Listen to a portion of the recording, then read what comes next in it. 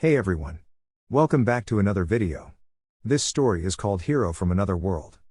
Summary: after falling in battle against Kaguya, Naruto Uzumaki meets Kami and is offered a second chance, reborn in a new world of heroes and villains where quirks reign supreme.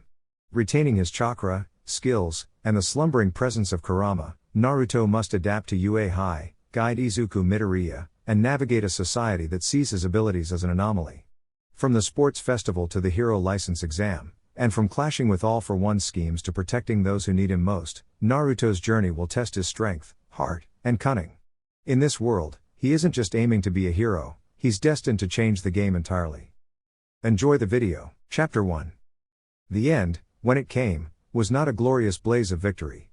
It was a silent, draining emptiness. Naruto Uzumaki, hero of the Fourth Great Ninja War, felt his consciousness fraying, his very life force being unraveled thread by the rabbit goddess, Kaguya Otsutsuki. He had fought with everything he had, every ounce of chakra, every trick, and every Rasengan. But it wasn't enough. A deep, rumbling voice, one that had been his constant companion for as long as he could remember, echoed in the fading landscape of his mind. It seems this is it, Kit. Kurama?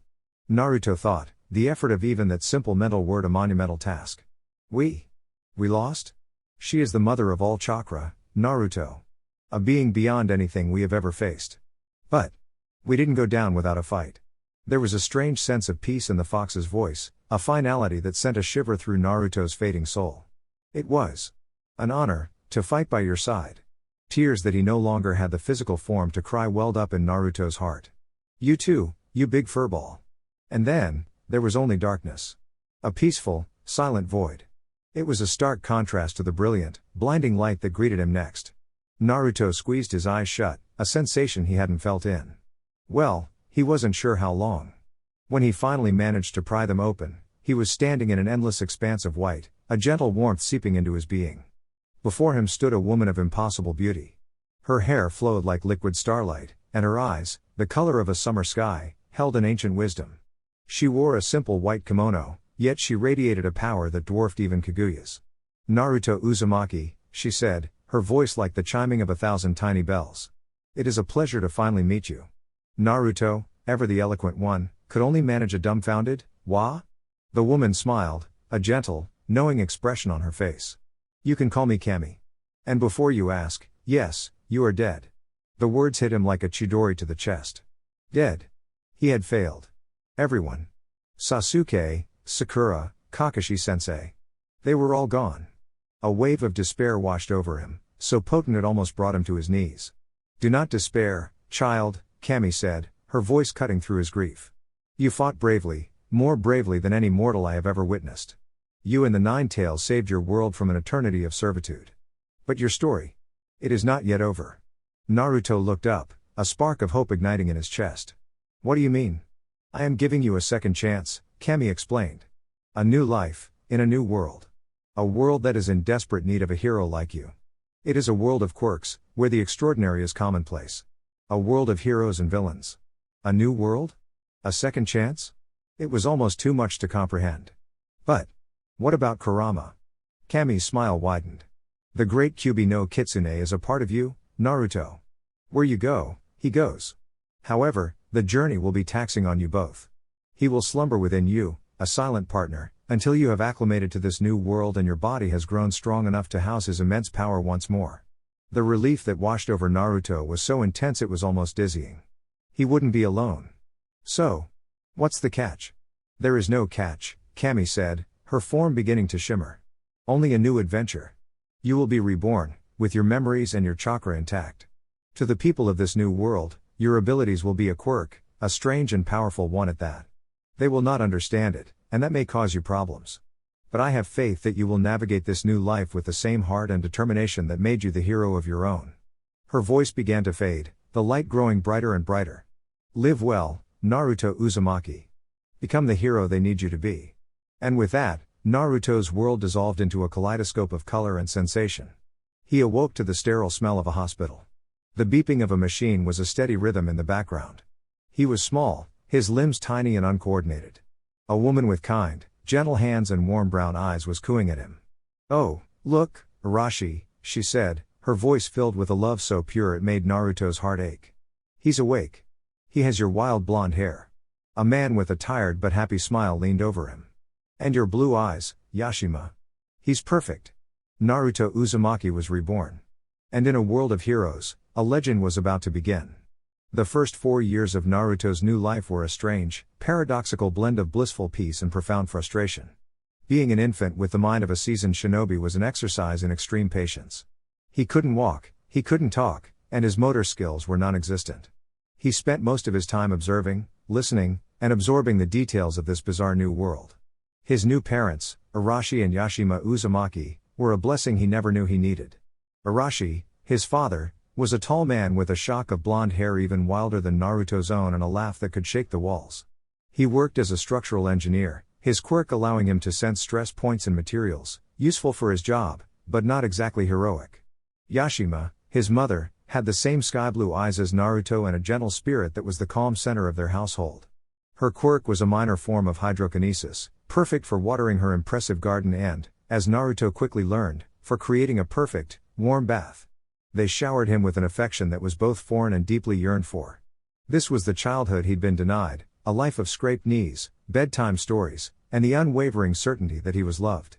It healed old wounds he hadn't realized were still so raw. But beneath the surface of the happy child, the mind of the warrior was always working. He meditated, circulating the small amount of chakra his tiny body could produce. He could feel Kurama, a warm, dormant presence deep within him, a silent promise of the power that lay in wait. He knew he had to be careful. In this world of quirks, his chakra was an anomaly. He couldn't just unleash a Rasengan in the park. He had to play by their rules, at least for now. The day it happened, Naruto was 4 years old. It was a sunny afternoon, and he was in the living room with his parents. Arashi was watching a news report about the #1 hero, All Might, who had just stopped a runaway bullet train. "Look at him go, Naru." Arashi boomed, pointing at the screen. "That's a real hero for you. One day, you'll get your quirk, and you can be a hero too." Naruto smiled. The hero worship in this world was intense. It wasn't like being a cage, it was like being a celebrity, a symbol. It was different. Yashima knelt beside him, ruffling his hair. "Have you felt anything yet, sweetie? A little spark? A tingle?" This was the moment he'd been planning for. He knew he had to manifest his quirk soon, or they would start to worry. He needed to give them something believable, something simple that could later be expanded upon. He scrunched up his face in concentration, a look his parents had seen him practice for weeks. I'm gonna try," he announced, his child's voice full of theatrical effort. He focused, drawing on a minuscule thread of chakra. He performed the hand signs for the transformation jutsu, his chubby fingers moving with a practiced ease that was startling in a 4-year-old. His parents, not knowing what the gestures meant, simply watched in breathless anticipation. Poof! In a small cloud of smoke, the All Might action figure on the coffee table suddenly had a perfect, miniature replica sitting right next to it. For a moment, there was silence.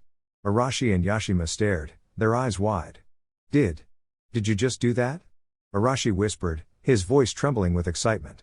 Naruto, playing his part, looked at the second action figure and gasped, his eyes wide with feigned surprise. "I did it. I made a copy." The room exploded. Arashi swept him up into a bone-crushing hug, roaring with laughter. "He did it, Yashima. He made a copy. My son has a quirk." Yashima was crying, tears of pure joy streaming down her face as she joined the hug. "Oh, Naruto. That's wonderful. A creation quirk." Naruto let himself be enveloped in their joy, a genuine smile on his face. It was a lie, of course. A carefully constructed deception. He hadn't created anything, he had simply transformed a nearby dust bunny he'd been tracking for the last 10 minutes. But they didn't need to know that. Later that evening, after the excited calls to relatives and the celebratory dinner of his favorite ramen, Naruto lay in his bed, staring at the ceiling. He could already see the path laid out before him. This chakra quirk, as they would call it, would be his cover. He could create clones, transform things, walk on walls, and breathe fire, and they would all be chalked up to the incredible versatility of his unique power. They would think he had multiple quirks, a 1 in a billion anomaly. It would make him a target. It would draw attention. But it would also allow him to become what this world needed. What Kami had sent him here to be. A hero. The appointment with the quirk specialist was a week later. The office was sterile and white, reminding Naruto uncomfortably of his brief time in the Konoha hospital. He sat on a crinkly paper-lined examination table, swinging his legs, while Arashi proudly recounted the tale of the All Might action figure to a portly, balding doctor with glasses perched on the end of his nose. And then poof! Right out of thin air, a perfect little copy. Not a single detail missing. Arashi finished, beaming. "My boy's gonna be a hero, Doc, I can feel it." The doctor, whose nameplate read Dr. Tsubasa, chuckled good-naturedly. "A creation-type quirk is certainly a fine thing to have, Mr. Uzumaki. Let's just run a few tests and see what we're working with, shall we?" He turned to Naruto, his smile kind. "All right there, little man. Can you do it again for me? Can you make another copy of something?" Naruto nodded eagerly, playing the part of an excited child. "Okay." He looked around the room. His eyes landed on a pen sitting on the doctor's desk. He made a show of concentrating, his face scrunched up. This time, he didn't even bother with hand signs, knowing it would only raise more questions. He simply molded his chakra, picturing the pen in his mind, and channeled it into a small, forgotten paperclip under the desk. Poof! Another small cloud of smoke, and a second pen appeared on the desk, identical to the first. Dr. Tsubasa's eyebrows shot up. "Well, I'll be. The control is remarkable for his age.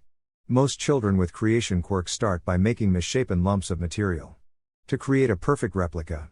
That's impressive." Arashi puffed out his chest. "Told you. He's a natural." "Let's see the X-ray," Dr. Tsubasa said, turning to his monitor. In this world, the presence of a quirk was linked to the number of joints in one's pinky toe, of all things. Naruto, having been born in this world, had the requisite single joint that marked him as a quirk user. The scan confirmed it. "Well, the physical markers are all there," the doctor mused, stroking his chin. "But there's something odd. The energy signature is unlike any I've ever seen." He pointed to a graph on the screen that was spiking wildly. "Normally, a quirk has a specific output, a defined pattern. His is chaotic. It's like it has no defined shape. It's just raw, undirected energy." Yashima leaned forward, a concerned look on her face. Is that bad, doctor?" "Not necessarily," Dr. Tsubasa reassured her. "Just unusual. It might mean his quirk is highly adaptable. Or it could mean it's unstable. We'll have to see how it develops." He turned back to Naruto. "Let's try something else. Can you make something from scratch? Not a copy, but something from your imagination?" This was the tricky part. Naruto couldn't create things from nothing in the way this world understood it. He could only transform existing matter or, with more effort, create solid clones. He had to stick to the script. He shook his head, putting on a pout. "I dunno how. I can only make copies." It was a partial truth, and the best he could offer. "That's perfectly fine," the doctor said cheerfully. "That just helps us define the parameters." He typed furiously into his computer. "All right. Quirk registered as replication. The ability to create a perfect, temporary duplicate of any inanimate object the user can see. The duplicate dissolves after a short period." He'd noticed the first pen Naruto had made had vanished in another puff of smoke. Perfect, Naruto thought. Simple, understandable, and leaves plenty of room for new developments later on. "So, what does this mean for him being a hero?" Arashi asked, the question practically vibrating with anticipation.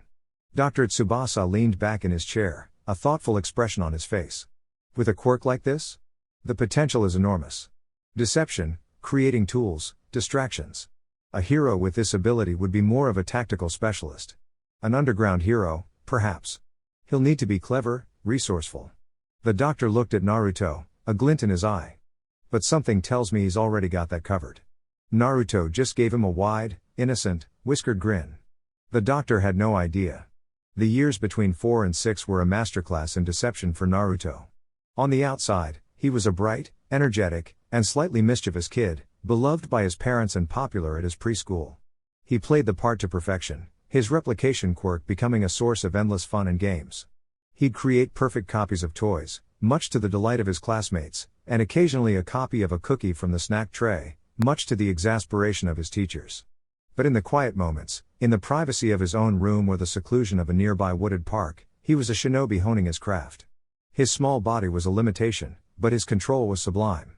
He practiced the basics relentlessly, chakra control exercises, the transformation jutsu, the clone jutsu, and the substitution jutsu. He was relearning his own power, adapting it to a body that was still growing, a world that ran on different rules. It was at that same park that he first met them. He was perched high in a tree, hidden amongst the leaves, practicing sticking to the bark, a simple exercise, but essential. From his vantage point, he saw a group of kids gathered near the sandbox. At the center of the group was a boy with spiky, ash-blonde hair, small explosions popping in his palms like firecrackers. "My quirk is the best," the boy, Katsuki Bakugo, declared, a smug grin on his face.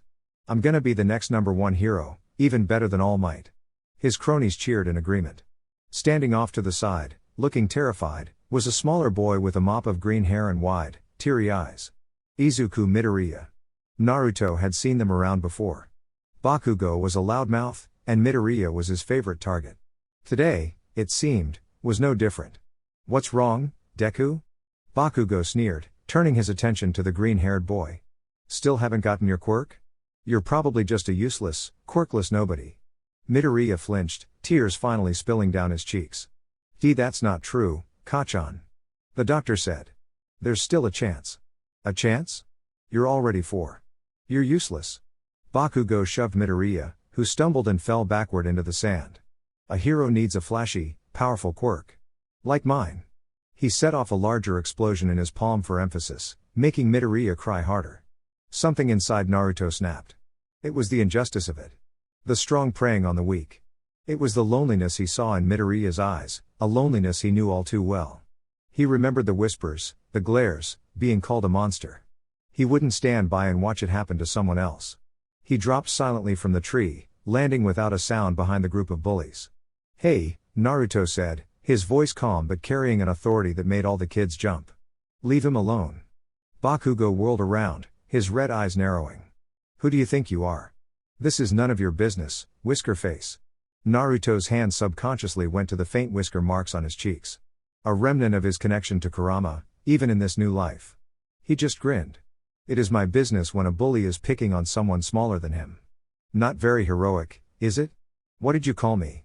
Bakugo snarled, taking a step forward, his palms starting to smoke.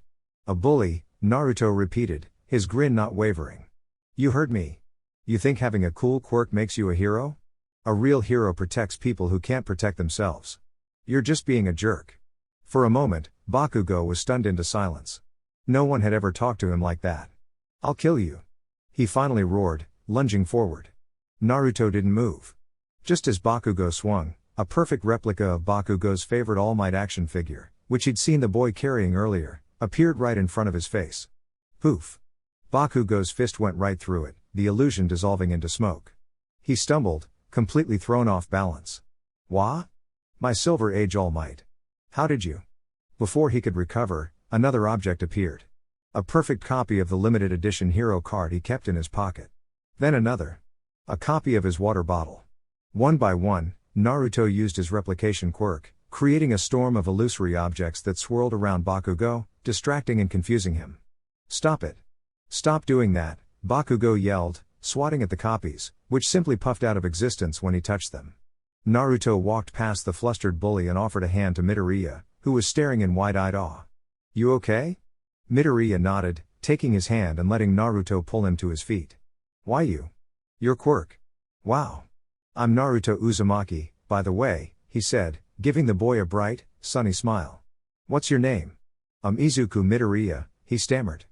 Bakugo, finally having recovered his senses, glared at them, his face red with fury and humiliation. "This isn't over, you two. You hear me? I'm gonna be the #1 hero, and I'll crush you both." He turned and stomped away, his cronies scrambling to follow him. Naruto just watched him go, his smile softening. He looked at Midoriya, who was still staring at him like he'd just seen All Might himself. "Don't listen to him," Naruto said kindly. "Having a quirk doesn't make you a hero. It's what you do that counts." For the first time that day, Midoriya smiled, a small, watery, but genuine smile. In that moment, in a sandy park in Musitafu, Japan, a friendship was forged. And a rivalry was born. As Bakugo and his lackeys disappeared from view, the park suddenly felt much quieter. The only sounds were the gentle rustling of leaves and Midoriya's quiet, hitching breaths as he tried to calm down. He was still staring at Naruto, his big green eyes filled with a mixture of awe, confusion, and gratitude. How did you do that?" Midoriya finally managed to ask, his voice barely a whisper. Your Quirk? You just made things? Naruto gave him a classic foxy grin, all confidence and sunshine. Pretty cool, right? The doctor called it replication. I can make copies of stuff I see. Copies? Midoriya's analytical mind, even at 6 years old, was already whirring. He started muttering, a habit that would follow him for the rest of his life. But they weren't solid. Kacchan's hand went right through them. So they're illusions? But they looked so real. And you made so many. What's the energy cost? Is there a limit to the size? Or the complexity? Does it work on living things? Probably not, that would be too powerful. Naruto blinked, taken aback by the rapid-fire analysis. He'd seen Chunin less observant than this kid. He had to be careful what he showed him. He held up a hand to stop the torrent of words. Whoa, slow down there. You think way too much, you know that? He said with a laugh. They're just copies. They look real, but they're not. And they disappear after a little while. That's all. Oh. Right. Sorry, Midoriya mumbled, looking down at his bright red shoes. It's an amazing quirk. You were like a real hero, standing up to Kacchan like that. Naruto's smile softened. He nudged Midoriya's shoulder gently. Hey, you don't need a quirk to stand up to a bully. You just need to decide you're not going to let them push you around. Midoriya looked up, his expression turning sad. But I don't have a quirk. The doctor. He said I'm quirkless. The word came out like a death sentence. In this world, it practically was, if your dream was to be a hero. Naruto had suspected as much. He'd felt no energy signature from the boy, none of the latent power that even the most minor quirk users possessed. He just shrugged, as if it were the most unimportant detail in the world. So? Who cares? Midoriya stared at him, dumbfounded. Who cares? Everyone cares. You can't be a hero without a quirk. It's impossible. Says who? Naruto challenged, his blue eyes sharp and serious. This All Might guy. Is he strong because of his quirk, or is his quirk strong because of him? The question completely blindsided Midoriya. He opened his mouth to answer, then closed it. He'd never thought of it that way. To him, All Might and his power were one and the same. A quirk is just a tool, Izuku, Naruto continued, using his new friend's name. It felt right. It's like a kunai knife. A really powerful ninja could beat a dozen enemies with one kunai. A regular person might not even know how to hold it right. The tool is only as good as the person using it. He tapped his own chest. The most important thing is what's in here. Your guts. Your will. You got that? Midoriya's eyes were wide, a new kind of light dawning in them. He'd been told his whole life that he was less than everyone else because he was missing something. But Naruto was telling him that the most important part was something he already had. My will, he whispered. Yeah. Naruto beamed, clapping him on the back. So you don't have a quirk. Big deal. We'll just have to train your body and your mind twice as hard as everyone else. We'll make you so strong and smart that you won't even need a quirk to be a hero. The idea was so radical, so completely against everything Midoriya had ever been taught, that it should have been laughable. But looking at Naruto's unwavering, confident smile, it felt possible. For the first time since the doctor had given him the bad news, Izuku Midoriya felt a genuine spark of hope. Train? With you? He asked. Of course. We're friends, aren't we? Naruto declared. From now on, I've got your back. And you've got mine. We're gonna take on the world together, believe it. He stuck out his hand. Midoriya looked at it for a second before a huge, teary smile broke out across his face. He gripped Naruto's hand tightly, shaking it with all his might. Yeah. True to his word, Naruto started Izuku's hero training the very next day. Their training ground was Dagoba Municipal Beach Park, a stretch of coastline that had, over the years, become an illegal dumping ground. Mountains of rusted appliances, broken furniture, and bags of trash covered what was once a beautiful sandy shore. It was an eyesore, a place most people avoided. To Naruto, it was perfect. All right, Izuku. Naruto announced, striking a dramatic pose atop a mountain of discarded washing machines. Welcome to your new gym. Izuku, dressed in a worn-out tracksuit, looked around at the sea of garbage, his expression a mixture of confusion and dismay. Naruto. This is a junkyard. Exactly. Naruto hopped down, landing lightly on the sand. Look, being a hero isn't just about fighting villains. It's about helping people, right? And cleaning up this beach? That's a public service. It's hero work. Plus, he added with a sly grin, moving all this junk is gonna be one heck of a workout. Izuku's eyes widened as the logic clicked into place. It was brilliant. They would be training their bodies while also doing something good for the community. It was the kind of outside-the-box thinking he was coming to expect from his new friend. So, what's first? Izuku asked, a new fire of determination in his eyes. First, Naruto said, his tone turning serious, we run. And so they ran. Every day before school, they met at the beach. Naruto, with his chakra-enhanced stamina, could have run for days without breaking a sweat, but he paced himself, staying just ahead of Izuku, pushing him. He taught him how to breathe, how to pace himself, how to push past the burning in his lungs and the ache in his legs. After their run, the real work began. Naruto devised a training regimen that was a strange but effective mix of standard physical conditioning and his own shinobi-style exercises. Okay, see that refrigerator? Naruto would say, pointing to a rusted appliance half buried in the sand. I want you to push it from here to that pile of tires over there. The first time, Izuku couldn't even budge it. But day after day, he pushed. He strained, his muscles screaming in protest, until finally, one morning, the refrigerator scraped forward an inch. It was a victory more satisfying than any A+ he'd ever gotten on a test. Naruto also had him carrying heavy objects, old televisions, car batteries, waterlogged couches, across the beach. It was brutal, backbreaking work, but slowly, surely, Izuku's scrawny frame began to change. Faint lines of muscle started to appear on his arms and legs. But it wasn't just physical. Naruto knew a hero needed to be smart and adaptable. A hero has to be aware of his surroundings.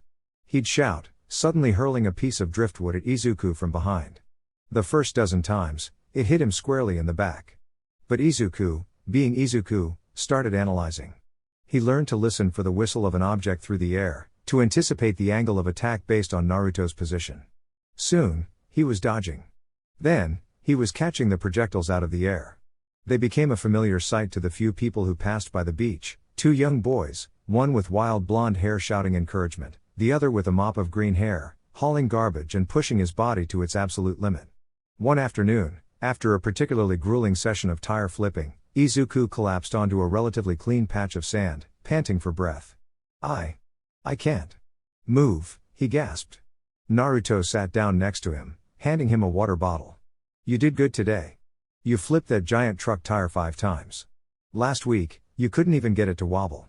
It's because you're here, Izuku said, taking a long drink. I would have given up a long time ago if it wasn't for you. Why are you doing all this for me? Naruto looked out at the ocean, the setting sun painting the sky in shades of orange and pink that reminded him of home. Because, he said softly, I know what it's like to be looked down on. To be told you're not good enough.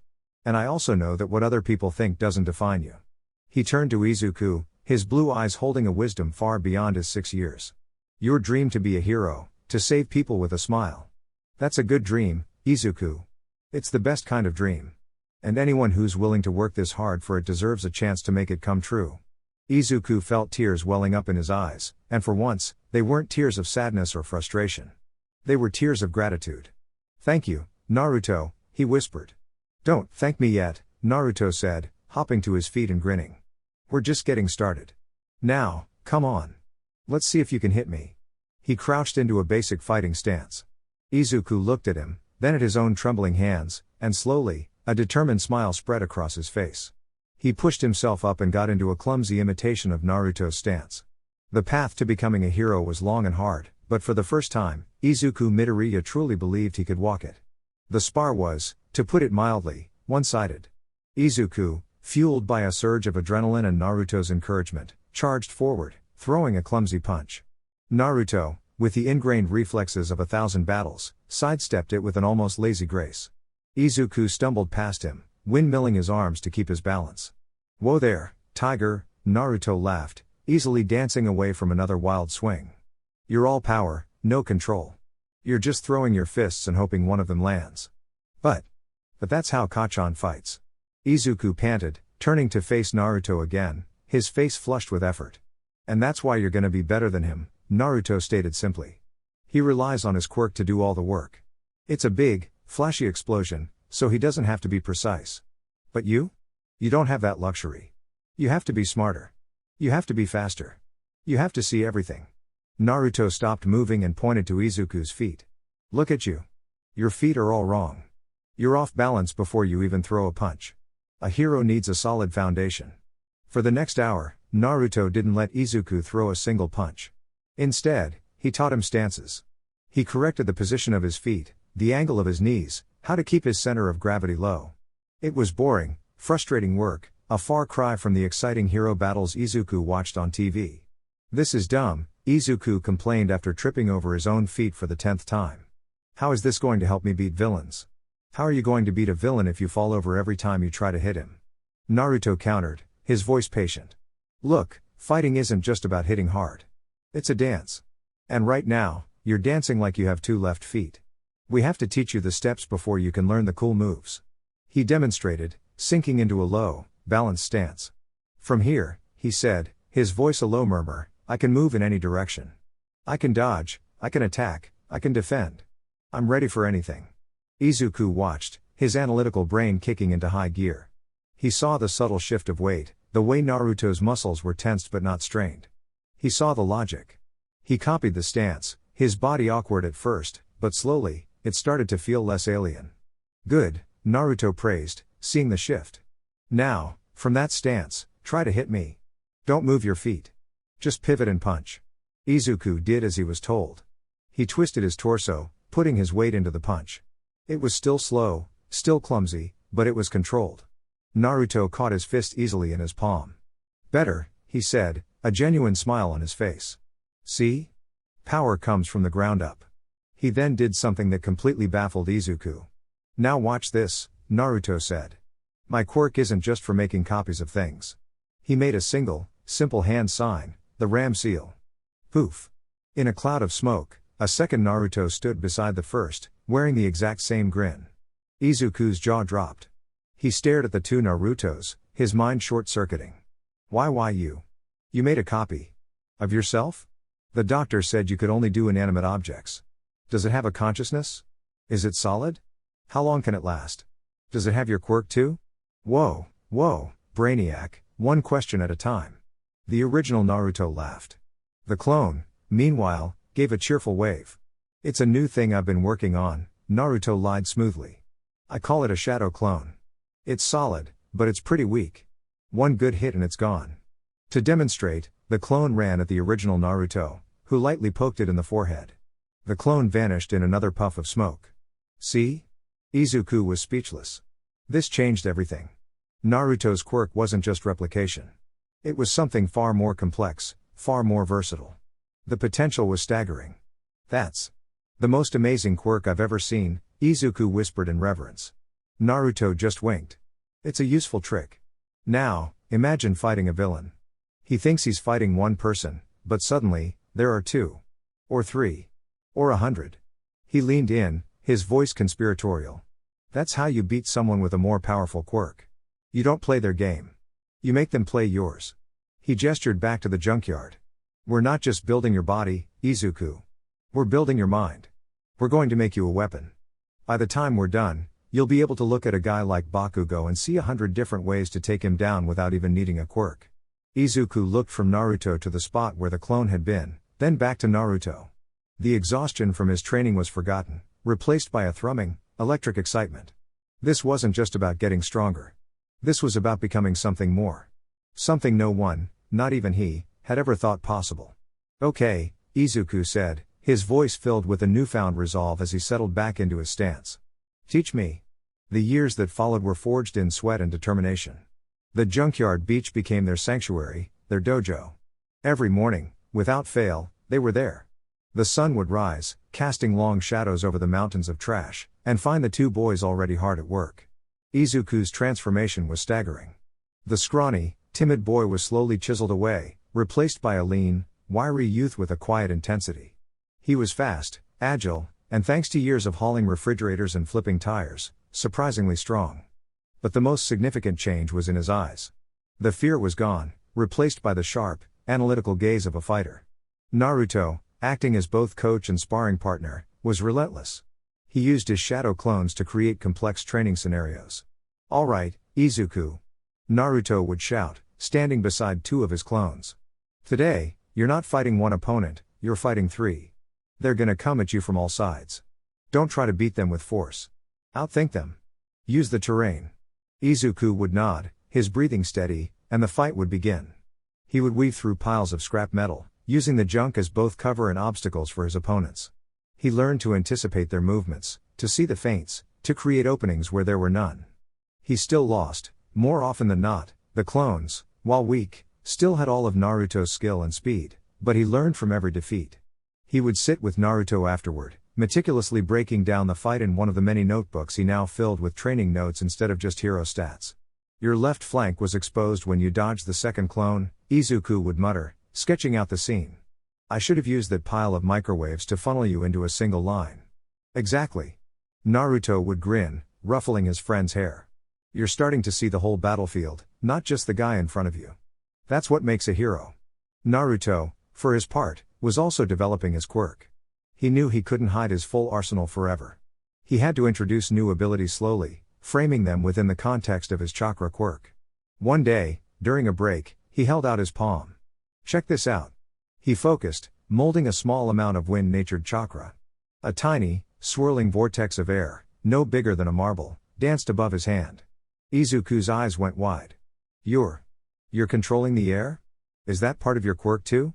Sort of, Naruto said, letting the vortex dissipate. I think. I'm not just copying the shape of things, but their properties too. I was trying to copy a fan, and this happened. It's like I can copy the wind it makes. It was a flimsy explanation, but for a world trying to categorize a power it didn't understand, it was just plausible enough. Soon, he was creating small, harmless balls of fire. I copied a lighter, trickles of water, copied the faucet, and making the ground tremble slightly, copied a jackhammer. Each new ability was logged in his official quirk registry as a new application of his primary power, much to the confusion and excitement of the specialists. The file on Naruto Uzumaki was becoming one of the thickest and most bizarre in the national database. Their peaceful routine was inevitably interrupted by the explosive presence of Katsuki Bakugo. They ran into him and his cronies at a local convenience store when they were 10. Well, if it isn't the quirkless wonder and his weirdo bodyguard, Bakugo sneered, blocking the aisle. He was taller now, his quirk stronger, and his arrogance had grown with it. Izuku, who would have once shrunk back in terror, simply stood his ground, his expression neutral. We don't want any trouble, Bakugo. Too bad, 'cause I do. Bakugo grinned maliciously, setting off a small explosion in his palm. I've been hearing things. That you two losers think you can get into UA a quirkless nobody like you, Deku? Don't make me laugh. He lunged, not at Naruto, but at Izuku, expecting an easy target. He was wrong. Izuku didn't try to block. He didn't try to fight back. He simply moved.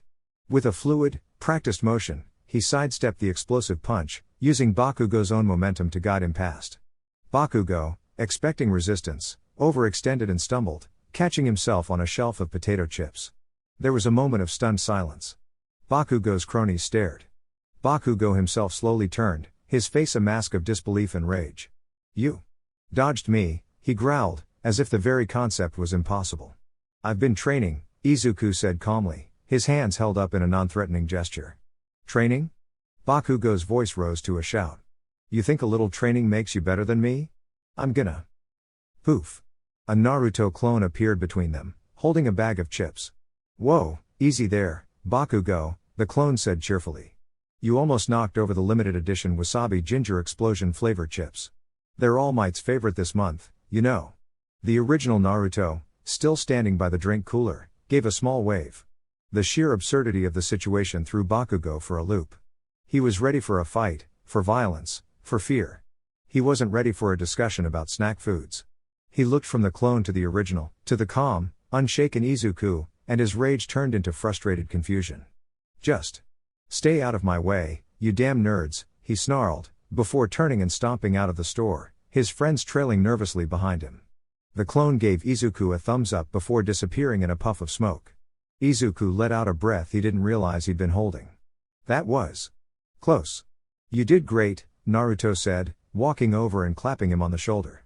You didn't flinch. You used your head. See? You didn't need a quirk to beat him. Izuku looked down at his hands, then back at the door where Bakugo had left. A small, confident smile touched his lips. Yeah. The path ahead was still long. Middle school was on the horizon, and after that, the ultimate test, the UA entrance exam. But for the first time, it didn't feel like an impossible dream. It felt like a destination. And he was walking toward it, step by step, with his best friend by his side. Toshinori Yagi, a man who looked more like a walking skeleton than the world's symbol of peace, pulled the collar of his oversized jacket tighter against the sea breeze. He'd heard whispers from local residents about it. A pair of kids, they'd said, had taken it upon themselves to clean up the Dagoba beachfront, a task that even city-funded programs had long since abandoned. Curious, and with some rare time on his hands, he'd come to see for himself. He expected to see a couple of well-meaning children making a small, admirable dent in a mountain of trash. What he found was something else entirely. From the cover of the sea wall, he watched them. He'd been watching for weeks now, his initial curiosity blossoming into a profound, almost obsessive interest. The two boys were a study in contrasts. One, the green-haired one, was pure, unadulterated effort. Every muscle in his body screamed with strain as he hauled a rusty engine block across the sand, his face a mask of gritty determination. The other, the blonde with the strange whisker marks, moved with an effortless, almost inhuman grace, directing the operation like a seasoned field commander. That green-haired boy. Toshinori thought, a familiar ache pulsing in his side where his great injury lay. He's quirkless. I can feel it. There's not a flicker of power in him. And yet, look at him. He watched as the boy, Izuku, finally got the engine block to its destination before collapsing, his chest heaving. Most would have given up. Most would have accepted their lot in life. But this boy fought against his fate with every fiber of his being. He wasn't just cleaning a beach, he was waging a war against his own limitations. It stirred something deep within Toshinori, a memory of a time before he was all might, a time when he was just a quirkless boy with a dream too big for his body. He has the heart of a hero, Toshinori concluded, a small, sad smile touching his lips. The heart, but not the power. It's a cruel irony. Then his gaze shifted to the other boy, Naruto. And that's when his analytical mind, the mind of the number one hero, hit a wall. The boy's quirk was an enigma, a puzzle that defied all known classifications. One moment, he was creating flawless, non-corporeal duplicates of objects. The next, he was creating solid, autonomous clones of himself. Toshinori had watched, hidden and unseen, as the blonde boy created small vortexes of wind, tiny licks of flame, and even caused the ground to shake. Replication, the registry calls it. What a joke, Toshinori mused. It's not one quirk. It's dozens. Or it's a single quirk so adaptable, so powerful, it might as well be infinite. The energy signature is chaotic, off the charts. I've fought villains with a fraction of that raw power who could level city blocks. And the skill. That was the most unsettling part. The boy moved like a pro hero, his instincts honed to a razor's edge. The way he taught the other boy, the way he directed his clones in sparring matches, the way his eyes constantly scanned his surroundings. It wasn't the behavior of a 10-year-old. It was the behavior of a veteran. Who are you, Naruto Uzumaki? He watched as Naruto helped Izuku to his feet, handing him a water bottle and offering words of encouragement. The bond between them was palpable. They weren't just friends, they were partners. A perfect fusion of raw talent and unyielding hard work. The blonde boy was the sword, and the green-haired boy was the shield he was sharpening. One day, Toshinori witnessed the convenience store incident from a distance. He saw Izuku's calm deflection of the explosive boy's attack. He saw Naruto's brilliant, non-violent de-escalation of the conflict using a clone and a bag of chips. It wasn't just about power. It was about character. They had protected themselves, but they hadn't sought to humiliate or injure their aggressor. They had simply won. That is what it means to be a hero, Toshinori thought, a warmth spreading through his chest. To have the power to win, but the wisdom to know when and how to use it. He had come here looking for a successor. For years, he'd searched for someone with the right quirk, the right heart, to inherit the sacred torch of one for all. He'd found plenty of the former, but none of the latter. He'd begun to despair. But now, watching these two boys, a new, radical idea began to form in his mind. The blonde one, Naruto, didn't need his power. He was already a force of nature. But the other one. The quirkless one. The one with the unbreakable spirit and the heart of a true hero. Could it be?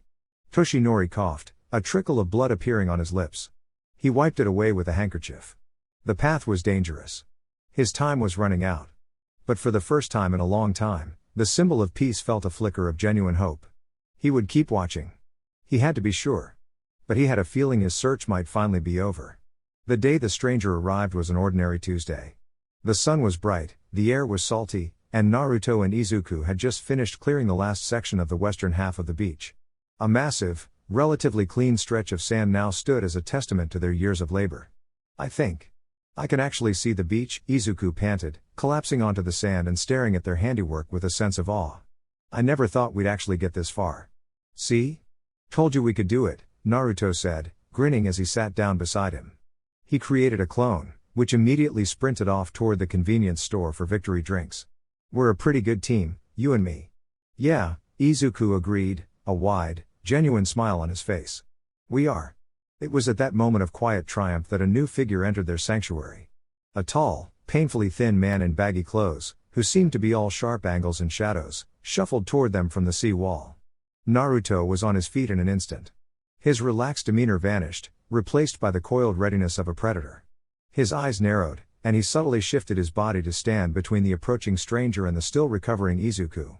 He didn't sense any overt hostility, but there was something about this man, a deep, hidden power that felt like a slumbering volcano. It was a feeling he hadn't had since standing before the great Baijuo. Can we help you, mister? Naruto asked, his voice light and friendly, but his posture was anything but. The skeletal man stopped a few feet away, offering a thin, reedy smile. Apologies, my boys. I didn't mean to startle you. I've just been watching you two for a while now. It's quite an impressive feat, what you've accomplished here. Izuku, ever polite, scrambled to his feet. Oh. Thank you, sir. We just thought it was the right thing to do. The man's gaze lingered on Izuku, and his smile seemed to soften with genuine warmth. The right thing to do. Yes. Not many people act on that impulse these days, especially when the work is this hard and thankless. He then turned his unnervingly sharp gaze to Naruto. And you, young man. Your friend works so hard, but you direct him with the skill of a pro. And that quirk of yours. It's quite something. We're a team, Naruto said simply, not giving an inch. He could feel the man's eyes on him, analyzing, dissecting. It was the same look the third Hokage used to give him when he'd pulled off a particularly ingenious prank, a mixture of exasperation and deep, calculating interest. He's the muscle, I'm the brains. He's being modest, sir. Izuku chimed in, eager to praise his friend. Naruto's the strongest person I know. He's just smart about how he uses it. I can see that, the man said, his eyes twinkling. He coughed into his hand, a dry, rattling sound. I used to be in the hero business myself, a long time ago. An injury put me on the sidelines. He gestured vaguely at his thin frame. But I still know potential when I see it. And you too. You have it in spades. Naruto's suspicion didn't lessen, but Izuku's eyes went wide with excitement. You were a pro hero? Something like that, the man said evasively. My name is Yagi. Listen, I see your goal. You're aiming for UA, aren't you? Both boys nodded. It's a tough road, Yagi continued. Especially for you, young man, he said, looking at Izuku with a gaze that was both kind and brutally honest. You've built a fine physique, but against the powerful quirks you'll face in the entrance exam, it won't be enough. You need refinement. Strategy. He then turned back to Naruto. And you? Your power is immense, but it's wild. Uncategorized. You use it with instinct, but instinct can be predictable. You need to understand its limits, its applications, in ways you haven't even considered. He paused, letting his words sink in. I'd like to help you. If you'll let me. Think of me as a personal trainer. I can help you hone your skills, prepare you for the trials ahead. Izuku was practically vibrating with excitement, ready to accept immediately. But Naruto held up a hand, silencing him. He stared at Yagi, his blue eyes searching for any hint of deception. This man was offering them exactly what they needed, for free. It was too perfect. Why? Naruto asked, his voice sharp. What's in it for you? Yagi met his gaze without flinching. Let's just say I'm making an investment. In the next generation of heroes. I see a fire in you two that I haven't seen in a very long time. I want to see how brightly it can burn. The answer was vague, unsatisfying, and it did nothing to quell Naruto's suspicion. But it also didn't scream trap. And the man was right. They needed guidance. Izuku needed a mentor who wasn't another kid, and Naruto. Naruto knew that an outside perspective on his quirk could be invaluable for maintaining his cover. He looked at Izuku's hopeful, pleading face, and made a decision. All right, Yagi-san, Naruto said, a slow, cautious grin spreading across his face. "You've got a deal. You can be our new coach. But we do things my way." Yagi's smile widened. "I wouldn't have it any other way, young Uzumaki." Yagi, as it turned out, was a brutally effective coach for Izuku, and a dedicated analyst of Naruto. He showed up every morning with a stopwatch, a notebook, and an eagle eye that missed nothing. Izuku's training was immediately whipped into a structured, professional-grade program. "Young Midoriya." Yagi's reedy voice cut through the morning air. "Your form is sloppy. You're wasting energy with every step. Keep your core tight. Knees high. You're running from a villain, not jogging to the store." Izuku, now 13 and with a lean muscle to show for his years of work, immediately corrected his posture, his admiration for their coach overriding his exhaustion. For Izuku, Yagi was a godsend, a mentor providing the structure he desperately needed. For Naruto, Yagi's presence was an entirely different kind of challenge. While Izuku ran drills, Yagi would watch Naruto spar against his clones, his expression a mask of intense concentration. He rarely offered corrections. Instead, he just watched, his pen flying across the pages of his notebook. Incredible, Yagi thought, watching Naruto use the momentum of one clone's missed punch to spin into a leg sweep on another. He moves with an economy of motion I've only seen in top-tier pros. No wasted steps. Every block, every parry is perfectly timed. It's not instinct, it's muscle memory.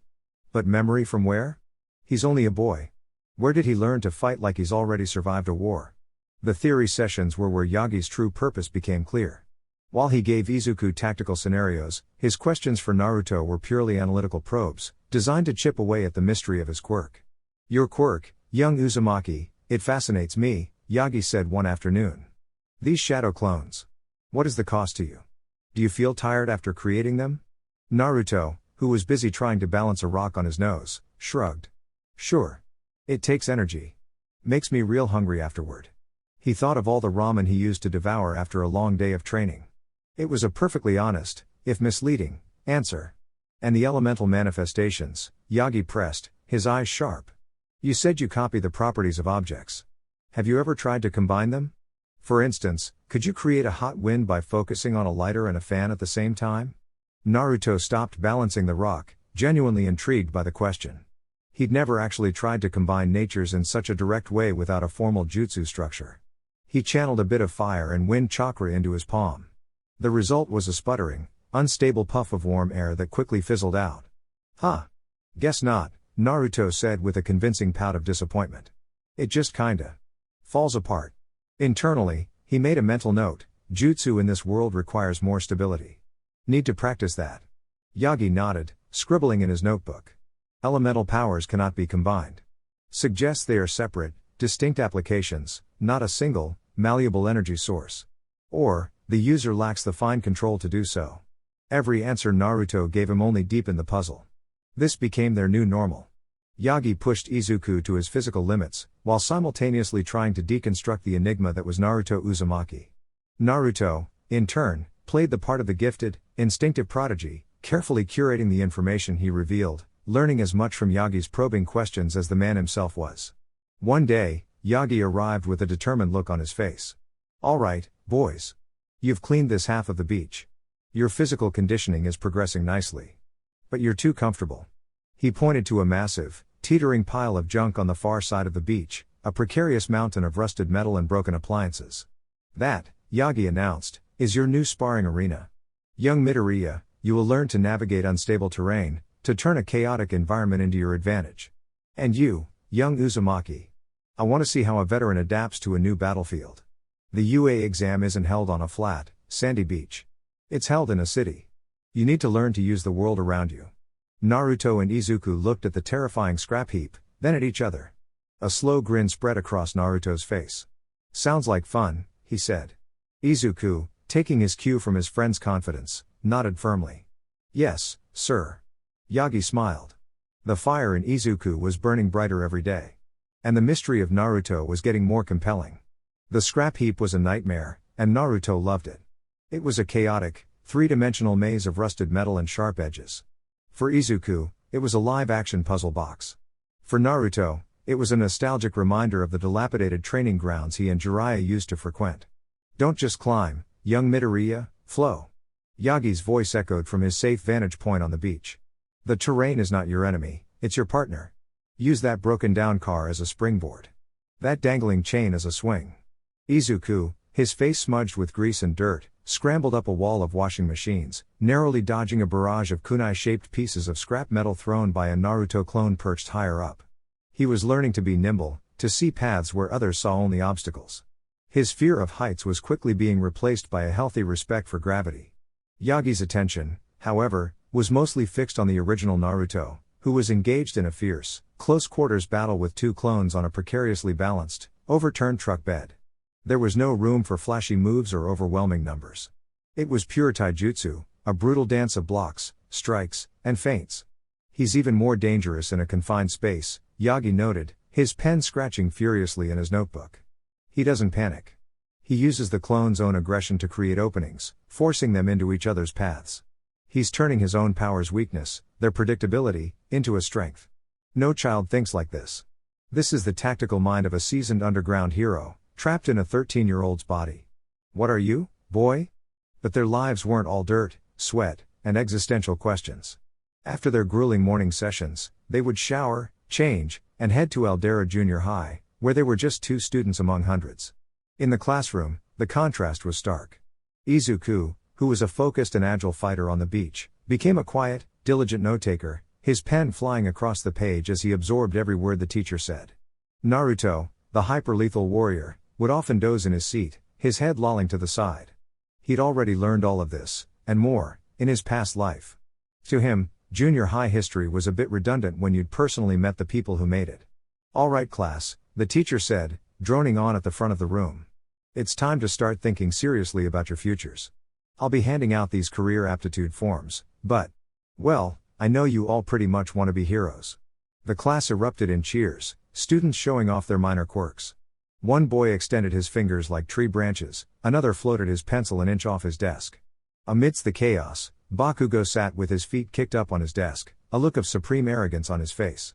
Yeah, teach," Bakugo sneered. "Don't lump me in with these losers. I'm the real deal.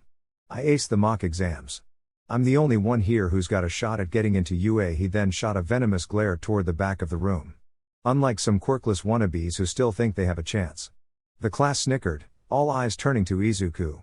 The old Izuku would have shrunk down in his seat, trying to disappear.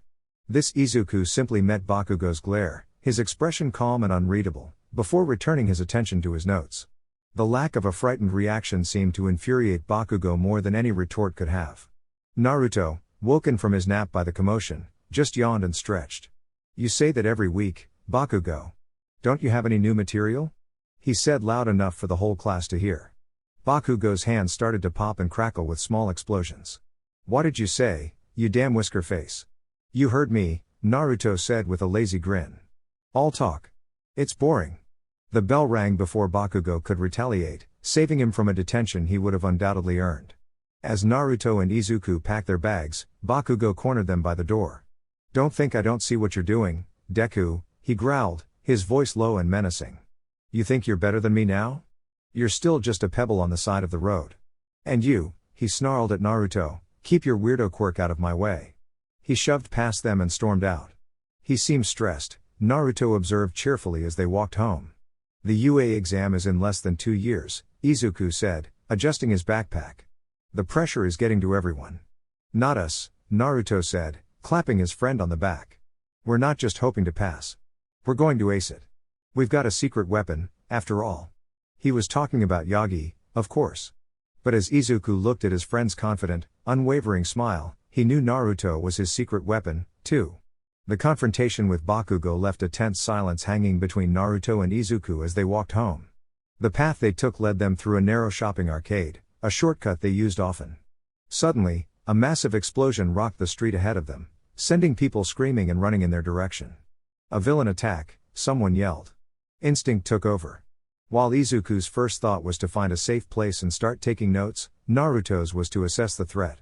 He pulled Izuku into a recessed doorway, his eyes scanning the scene with a practiced, cold calm. It was chaos. A grotesque, vaguely humanoid creature made of green, viscous sludge was rampaging in the narrow street. Pro-heroes were on the scene, The wooden hero Kamui Woods was trying to restrain the creature, but his branches just sank into the sludge, and the rescue specialist Death Arms was busy keeping the collapsing storefronts from crushing civilians. The villain was amorphous, hard to hit, and causing massive collateral damage. Then, Naruto saw him. Trapped inside the swirling mass of green sludge, thrashing and struggling for air, was Confronting Bakugo. The villain was using his explosion quirk, firing off uncontrolled blasts in every direction, making it impossible for the heroes to get close. "It's Kachan," Izuku gasped, his face pale with horror. He saw the fear in Bakugo's eyes, the desperation. He saw a kid who, for all his arrogance, was drowning.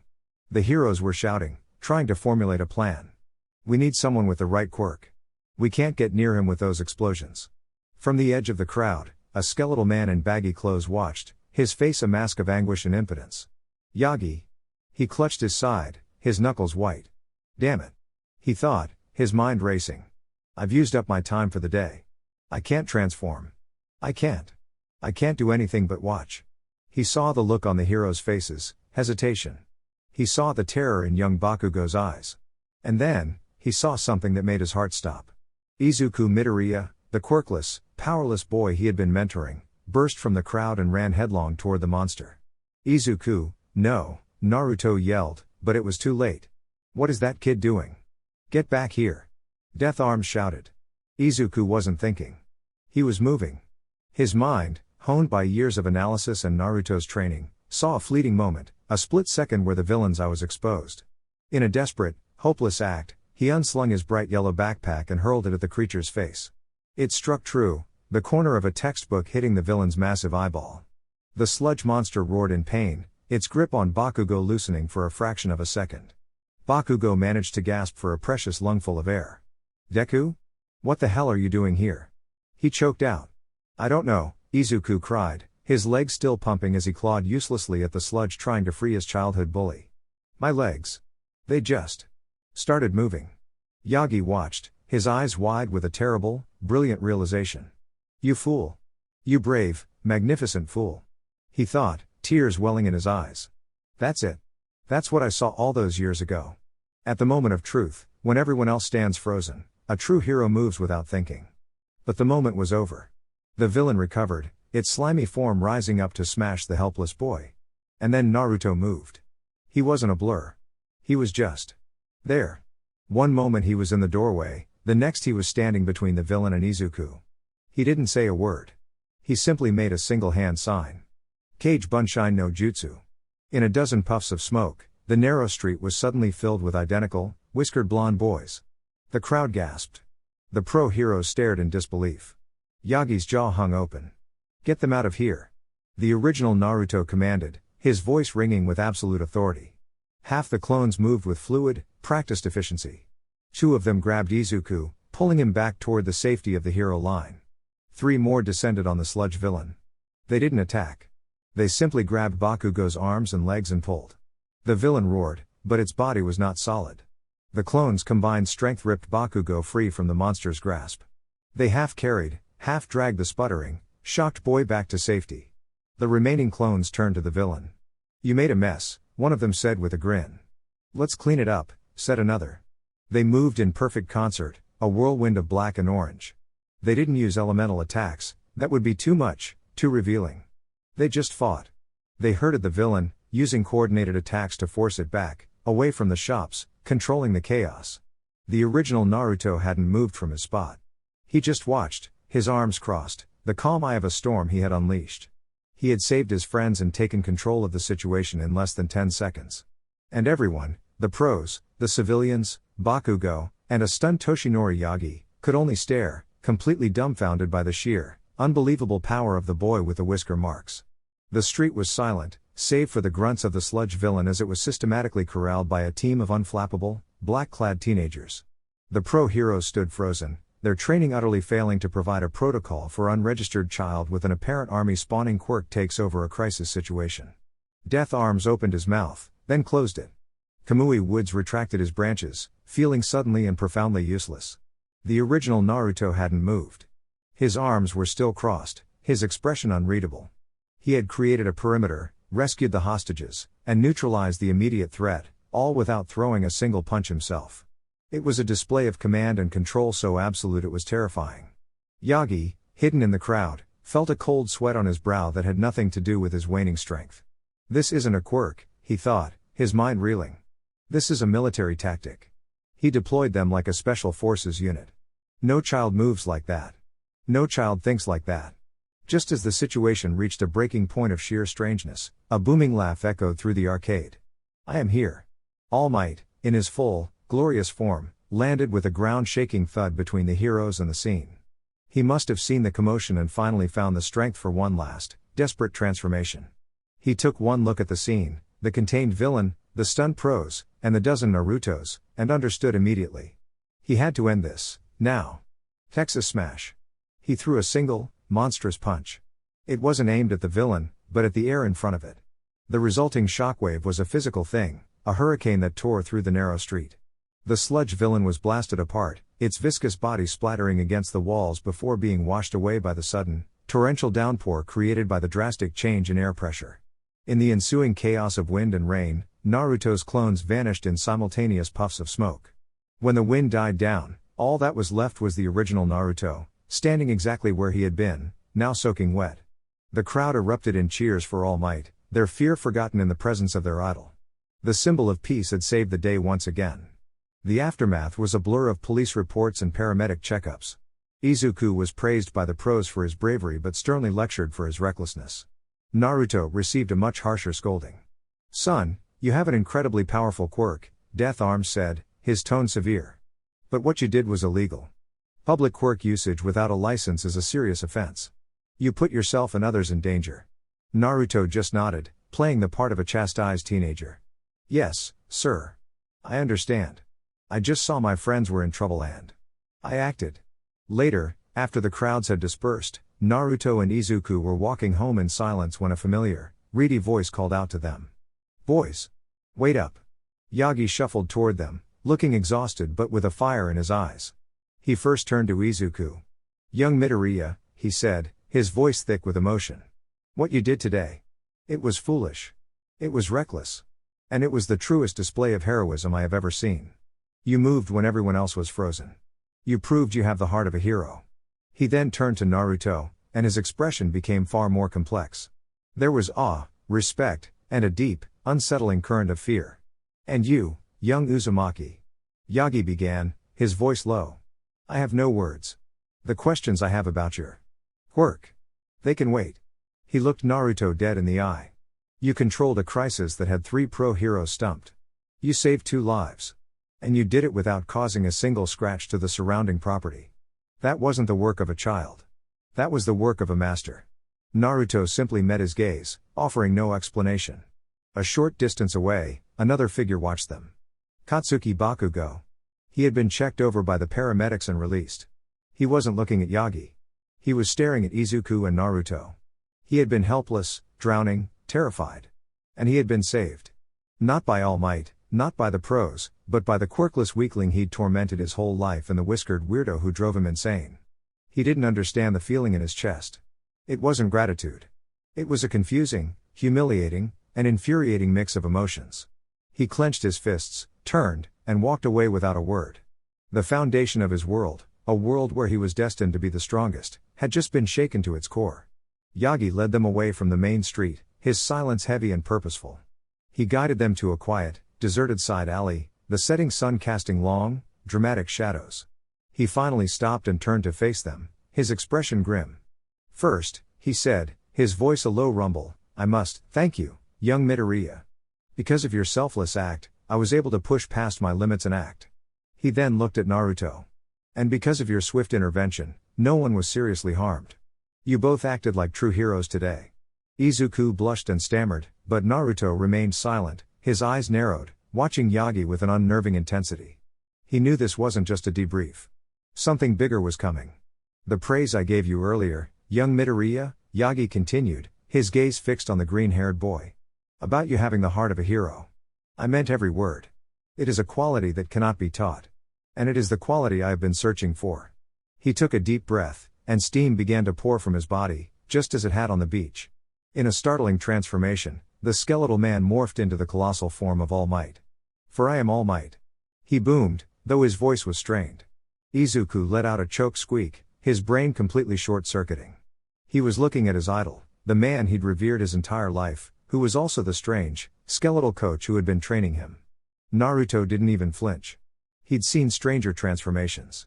"We figured," he said calmly, his arms crossed. The power signature was the same. "So, what's the big secret? Why the disguise?" All Might seemed taken aback by his lack of surprise but pressed on. He lifted his shirt, revealing a horrific, swirling scar that covered most of his left side. It was a puckered, angry wound, a permanent mark of a battle fought long ago. 5 years ago, All Might said, his voice losing its boom as he began to shrink back into his Yagi form, "I fought a villain who did this to me.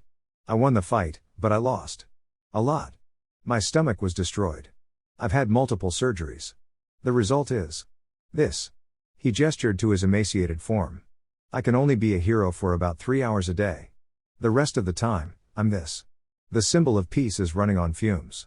The revelation was shocking. Izuku stared, horrified and speechless. The invincible hero was broken. "The world needs a symbol of peace," Yagi said, his voice filled with a heavy weariness. "But my time is running out. That is why I have been searching for a successor. Someone to inherit my power." "Inherit? Your power?" Izuku whispered. "But a quirk is something you're born with. It can't be passed on." "That is where you are wrong, my boy," Yagi said, a new light in his eyes. "My quirk is different. It is a sacred torch, passed from one generation to the next, growing stronger with each user. It is the crystallization of power, a quirk that can be transferred to another." He stared directly at Izuku, his expression burning with intensity. "The name of this power is One for All." Naruto stepped forward, his body language shifting from wary observer to protective guardian. "And you want to give this power to Izuku?" "Yes," Yagi confirmed. "I watched you today, young Midoriya. When everyone else, even the pros, stood still, you ran in.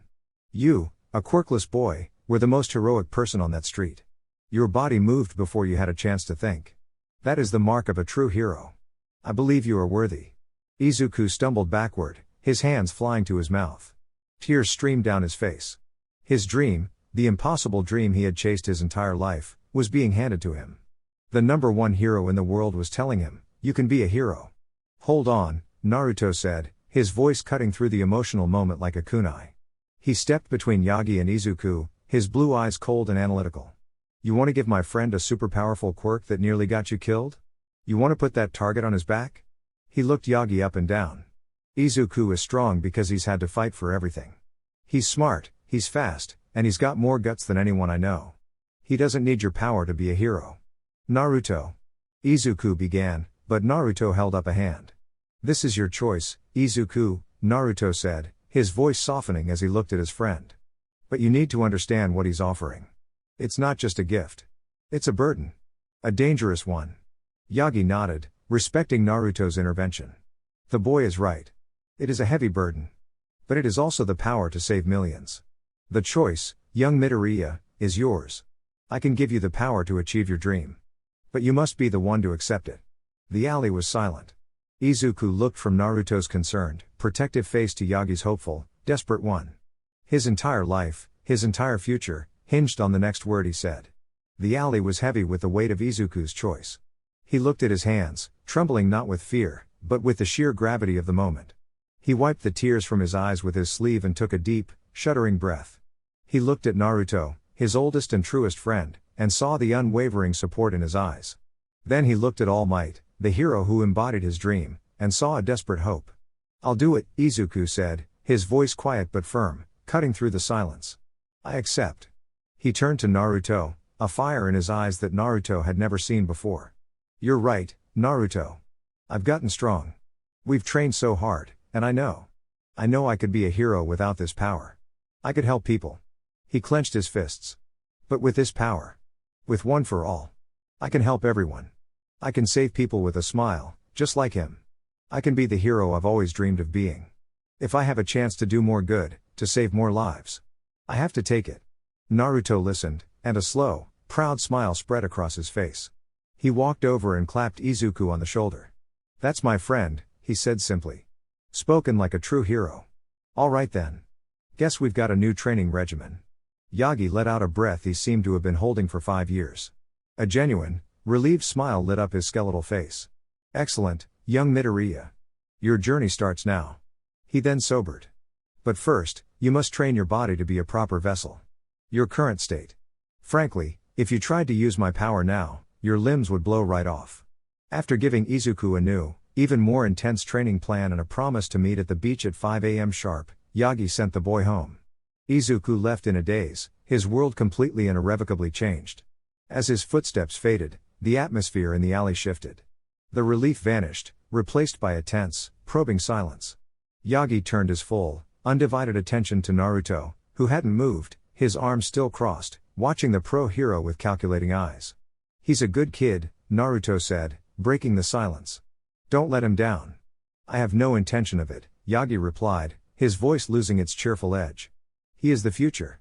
He took a step closer, his expression deadly serious. Now, let's talk about you, young Uzumaki. What about me?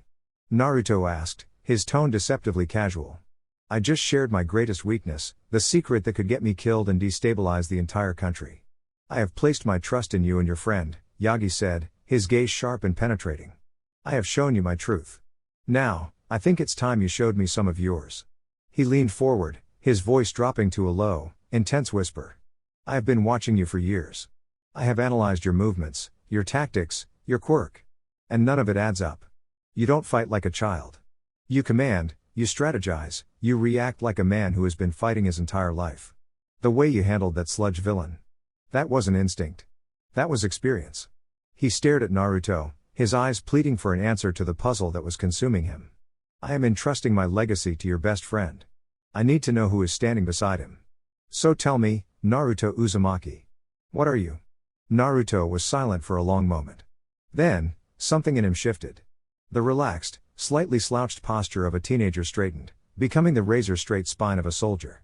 The playful light in his eyes vanished, replaced by a gaze so ancient and weary that it made Yagi, the symbol of peace, take an involuntary step back. The air crackled with an unseen pressure, a palpable aura of power and authority that had nothing to do with a quirk. It was pure presence. You ask what I am, Naruto said, his voice quiet, yet it carried an impossible weight, the voice of a leader who had sent men to their deaths and a hero who had borne the world on his shoulders. That is the wrong question, Yagi-san. He took a single step forward, and Yagi felt the primal urge to retreat. The question you should be asking, Naruto continued, his blue eyes boring into Yagi's, is who I am. And the answer to that is simple. He tapped his own chest with a thumb. I am Naruto Uzumaki. I am Izuku Midoriya's partner. And I am the man who will help you forge him into the greatest hero this world has ever seen. He did not raise his voice. He did not need to. The absolute, unshakable conviction in his words was more powerful than any shout. My past is my own, Naruto stated, not as a request, but as a fact. It is a burden I will not place on you or Izuku. But my future is tied to his. You want to know if you can trust me? Look at what I have already done. I have trained him, protected him, and stood by him when no one else would. My actions are my truth. He looked at the stunned hero, the sheer force of his will holding the symbol of peace captive. I am not asking you to understand me, Naruto finished, his voice softening just a fraction, a hint of the boy returning. I am asking you to trust me. Trust that I am on your side. Trust that my only goal is to see Izuku succeed. Trust me. As a partner. Yagi stared, speechless. He had expected a lie, an evasion, a confession. He had not expected to be addressed, and subtly dominated, by a will that felt as strong, if not stronger, than his own. He didn't get the answer he wanted, but he got the one he needed.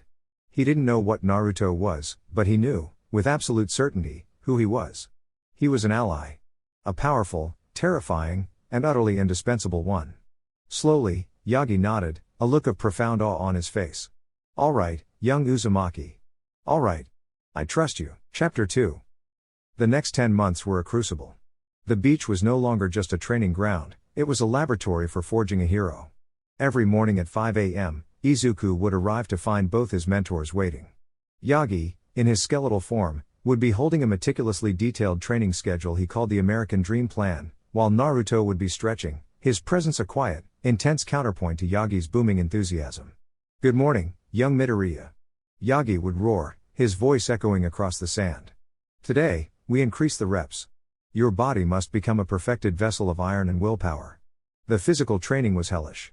Yagi had Izuku doing everything from hauling massive, rusted appliances to flipping gigantic tires, all while following a strict diet and academic study schedule. He was pushing Izuku's body to the absolute brink of human endurance. But Naruto's training was what pushed his mind. While Izuku was straining to drag a refrigerator across the beach, Naruto and his clones would appear. They wouldn't help. They would attack. Heads up, Izuku. Naruto's voice would call out. A barrage of carefully thrown, blunted pieces of scrap metal would rain down on Izuku. He had to learn to maintain his focus on his primary task, moving the heavy object, while simultaneously dodging, deflecting, and being aware of multiple attack vectors. Don't just see with your eyes, Izuku. A clone would shout as it swept his legs out from under him. Feel the shift in the air. Hear the footsteps in the sand. A hero is never caught by surprise. Izuku would fall, exhausted, the heavy rope slipping from his grasp, only to be met with Yagi's encouraging roar. Again, young Midoriya. A hero always gets back up. He was caught between two masters, two philosophies. Yagi was teaching him how to be a symbol, strong, unbreakable, a beacon of hope. Naruto was teaching him how to be a shinobi, silent, efficient, a weapon that could think and adapt. One pushed his body, the other sharpened his senses. The dynamic between Naruto and Yagi was one of wary, professional respect. They would confer in low tones while Izuku gasped for breath, their voices a strange mix of hero terminology and shinobi tactics. His reaction time has improved by 12%, Yagi would observe, looking at his stopwatch. But his power output is still lagging in the left leg. He's relying on his eyes too much, Naruto would counter, his arms crossed. He needs to stop looking for the punch and start anticipating the intent behind it. Tomorrow, we do it blindfolded. Yagi would look at Naruto, a flicker of disbelief in his eyes, before nodding slowly. Blindfolded. All right. Izuku, meanwhile, was growing at an explosive rate. His body became a network of lean, powerful muscle. His mind became a tactical map, constantly assessing his environment. He learned to fight, not with anger or brute force, but with a calm, analytical precision. One evening, just a week before the UA entrance exam, the three of them stood on the completely, spotlessly clean beach. The last piece of junk had been hauled away. The sun was setting over a pristine shoreline for the first time in decades. Izuku stood before them, no longer the timid, scrawny boy from the park, but a young man forged in the fires of their impossible expectations. You did it, my boy, Yagi said, his voice thick with pride. You turned your body into a worthy vessel. You cleaned this entire beach. You have done the work. He plucked a single hair from his head. Now. It is time for your reward. He held it out to Izuku. Eat this. Izuku stared at the single strand of golden hair held between Yagi's thumb and forefinger. He looked at Yagi's expectant face. He looked at Naruto, who had one eyebrow raised in bemused silence. He looked back at the hair. Eat. This? Izuku stammered, his brain, which had successfully processed the concepts of secret identities and inheritable quirks, grinding to a screeching halt at this final, baffling instruction. To inherit my power, Yagi clarified with a nod, as if this were the most logical thing in the world, you must ingest some of my DNA.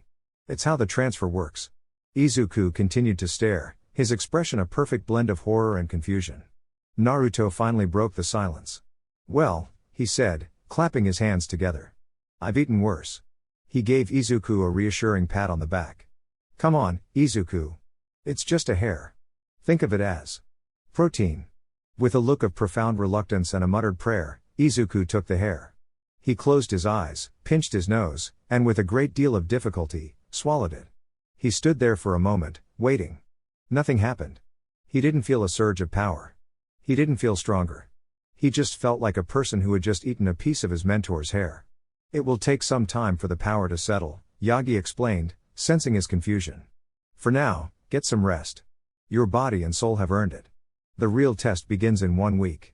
The week passed in a blur of light training, mental preparation, and anxious waiting. Izuku kept checking his hands, expecting them to suddenly glow with power, but one for all remained dormant, a silent passenger in his system. The morning of the UA entrance exam arrived, crisp and clear. Naruto and Izuku stood on the now pristine beach, dressed not in training gear, but in their school uniforms. Yagi stood before them, giving one final pep talk.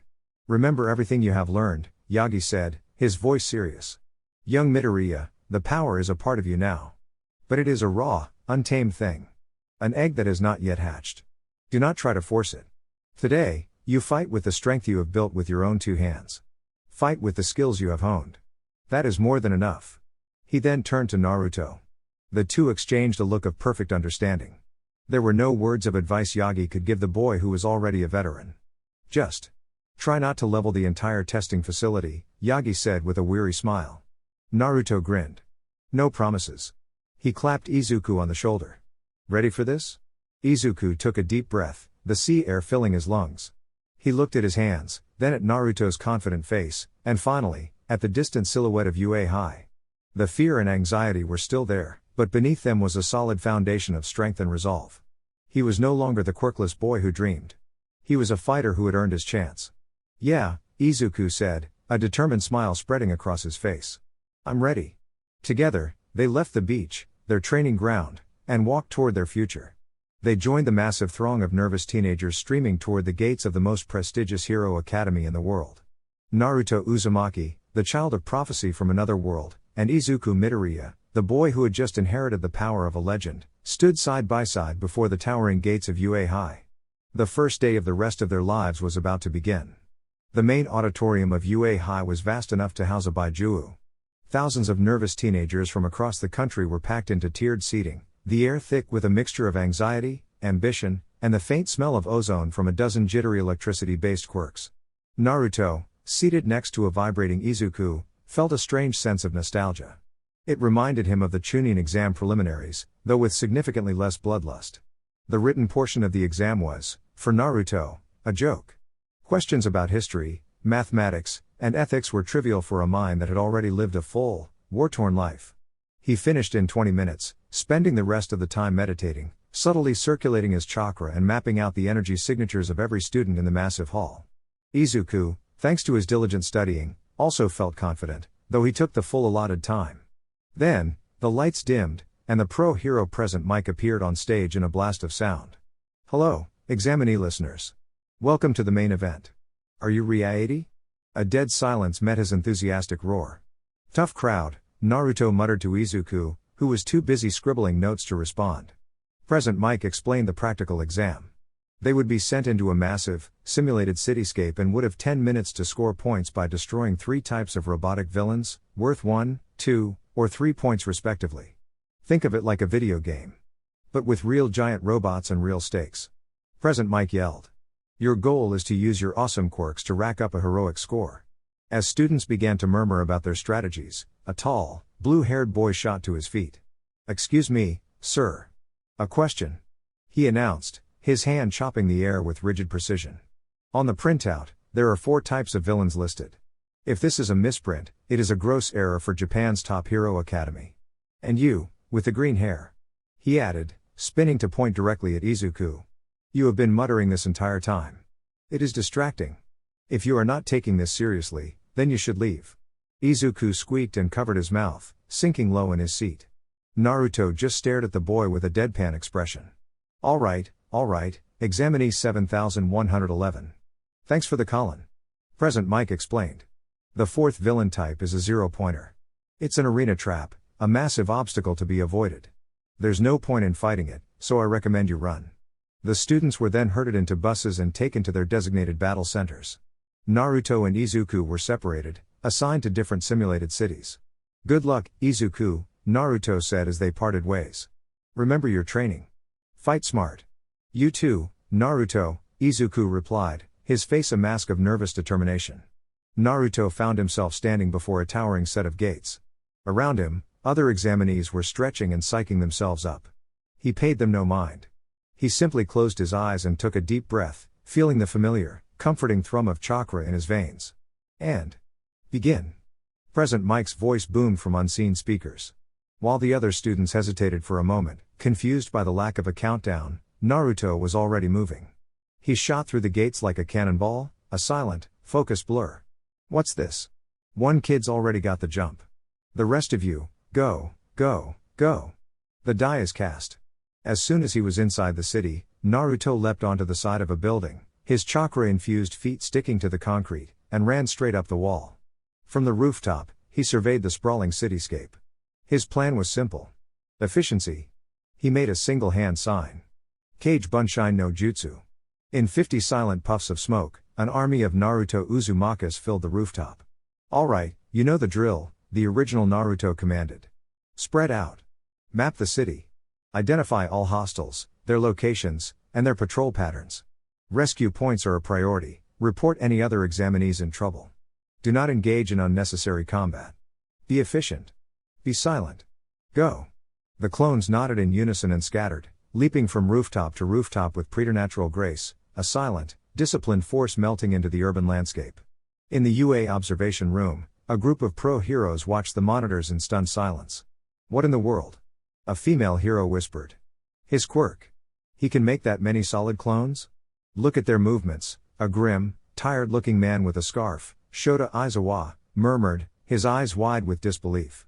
They're not just running around. They're performing a coordinated sweep of the entire sector. That's a professional tactic. On the main screen, the point counters for the examinees were slowly ticking up. A boy with a laser quirk would blast a one-pointer, earning a single point. Bakugo could be seen blasting his way through robots, his score climbing steadily. Then, Naruto's score began to rise. And it didn't stop. +3. +2. +1. +3. +3. +2. The numbers spun like a slot machine. All across the city, his clones were executing their mission with ruthless precision. A clone would drop from above, driving a chakra-infused fist through a three-pointer's optical sensor. Another would use a burst of wind to topple a two-pointer into a wall before dismantling it. A third would find a group of one-pointers, disable them with swift, targeted strikes to their joints, and melt back into the shadows before anyone even knew it was there. They were a ghost army, racking up an impossible score. His total. It's already at 76 points, Principal Nezu, a small, bear-like creature, said, a gleam in his intelligent eyes. The exam has only been active for 4 minutes. This is unprecedented. While Naruto was rewriting the UA record books, Izuku was panicking. His enhanced physical abilities weren't enough to even dent the robot's armor. He was at 0 points, watching helplessly as other students scored all around him. He could feel one for all inside him, a vast, sleeping ocean of power, but he had no idea how to access it. Suddenly, the ground began to tremble. The massive zero-pointer, a robot the size of a skyscraper, rose from between the buildings, its single red eye scanning the area. The other students screamed and ran, just as Present Mike had advised. Izuku turned to run too, but then he saw her, the kind, brown-haired girl he'd seen at the entrance, trapped under a piece of rubble, directly in the robot's path. Something inside him snapped.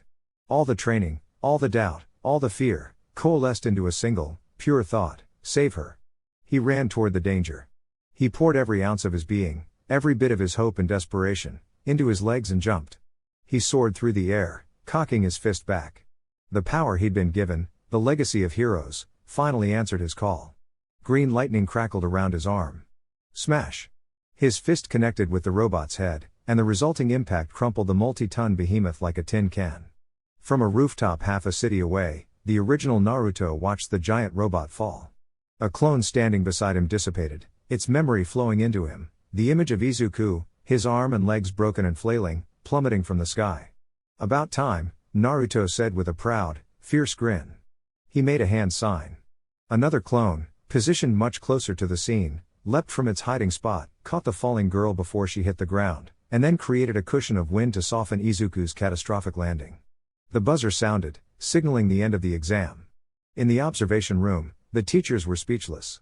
One boy had saved another, shattering his own body to do so, a heroic act that earned him 0 villain points. And the other? They looked at the final scoreboard. Katsuki Bakugo, 77 points. An incredible, top-tier score. Naruto Uzumaki, 135 points. A score so high, so utterly impossible, it broke the system. Aizawa stared at the monitor displaying Naruto's face, a deep, unsettling feeling in his gut. Who, he said to no one in particular, did we just let into our school? The observation room was a cacophony of hushed, frantic whispers as the final scores populated the main screen. The pro-heroes, seasoned veterans who had seen every type of quirk imaginable, were utterly flummoxed. 135 villain points? The heroine Midnight breathed, her eyes wide. That's more than the last 3 top scores combined. How is that even possible? He didn't just fight, Aizawa said, his voice a low, gravelly murmur as he rewound the footage of Naruto's battle center. On the screen, dozens of clones moved with silent, lethal grace. He conquered. He mapped the entire zone, identified every threat, and dismantled them with tactical precision. He treated a hero exam like a military operation. This isn't the work of an aspiring student, it's the work of a professional. His tired eyes narrowed. And that makes him a problem. He's too powerful, too controlled. He's dangerous. Now, Aizawa, let's not be hasty, Principal Nezu said, sipping his tea. The small, intelligent mammal's eyes gleamed as he looked at the screen. Isn't our job to nurture the powerful? To guide them? I find his potential exhilarating. He then switched the monitor to Izuku's battle center, showing the footage of the boy leaping to save the girl from the zero-pointer. And what of this one? Present Mike asked. 0 villain points. A complete failure on paper. But that act. That was pure heroism. Indeed, Nezu said, his smile widening. And it's a good thing we here at UA don't just look at what's on paper. He pressed a button, and a new column appeared on the scoreboard. Rescue points. A true hero risks their own life to save others. Such an act cannot go unrewarded. Izuku Midoriya's score suddenly changed. Next to his name, the number 60 appeared in the rescue points column, rocketing him into the top 10. He saved that girl from certain danger, and in doing so, inspired another examinee to act, Nezu explained, pointing to the footage of Naruto's clone cushioning Izuku's fall. That is the mark of a true hero. Aizawa grunted, unconvinced about Naruto but accepting the logic for Izuku. So they both pass. The quirkless boy with the heart of a lion, and the boy with the power of a demon. This is going to be a very interesting year. A week later, the acceptance letters arrived. Izuku held the thick envelope in his trembling hands, his heart pounding in his chest. He was convinced he had failed. 0 points was 0 points. He opened it in his room, and a small metal disc fell out, projecting a hologram of All Might. I am here. As a projection. The hero boomed. He went on to praise Izuku's heroic spirit before revealing the existence of the rescue point system. Young Midoriya, your selfless act earned you 60 rescue points. More than enough to pass. Welcome, my boy. To your hero academia. Izuku collapsed to the floor, sobbing with a relief so profound it was physically painful. He had done it. He was going to UA at the Uzumaki household. The reaction was far more boisterous. Arashi and Yashima were screaming with joy, hugging a slightly overwhelmed Naruto, who held his own acceptance letter. It confirmed what he already knew, he had passed, with the highest score in the history of the exam. I knew it. I knew it, Arashi roared, lifting Naruto into the air. My son is the #1 student at UA. He's already a star. Naruto smiled, a genuine, warm smile. He wasn't proud of the score, for him, it had been a simple, logical exercise. But seeing the pure, unadulterated joy on his parents' faces. That was a victory worth celebrating. This was the family, the love, he had fought and died to protect in another life. He wouldn't fail them in this one. Across town, in the quiet of his own room, Katsuki Bakugo stared at his own letter. He had passed with 77 points, a phenomenal score that should have guaranteed him the top spot. But the letter also included a list of the top 10 applicants. He saw his name at number 2. And at number 1, with a score that seemed like a typo, was Naruto Uzumaki. Further down the list, at number 7, was another name that made his blood run cold, Izuku Midoriya. He crumpled the paper in his fist, his knuckles white. Explosions popped in his palm. Deku. The quirkless, useless Deku. Had passed. And Whisker Face. He hadn't just beaten him. He had humiliated him. He had shattered the worldview that Bakugo had built his entire life around. He didn't understand. He couldn't comprehend it. But as he stared at the wall, a new, terrifying resolve began to form in the ashes of his pride. He would find out how they did it. He would surpass them. He would prove, to them and to the world, that he was the strongest. No matter what it took. The rivalry had just begun. The first day at UA felt like stepping into another world. The sheer scale of the building was awe-inspiring, with massive hallways and classroom doors built to accommodate students with all manner of size-altering quirks. Naruto and Izuku navigated the corridors, eventually finding the ridiculously large door labeled 1A. This is it, Izuku breathed, his hands clammy. The first step. Just another classroom, Izuku, Naruto said with a reassuring calm, though he too felt a flicker of anticipation. He pushed the door open. The scene inside was already lively. The rigid, blue-haired boy from the exam orientation was arguing with Katsuki Bakugo, who had his feet kicked up on a desk. It is a gross disrespect to the upperclassmen and the master craftsmen who built these desks. The blue-haired boy chopped the air with his hand. Like I care what you think, you four-eyed extra. Bakugo snarled back. As Naruto and Izuku entered, the blue-haired boy immediately spun toward them. You are. He marched over, his posture ramrod straight. I am Tenya Ida, from Same Private Academy. I must apologize for my behavior at the orientation. You correctly identified the true nature of the exam, while I did not. I misjudged you. He bowed at a perfect 90-degree angle. Before Izuku could stammer a reply, a cheerful voice cut in. Oh, it's you. The plain-looking one. They turned to see the kind, brown-haired girl from the exam. That punch was amazing. Just bam. And the way you went flying. And then your friend caught you. She beamed at Naruto. Your quirk is incredible, too. All those clones. It was so cool. I'm Ochako Uraka, she said, smiling brightly. Izuku was a blushing, stuttering mess, completely overwhelmed by the social interaction. Naruto, however, took it all in stride. Naruto Uzumaki. And this is my partner, Izuku Midoriya. Good to meet you both. Their introductions were cut short by a new voice, one that dripped with exhaustion and apathy. If you're here to make friends, then you can pack up and leave. Everyone turned to see a man lying on the floor by the teacher's desk, cocooned in a yellow sleeping bag. He looked like a giant, disheveled caterpillar. He slowly unzipped the bag and stood up, revealing himself to be the tired-looking hero from the observation room, Shota Aizawa. It took you 8 seconds to quiet down, Aizawa said, his voice flat. That's not going to work. Time is a precious resource. He pulled a gym uniform from his sleeping bag. Put these on. Immediately. Then meet me on the field. The locker rooms were buzzing with confusion. A quirk assessment test on the first day? A red-haired, spiky-haired boy said. But what about orientation? The welcome ceremony? A real hero doesn't have time for pointless ceremonies, Naruto commented as he changed, his words echoing Aizawa's sentiment. The statement earned him a few strange looks, but also a nod of respect from the stoic, multicolored-haired boy changing in the corner. On the field, Aizawa looked over the 20 students of Class 1A with his tired, critical eyes. You've all been taking standardized tests your whole lives, he began, his tone bored. But you've never been allowed to use your quirks in a physical assessment. The ministry is run by fossils. He turned to Bakugo. Bakugo. You placed second in the entrance exam. What was your farthest softball throw in junior high? 67 meters, Bakugo replied, a smug look on his face. Try it with your quirk, Aizawa said, tossing him a ball. Do whatever you want, just stay in the circle. Bakugo grinned maliciously. He wound up, and with a tremendous explosion, launched the ball into the sky. Die! He screamed as he threw. Aizawa looked at the device in his hand. 705.2 meters, he announced calmly. The class erupted. Whoa! That's awesome. We can use our quirks for real? This is gonna be fun. Fun? Aizawa's voice turned cold, a dangerous glint in his eyes. The cheerful atmosphere died instantly. You think being a hero is fun? You have 3 years here to become heroes. You think it's all going to be games and ceremonies? He smirked, a chilling, predatory expression. All right. New rule. The student who ranks last in total points across all 8 tests will be judged to have 0 potential. And will be expelled immediately. Panic swept through the class. Expelled? On the first day? This wasn't a game. This was for real. Izuku was terrified. He didn't know how to use one for all without breaking himself.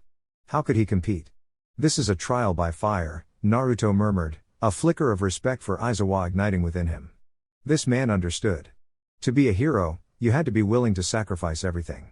First up, Aizawa said, his gaze sweeping the students before landing, with pointed intensity, on the number 1 student. Uzumaki. You got the highest score. Show us why.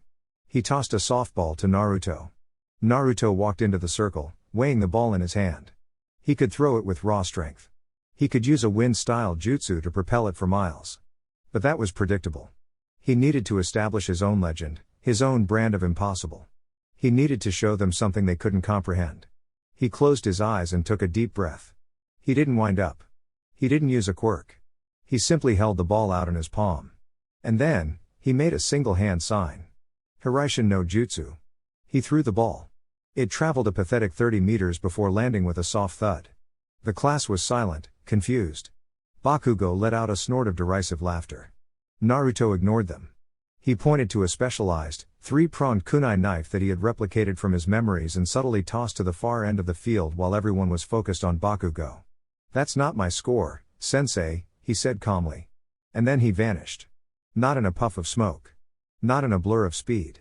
One moment he was in the circle, the next he was gone. He reappeared instantly at the far end of the field, standing over the kunai, holding the softball he had just thrown. He hadn't run to it. He had teleported. He turned to face the stunned, silent class and their slack-jawed teacher.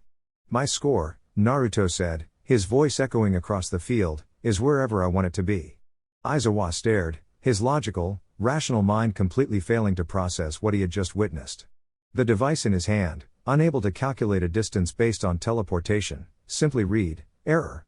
The silence on the training field was absolute.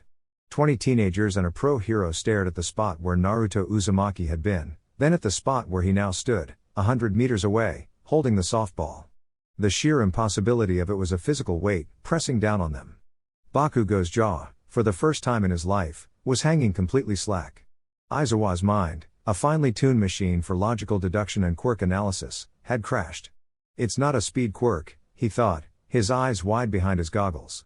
There was no displacement of air, no sonic boom. He didn't move from point A to point B. He simply ceased to be at A and began to be at B. That's not a quirk. That's a violation of the laws of physics. He looked at the device in his hand. Error. It was the most honest reading it could have given. "How do you measure infinity?" "Well, sensei?" Naruto's voice called out, pulling Aizawa from his stupor. "What's the score?" Aizawa took a deep breath, forcing his rational mind back online. He couldn't let this one student derail the entire assessment. He had to impose order on the chaos.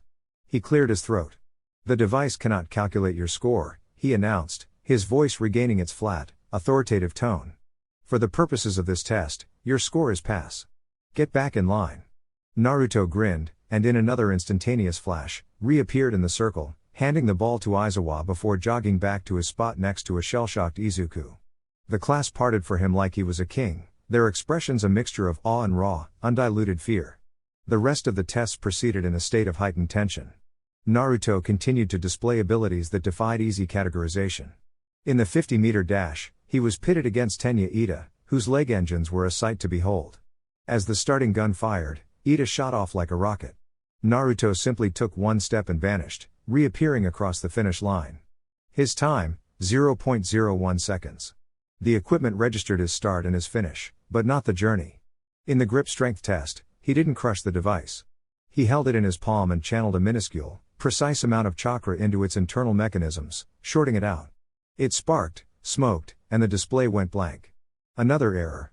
He was a ghost in the machine, a living paradox that the school's systems were not equipped to handle. With each test, the legend grew.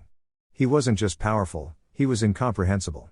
As he watched Uraka use her zero-gravity quirk to get an infinity score on the ball throw, Naruto's mind drifted. He thought about the Hiraishin, the technique he had just unveiled. It was his most treasured jutsu, not because of its power, but because of its origin. In his past life, after the war was won and a fragile peace had settled over the nations, Naruto was granted access to the Hokage's private library. As the hero of the world and the undisputed successor to the title, he was given the key to his father's legacy. He spent weeks in the dusty archives, not studying policy, but devouring the personal scrolls of Minato Namikaze. He wanted to know the man, not just the legend. And there, hidden among sealing formulas and strategic notes, he found it, the complex, beautiful, and maddeningly intricate theory behind the Flying Thunder God technique. He had been mesmerized. It wasn't just a jutsu, it was a work of genius, a perfect marriage of fuinjutsu and spatial manipulation. He studied the formulas, the hand signs, the unique chakra control required. But in that life, he never mastered it. His chakra control, while immense, had been geared toward raw power for too long. He understood the math, but he couldn't make the song sing. But being reborn had changed things. His mind was that of a seasoned shinobi, but his body and his chakra coils were young, new, and perfectly malleable. During the long, quiet years of his new childhood, while he was relearning the Rasengan and perfecting his clones, he was also practicing the Hiraishin in secret. He would create his father's specialized kunai from memory, using his replication quirk as a cover, and practice the jumps. Short, 1-meter hops at first, in the seclusion of his room. Then 10 meters, in the park. Then 100. He had perfected the art, his tribute to the father he'd never known, forging it into his ultimate trump card. It was the one piece of his old life that was truly and uniquely his. His thoughts were interrupted by Aizawa's voice. Midoriya. You're up. Izuku walked to the circle, his face pale. He had watched his classmates use their incredible quirks, and he had watched Naruto break reality itself. He was next.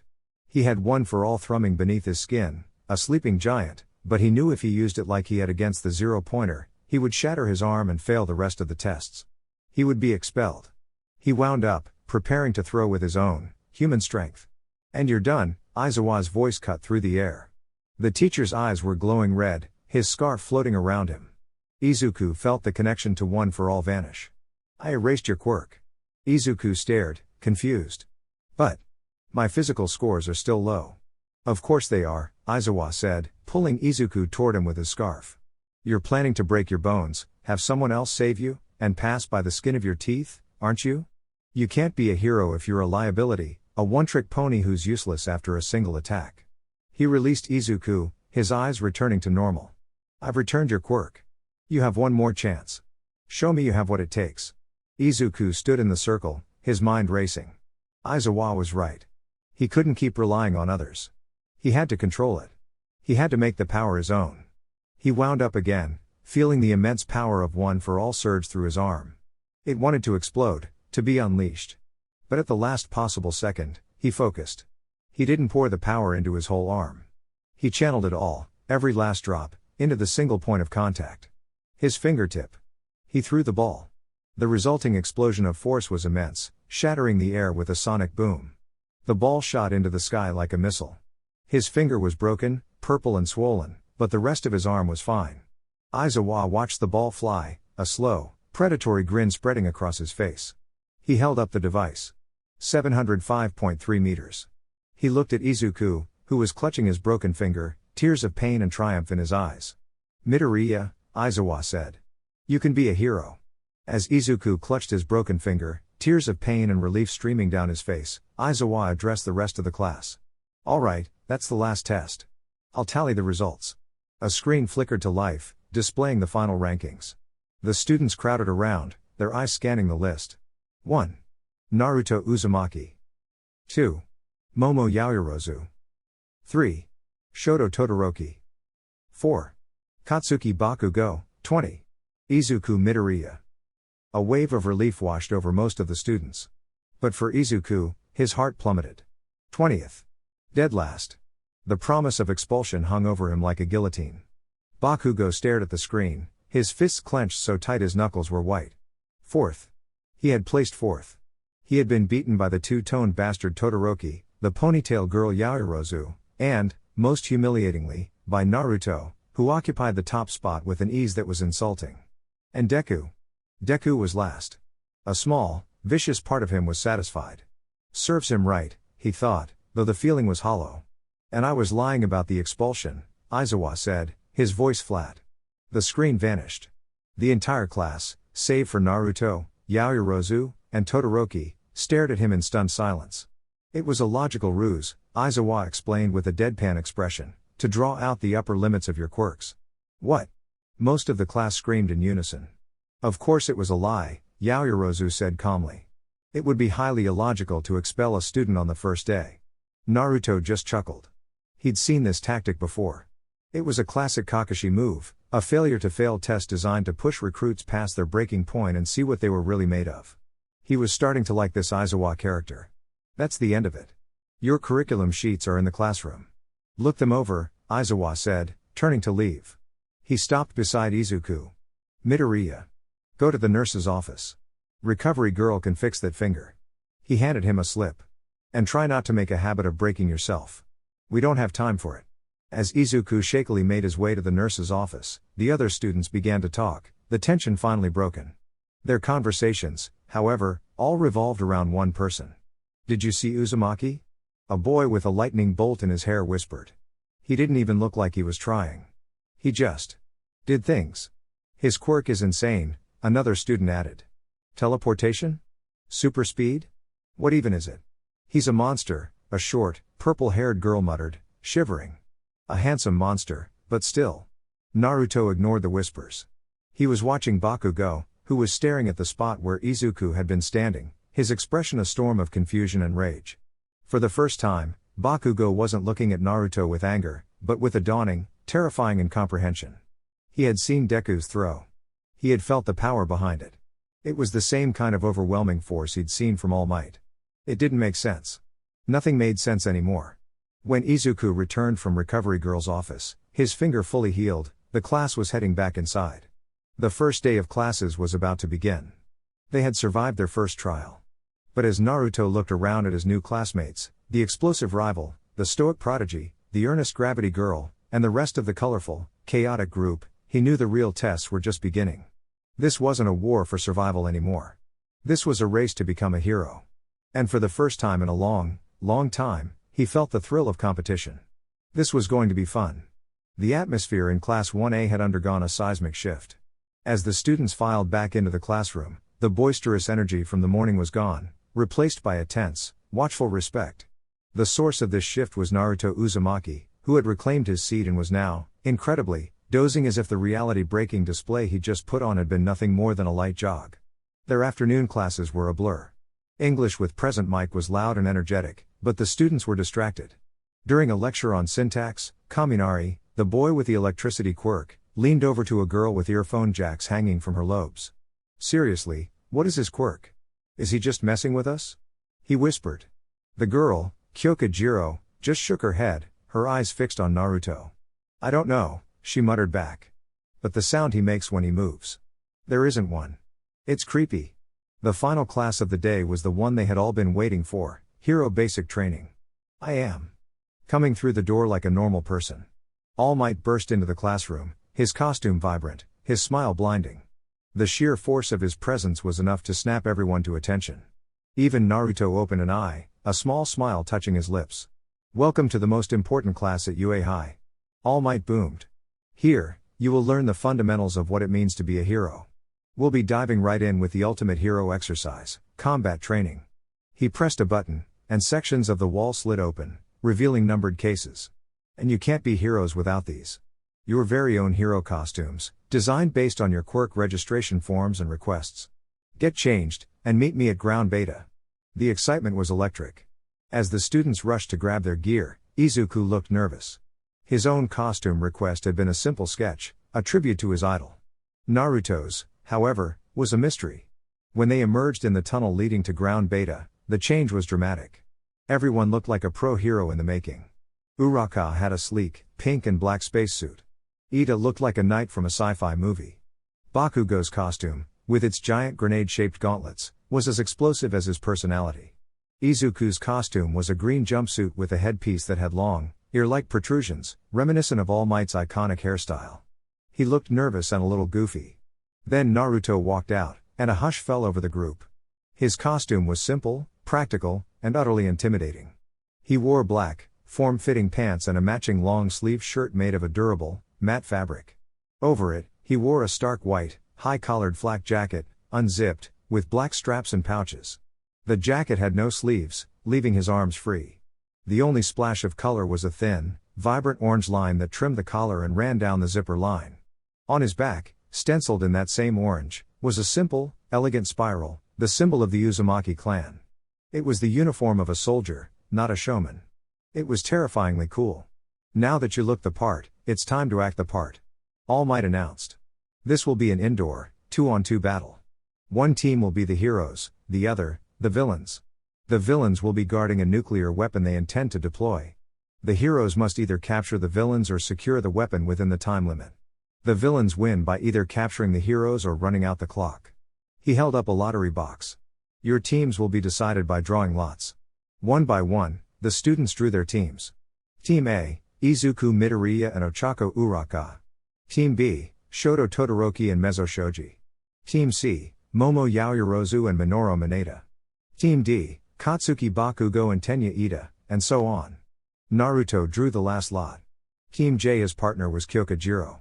And the first two teams to face off will be. All Might dramatically pulled 2 balls from 2 boxes. Team A will be the heroes, and Team D will be the villains. The blood drained from Izuku's face. His first real battle. And his opponents were the two people who had singled him out at the orientation. Tenya Ida, the rigid prodigy. And Katsuki Bakugo, his childhood tormentor, who was now staring at him from across the training ground, a look of murderous, unholy glee on his face.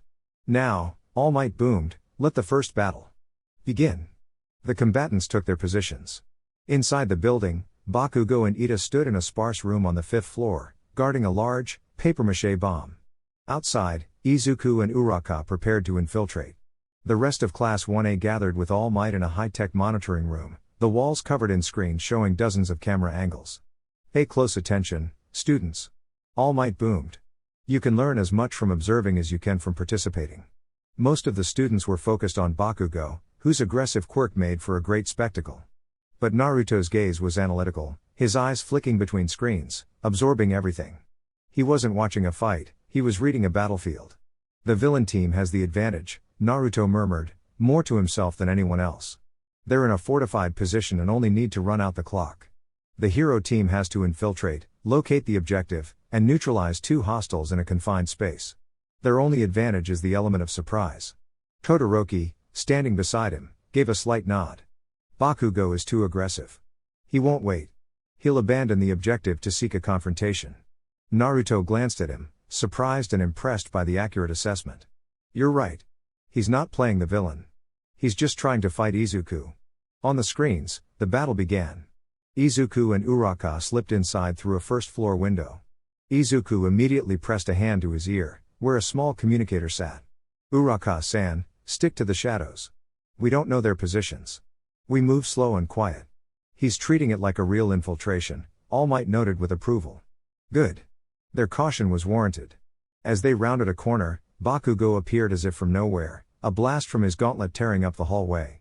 Deku, he roared, his voice a distorted echo in the concrete corridor. I've been waiting for this. He ignored Uraka completely, his entire being focused on Izuku. What followed was not a fight, but a desperate scramble for survival. Izuku, using the agility and situational awareness Naruto had drilled into him for years, dodged, weaved, and deflected.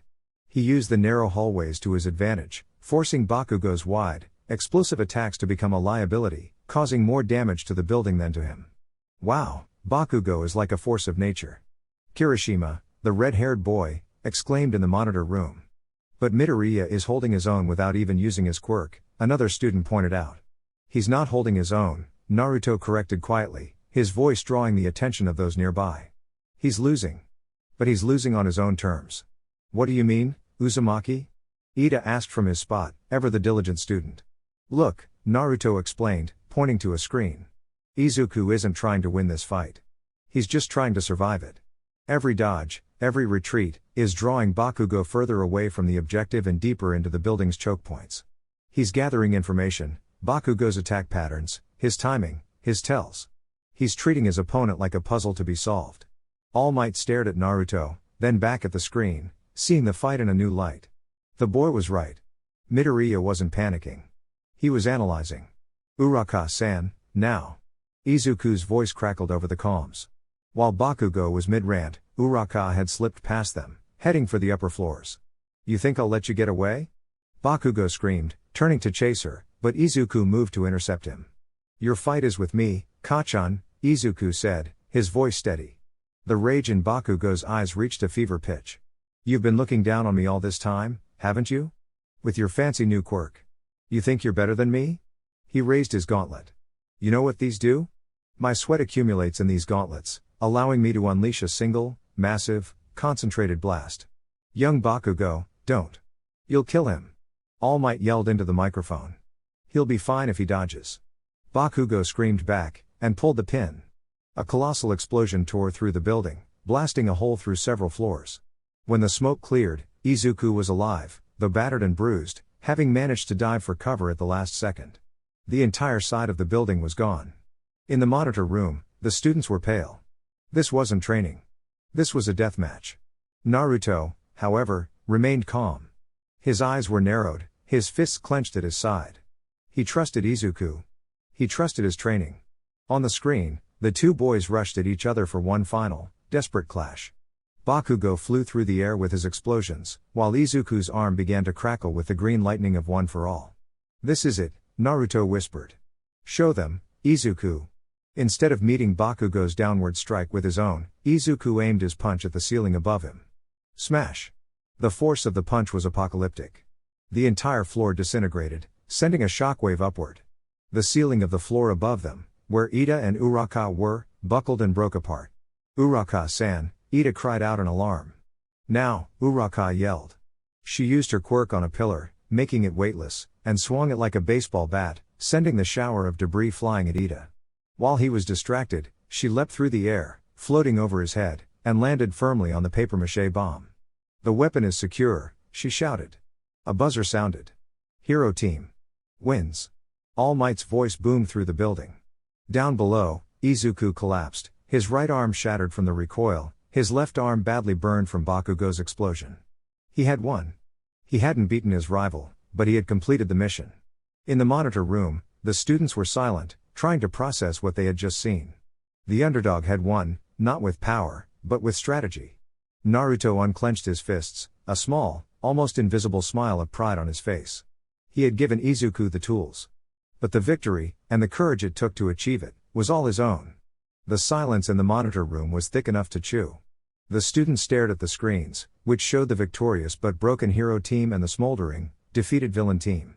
Medbots were already wheeling a heavily injured Izuku out of the building, while the shell-shocked Bakugo stood frozen amidst the wreckage, staring at his trembling hands. All Might cleared his throat, his expression grim. The hero team may have won the match, he said, his voice resonating through the room, but they failed in the fundamentals. A hero must not only defeat the villain, but do so while minimizing damage to themselves and their surroundings. Young Midoriya's plan was inspired, but his final execution was self-destructive. Young Bakugo fought with incredible power, but he let his personal feelings cloud his judgment and abandoned his mission. He turned to the class. The MVP of this exercise is young Edida. The students, including Edida himself, looked shocked. Why? A girl with pink skin asked. Midoriya and Uraka won. A valid question. All Might boomed. Why indeed? Who has the answer? Momo Yaoyorozu raised her hand. It is because Edida-san was the only one who truly adapted to the scenario. He played the part of a villain, guarding his objective. He took the training seriously and did not succumb to the same emotional outbursts as his teammate. While Midoriya's plan was successful, it was also reckless. Edida demonstrated the most growth. Exactly, young Yaoyorozu. All Might praised. He was the only one who remained in character. A valuable lesson for you all. Bakugo was brought back to the monitor room, his expression thunderous. He didn't look at anyone, his eyes fixed on the floor, replaying his defeat over and over. He had lost to Deku. The thought was poison. All right. Let's reset the stage for our next match. All Might announced, trying to inject some energy back into the room. He pulled 2 more balls from the boxes. Next up. Team B will be the heroes, and Team I will be the villains. Team B was Shoto Todoroki and Mezzo Shoji. The class murmured in anticipation. Todoroki was considered, along with Naruto and Bakugo, to be one of the class's powerhouses. And who is Team I? Someone asked. That would be us, a cool voice said. Kyokujiro stepped forward, twirling one of her earphone jacks. Beside her, Naruto gave a lazy stretch, looking completely unfazed. The pairing was odd, but intriguing. Jiro's reconnaissance ability paired with Naruto's. Everything. Villain team, you have 5 minutes to prepare. All Might instructed. Naruto and Jiro walked toward the building entrance. So, Jiro said, not looking at him. You got a plan, Mr. Number 1? Or are you just going to teleport all over the place? There was a hint of challenge in her voice. The plan is simple, Naruto replied as they stepped inside. You're the sensor. I'm the weapon. Find them for me. That's it? She asked, surprised by the directness. That's it, he confirmed. He pressed a hand to the wall, closing his eyes. This building is 5 stories. The objective is on the 3rd floor, central room. They'll come in through the ground floor. Todoroki will likely try a large-scale attack to flush us out or immobilize us. He's confident. Overconfident. Jiro stared at him. How do you know the bomb is on the 3rd floor? Naruto opened his eyes and gave her a foxy grin. Lucky guess. He made a hand sign, and a single, solid clone appeared. You and my clone will guard the objective. When I give the signal, be ready to move. He then walked to a nearby wall and simply vanished into the shadows. In the monitor room, the students watched, confused. Where did Uzumaki go? The 5-minute prep time ended. Let the second battle begin. Todoroki and Shoji entered the building. Todoroki didn't hesitate. He placed his hand on the floor, and a wave of ice instantly shot through the entire building, coating the floors, walls, and ceilings in a thick layer of frost. It was a massive, overwhelming display of power. He froze the whole building, Kaminari yelled. The villains are trapped. Is it over already? Someone else asked. On the screen showing the third floor objective, Jiro and the Naruto clone were standing perfectly fine on a section of floor that was conspicuously not frozen. A moment before the ice hit, the clone had grabbed her and leapt to the side. He knew, Jiro breathed, looking at the clone in shock. My quirk is ice, Todoroki said calmly as he walked through the frozen corridors. With your hearing, Shoji, you should be able to locate their frozen forms. One is on the third floor, not moving, Shoji reported, his multiple arms listening. The other? Uzumaki. He's gone. I can't find him. It doesn't matter, Todoroki said, his voice cold. I'll secure the one on the third floor, and we'll hunt the other one down. As Todoroki stepped into a central hallway, a flicker of movement caught his eye. A kunai knife, identical to the one from the assessment test, was suddenly embedded in the wall 20 feet behind him. Before he could process what it meant, Naruto was there, appearing out of thin air, standing silently between him and his partner. Todoroki reacted instantly, sending a massive wave of ice at Naruto. But Naruto was already gone, vanishing in another silent flash, only to reappear directly behind Shoji. A single, precise chop to the back of the neck, and the multi-armed giant crumpled to the floor, unconscious. Shoji is down. Todoroki announced into his comm, spinning around to unleash another glacier. But the hallway was empty. Where is he? Kirishima shouted at the monitor. He's playing with him, Aizawa murmured from the back of the room, his voice grim. A kunai appeared in the ceiling above Todoroki. Naruto dropped down, his hands empty. Todoroki sent a spike of ice upward, but Naruto simply pushed off the wall, twisting in midair and landing silently. Another kunai appeared on a far wall. Flash. Naruto was there. He wasn't attacking. He was just moving, appearing and disappearing, herding Todoroki away from the objective, controlling the space, demonstrating his absolute, untouchable superiority. Todoroki was panting, his ice attacks becoming more frantic, more desperate. He was a master of his quirk, a prodigy. But he was playing checkers against a grandmaster of a game he didn't even know existed. Finally, Naruto appeared in front of him, standing just out of arm's reach. You're good, Naruto said, his voice calm. Your quirk is powerful. But you're too reliant on it. You have no plan B. Enraged, Todoroki lunged. Naruto sidestepped, and as Todoroki passed, he lightly tapped a pressure point on his shoulder. Todoroki's entire right side went numb, his ice quirk sputtering and dying. He stumbled, falling to one knee. Naruto walked over and placed a hand on his head. You lose. He wrapped capture tape around Todoroki's arm. Villain team wins. All Might's voice was strained, filled with a disbelief that was shared by everyone in the monitor room. The match had lasted 93 seconds. The monitor room was a tomb. All Might's declaration of victory echoed in a space that was otherwise completely silent. The students of Class 1A stared at the screens, their minds struggling to reconcile the 93-second demolition they had just witnessed with their understanding of reality. Kaminari's mouth was hanging open. Kirishima looked pale. Even Bakugo, who had been stewing in his own silent rage, was staring at the monitor displaying Naruto's impassive face with a look of something other than anger. It was a look of cold, hard calculation, the look of a predator that has just encountered a much, much larger predator. Did he even use his quirk? Uraka whispered, her voice barely audible. I mean, the teleporting thing, yeah, but the way he fought. That was something else. It was nothing, Todoroki's voice, cold and sharp, cut through the silence from one of the monitors. He was being helped to his feet by the med bots, his right side still not fully cooperating. He was looking at the camera, but his gaze felt like it was piercing through the screen, aimed at someone in the room. He didn't use his fire. He beat me without using his full power. He was toying with me. The implication hung in the air. The display they had just seen, the one that had left them all speechless, was Naruto holding back. All Might, for his part, was struggling to maintain his trademark smile. It was strained at the edges. He disabled young Todoroki with a single touch, he thought, his mind racing back to his conversation with Naruto in the alley. That wasn't part of his quirk. That was a learned skill, a technique. Where did a child learn such a thing? He has an entire arsenal of abilities he hasn't even begun to show us. What is his limit? Does he even have one?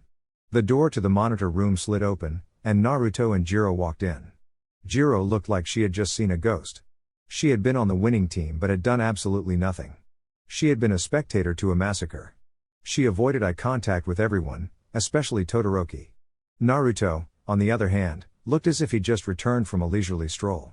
He stretched his arms over his head with a yawn and walked over to stand next to the still recovering Izuku. "You okay?" Naruto asked quietly, his voice completely normal, as if he hadn't just dismantled two of his classmates. "Why yeah," Izuku stammered, looking at his friend with a new level of awe. "Naruto. That was. How did you?" "I had a good partner," Naruto said, giving a nod toward Jiro. The simple act of acknowledgement made Jiro look up, a faint blush on her cheeks. "She found them for me. Made it easy." It was such a simple, team-oriented statement that it was almost jarring coming from the boy who had just single-handedly won the match. It was a glimpse of the leader beneath the monster. All Might finally found his voice, clapping his hands together with forced enthusiasm. A truly efficient victory for the villain team. An excellent demonstration of tactical dominance. He knew he had to end the exercise. The mood was shot. The remaining students were too intimidated to perform at their best, and frankly, he needed time to process what he'd just seen. Due to unforeseen circumstances and time constraints, we will end the combat training exercise for today, he announced. An excellent first day of training. Now, change back into your uniforms and return to the classroom. As the students filed out, a tangible space cleared around Naruto. No one wanted to walk too close to him. He was no longer just the top student with a cool quirk. He was an unknown quantity, a force that operated on a different level from the rest of them. He was, in a word, terrifying. Only Izuku walked beside him, their friendship a small island of normalcy in a sea of fear and uncertainty. "You really didn't have to go that hard, you know," Izuku murmured. "I didn't," Naruto replied, his voice low enough for only Izuku to hear. "That was me going easy." He looked at his friend, his blue eyes serious. "This is UA, Izuku. This is the big leagues. You don't win by holding back. You win by showing your opponent, and everyone else, that you are on a level they can't hope to reach. That's how you create peace. That's how you become a symbol." Izuku looked at his friend, and for the first time, he truly understood. Naruto wasn't just trying to be a hero. He was teaching them all a lesson.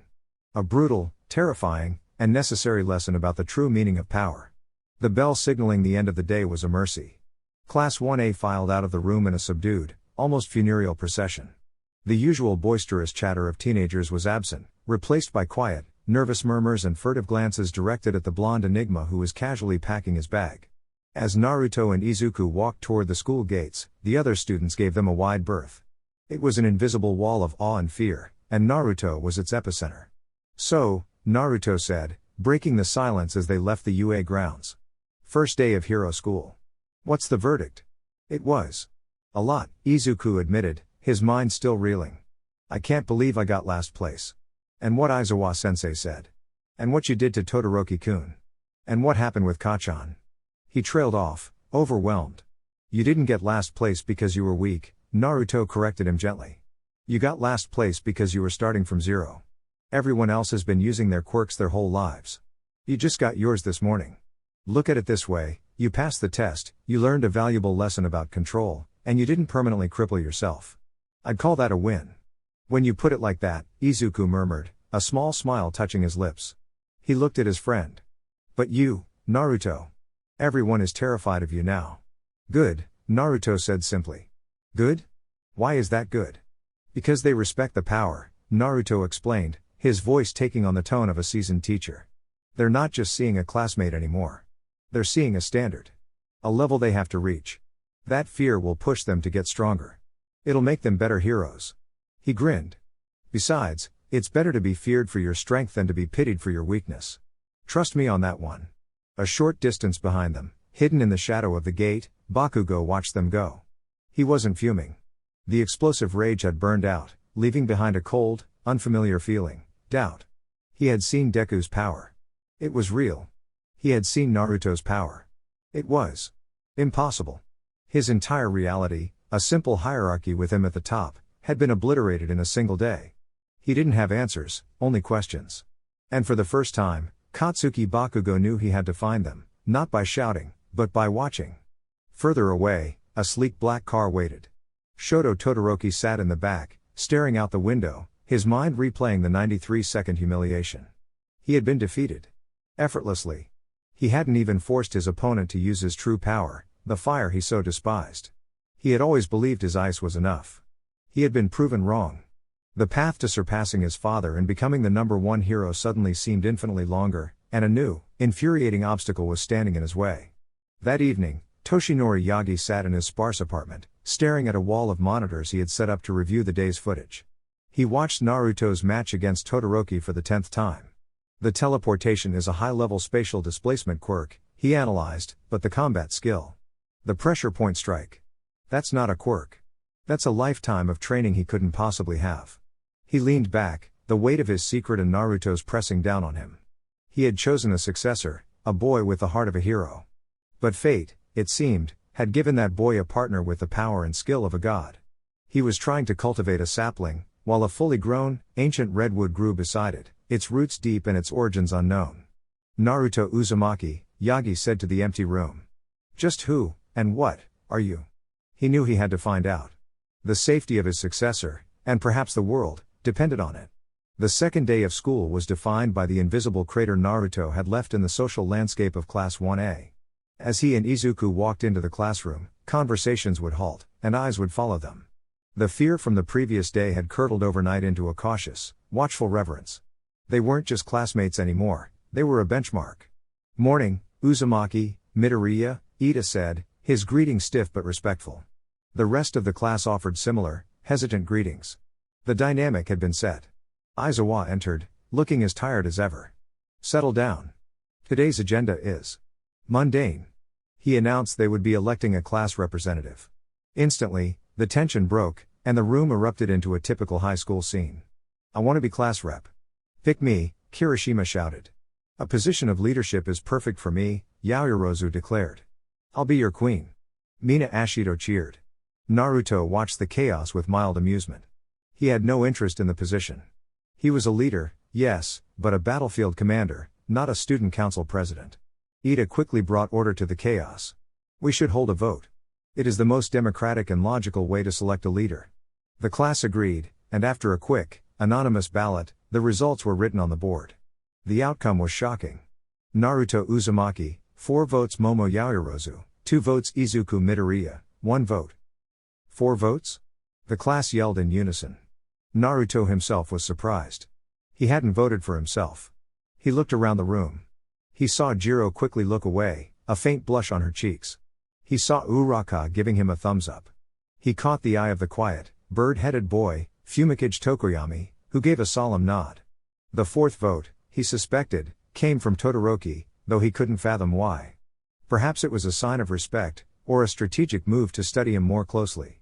I decline, Naruto said simply, standing up. The class gasped. What? But you won. It's a logistical position, Naruto explained, his voice calm and reasonable. You need someone who is organized, who cares about the rules, and who will represent your interests to the faculty. That's not me. He pointed at the person who had come in second. Yaoyorozu is the smartest person in this room, and she actually wants the job. She should do it. He then pointed at Edida. And Edida should be her deputy. He's the one who suggested a fair vote in the first place. His logic was so sound, so completely devoid of ego, that no one could argue. It was a masterful political maneuver he hadn't even intended to make. He had shown wisdom and humility, which, paradoxically, only made him seem more intimidating. Aizawa, who had slept through the entire election, opened one eye. Fine. Yaoyorozu is rep, Edida is deputy. Whatever. Now, for your hero training today. The class leaned forward in anticipation. You'll be going on a field trip, Aizawa announced. We're going to a specialized training facility to conduct rescue training in different simulated disaster scenarios. He pressed a button. You can wear your costumes or your gym uniforms, it doesn't matter. Get ready. The bus leaves in 10 minutes. As the students began to get ready, a new buzz of excitement filled the air. Rescue training. It was a core tenet of heroism. Izuku turned to Naruto, a wide smile on his face. This is going to be amazing. We'll get to learn how to save people from floods, and fires, and... Naruto's smile didn't quite reach his eyes. His senses, honed by years of war, felt a subtle, almost imperceptible shift in the air. A feeling he hadn't felt since coming to this world. The faint, cold tingle of danger. Yeah, Naruto said, his voice quiet as he looked out the window. Saving people. He hoped that was all they would be doing. The bus ride to the training facility was a noisy, chaotic affair. The tension from the first day had finally broken, and the students of Class 1A were acting like teenagers again. I gotta say, Uzumaki, your quirk is totally manly, Kirishima said, leaning over his seat. Just bam. All over the place. So cool. But what even is it? Tsuyu Asui asked, tilting her head with a thoughtful Karo. It seems like you have more than one. Naruto, who was trying to nap, just offered a lazy grin. It's complicated. The vague answer only deepened his mystique. Izuku, meanwhile, was a nervous wreck. All Might wasn't with them. He had apparently used up his time limit for the day dealing with hero work that morning. It left Izuku feeling exposed, his great secret vulnerable without his mentor nearby. They soon arrived at a massive, dome-shaped building. Whoa! It's huge! The class exclaimed in unison. Standing outside to greet them was the space hero, 13. The pro hero, clad in a bulky white spacesuit, was a specialist in rescue work. Hello, everyone. I've been waiting for you. 13 announced cheerfully. Welcome to my little workshop, the Unforeseen Simulation Joint, or USJ for short. They were led inside, and the students gasped. The interior was a breathtakingly vast space containing perfect replicas of various disaster zones, a landslide area, a burning cityscape, a shipwreck in a storm-tossed lake, and more. It was a hero's playground. Here, you will learn to use your quirks not to fight villains, but to save lives, 13 began their lecture. Your powers can be dangerous. They can kill. In this facility, you will learn how to control that power, how to use it to help people in their greatest moment of need. That is the true calling of a hero. As 13 continued, Naruto felt it again. The cold tingle of danger he'd sensed earlier, but now it was sharp, focused. His eyes drifted toward the central plaza of the facility. The lights above the plaza began to flicker.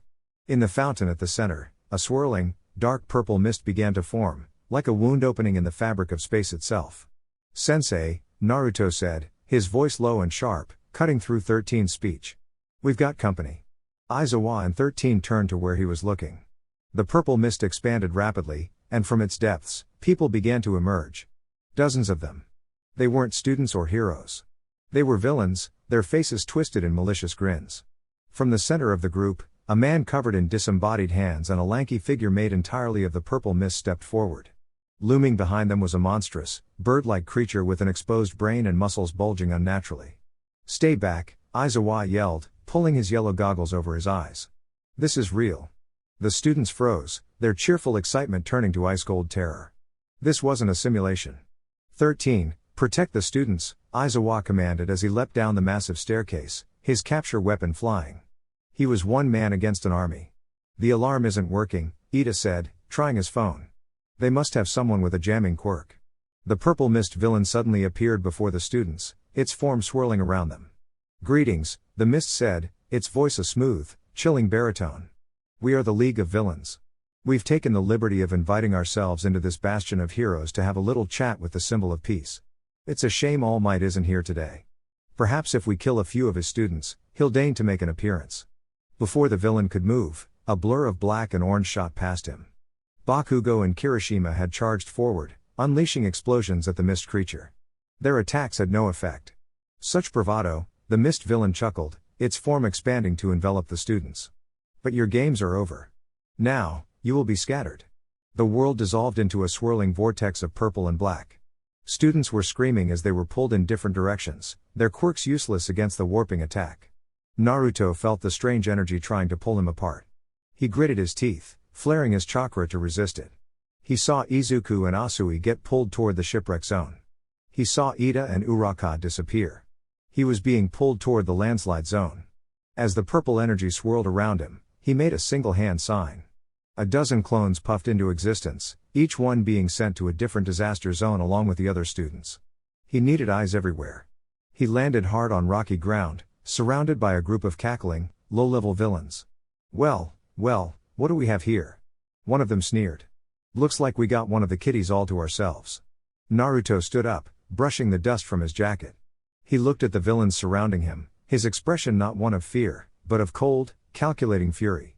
The faint, cold tingle of danger had erupted into the familiar roar of a battlefield. This was no longer a rescue mission. This was a war zone. And he was home. The dozen or so villains in the landslide zone circled Naruto, their confidence born from superior numbers and the foolish assumption that their opponent was just a child. One, a man with rock-like skin, cracked his knuckles. "All right, kid, make it easy on yourself. Just stand still and let us rough you up a bit before we kill you." Naruto didn't even grace him with an answer. He simply vanished. Before the villains could process his disappearance, he reappeared in their midst. The next 2 seconds were a symphony of precise, economical violence. A sharp jab to a pressure point in one villain's neck. A sweeping leg kick that took out the knees of 2 more. A quick, open palm strike to the solar plexus of the rock-skinned man, forcing the air from his lungs in a pained gasp. He moved through them not like a fighter, but like a force of nature, a whisper in the wind. They didn't even have time to scream. One by one, they crumpled to the ground, unconscious but alive, their bodies neatly stacked in a pile. The entire engagement was over before the dust from his landing had settled. Naruto stood over them, his expression impassive. These weren't warriors. They were thugs, street brawlers with quirks. They were beneath his notice. He closed his eyes, focusing inward. The minds of the clones he had scattered throughout the USJ were open to him, a network of information flooding his senses. From the shipwreck zone, a clone reported, "Izuku, Asui, and Mineta are on the boat. Surrounded by water-based villains. Izuku is formulating a plan. He's scared, but he's thinking. Good." From the mountain zone, Yaoyorozu, Jiro, and Kaminari. They're fighting, but Kaminari is hesitant to use his full power for fear of hitting his friends. They need a new strategy. From the ruins zone, Bakugo and Kirishima are tearing through low-level thugs with explosive force. All aggression, no subtlety. Effective, for now. From the entrance, the mist villain, Kurogiri, has blocked the exit. 13 is trying to use their black hole quirk, but they're being held back by Edida and the remaining students. The most crucial report came from the clone hidden in the rafters above the central plaza. Aizawa-sensei is a beast, the clone's thoughts relayed. He's using his erasure quirk to fight dozens of villains at once, a whirlwind of capture tape and hand-to-hand combat. But he's tiring. And the main villains, the handman, Tomura Shigaraki, and that monster, the Nomu, they're just watching. Waiting. Naruto opened his eyes, the complete battlefield map laid out in his mind. Aizawa was the linchpin. If he fell, the students would be next. The thugs in the disaster zones were a distraction. The real fight, the only one that mattered, was in the center. He looked down at the pile of unconscious villains at his feet. A waste of his time. He made a single hand sign, and 4 more clones appeared. "Tie them up," Naruto ordered. "Then head to the mountain zone. Tell Yaoyorozu to create an insulated blanket. Kaminari is to unleash his full power. It'll neutralize all the villains in that area." The clones nodded and got to work. The original Naruto turned his gaze toward the central plaza. He could feel the dark, oppressive energy emanating from the creature they called Nomu. It felt wrong. Unnatural. Like a twisted mockery of life. He took a step, then another, his walk turning into a silent, ground-eating run. He leapt from boulder to boulder, a shadow moving through the artificial landscape, his destination clear. The grunts were dealt with. The students were accounted for. Now, it was time to face the masters of the house. Shota Aizawa was having a very bad day. He was on the ground, his right arm bent at an unnatural angle, his skull screaming from where it had been smashed against the concrete. The monstrous creature, the Nomu, had him pinned, its grip like iron. Through his shattered goggles, he watched the lanky man covered in hands, Tomura Shigaraki, scratch his neck with a dry, rasping sound. "You're pretty cool, Eraserhead," Shigaraki rasped, his voice a high-pitched, childish whine. "But you're no All Might. And this guy here? This is Nomu. He's our anti-symbol of peace. He was made to kill your precious hero." The Nomu applied more pressure, and Aizawa cried out as he felt the bones in his arm begin to crack and splinter. This was it. He had failed his students. It was then that a new figure appeared at the edge of the plaza. He seemed to simply step out of the shadows, his white flak jacket a stark contrast to the surrounding chaos. He wasn't running. He wasn't shouting. He was just walking toward them, his expression one of utter, chilling calm. "Oh?" Shigaraki tilted his head, his scratching stopping for a moment. "Another player has joined the game. Are you one of the students? You don't look scared. You should be scared." Naruto's eyes weren't on Shigaraki. They were locked on the Nomu. He could feel it now, up close. A maelstrom of chaotic, conflicting energies. It was an artificial being, stitched together from multiple quirks, its body a prison for a soul that wasn't there. It was an abomination. It reminded him of some of Orochimaru's more grotesque experiments. He finally looked at Shigaraki, his blue eyes as cold as the ice on Todoroki's heart. "Get away from my teacher," he said. The words weren't a plea or a challenge. They were a command. Shigaraki let out a high, unhinged giggle. "You've got guts, kid." "I hate guts." "Nomu," he said, gesturing lazily. "Kill him." The Nomu let go of Aizawa, tossing him aside like a broken doll. It moved with a speed that defied its massive frame, its fist blurring as it shot toward Naruto's face. At that exact moment, the door to the UA staff lounge burst open. Tenya Ida, panting and desperate, stood in the doorway. "Villains. They have attacked the USJ. Aizawa-sensei and 13 are fighting, but they're outnumbered. The students are in danger." The teachers in the room shot to their feet. Panic began to spread. Toshinori Yagi, sitting on a sofa in his skeletal form, felt a cold dread wash over him, followed by a surge of impotent rage. He was out of time. He couldn't help. "We have to go now." Present Mike yelled, already heading for the door. "Wait," Yagi said. His voice was quiet, but it cut through the rising panic. He slowly stood up, his expression unreadable. His mind wasn't on the villains. It was on the blonde-haired boy he had left with his students. "They think they're so clever," Yagi thought, a grim, almost feral smile touching his lips. "They planned this. They isolated the students, believing they were walking into a pen of frightened sheep. They have no idea what they've just done. They haven't trapped the students with them. They've trapped themselves in a cage. With a tiger." He looked at his frantic colleagues, his eyes filled with a strange, unnerving confidence. "The villains made a grave miscalculation," he said, his voice resonating with absolute certainty. He looked directly at present Mike. "I have a feeling those students will be just fine."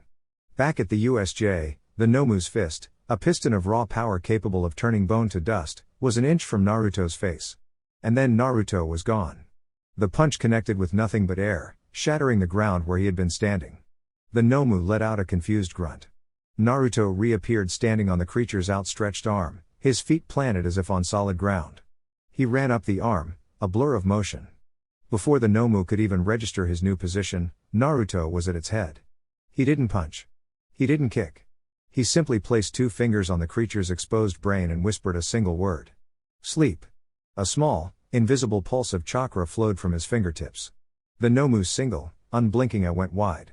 Its massive body shuddered once, twice, and then, with the finality of a felled tree, it collapsed to the ground, completely unconscious.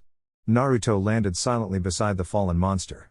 He looked up at the absolutely, utterly dumbfounded Tomura Shigaraki, who was scratching his neck so furiously it was beginning to bleed. "My anti-symbol of peace." Shigaraki rasped, his voice trembling with rage and disbelief. "What did you do? What did you do to him?" Naruto just stared at him, his expression unchanged. "Your monster was tired," he said calmly.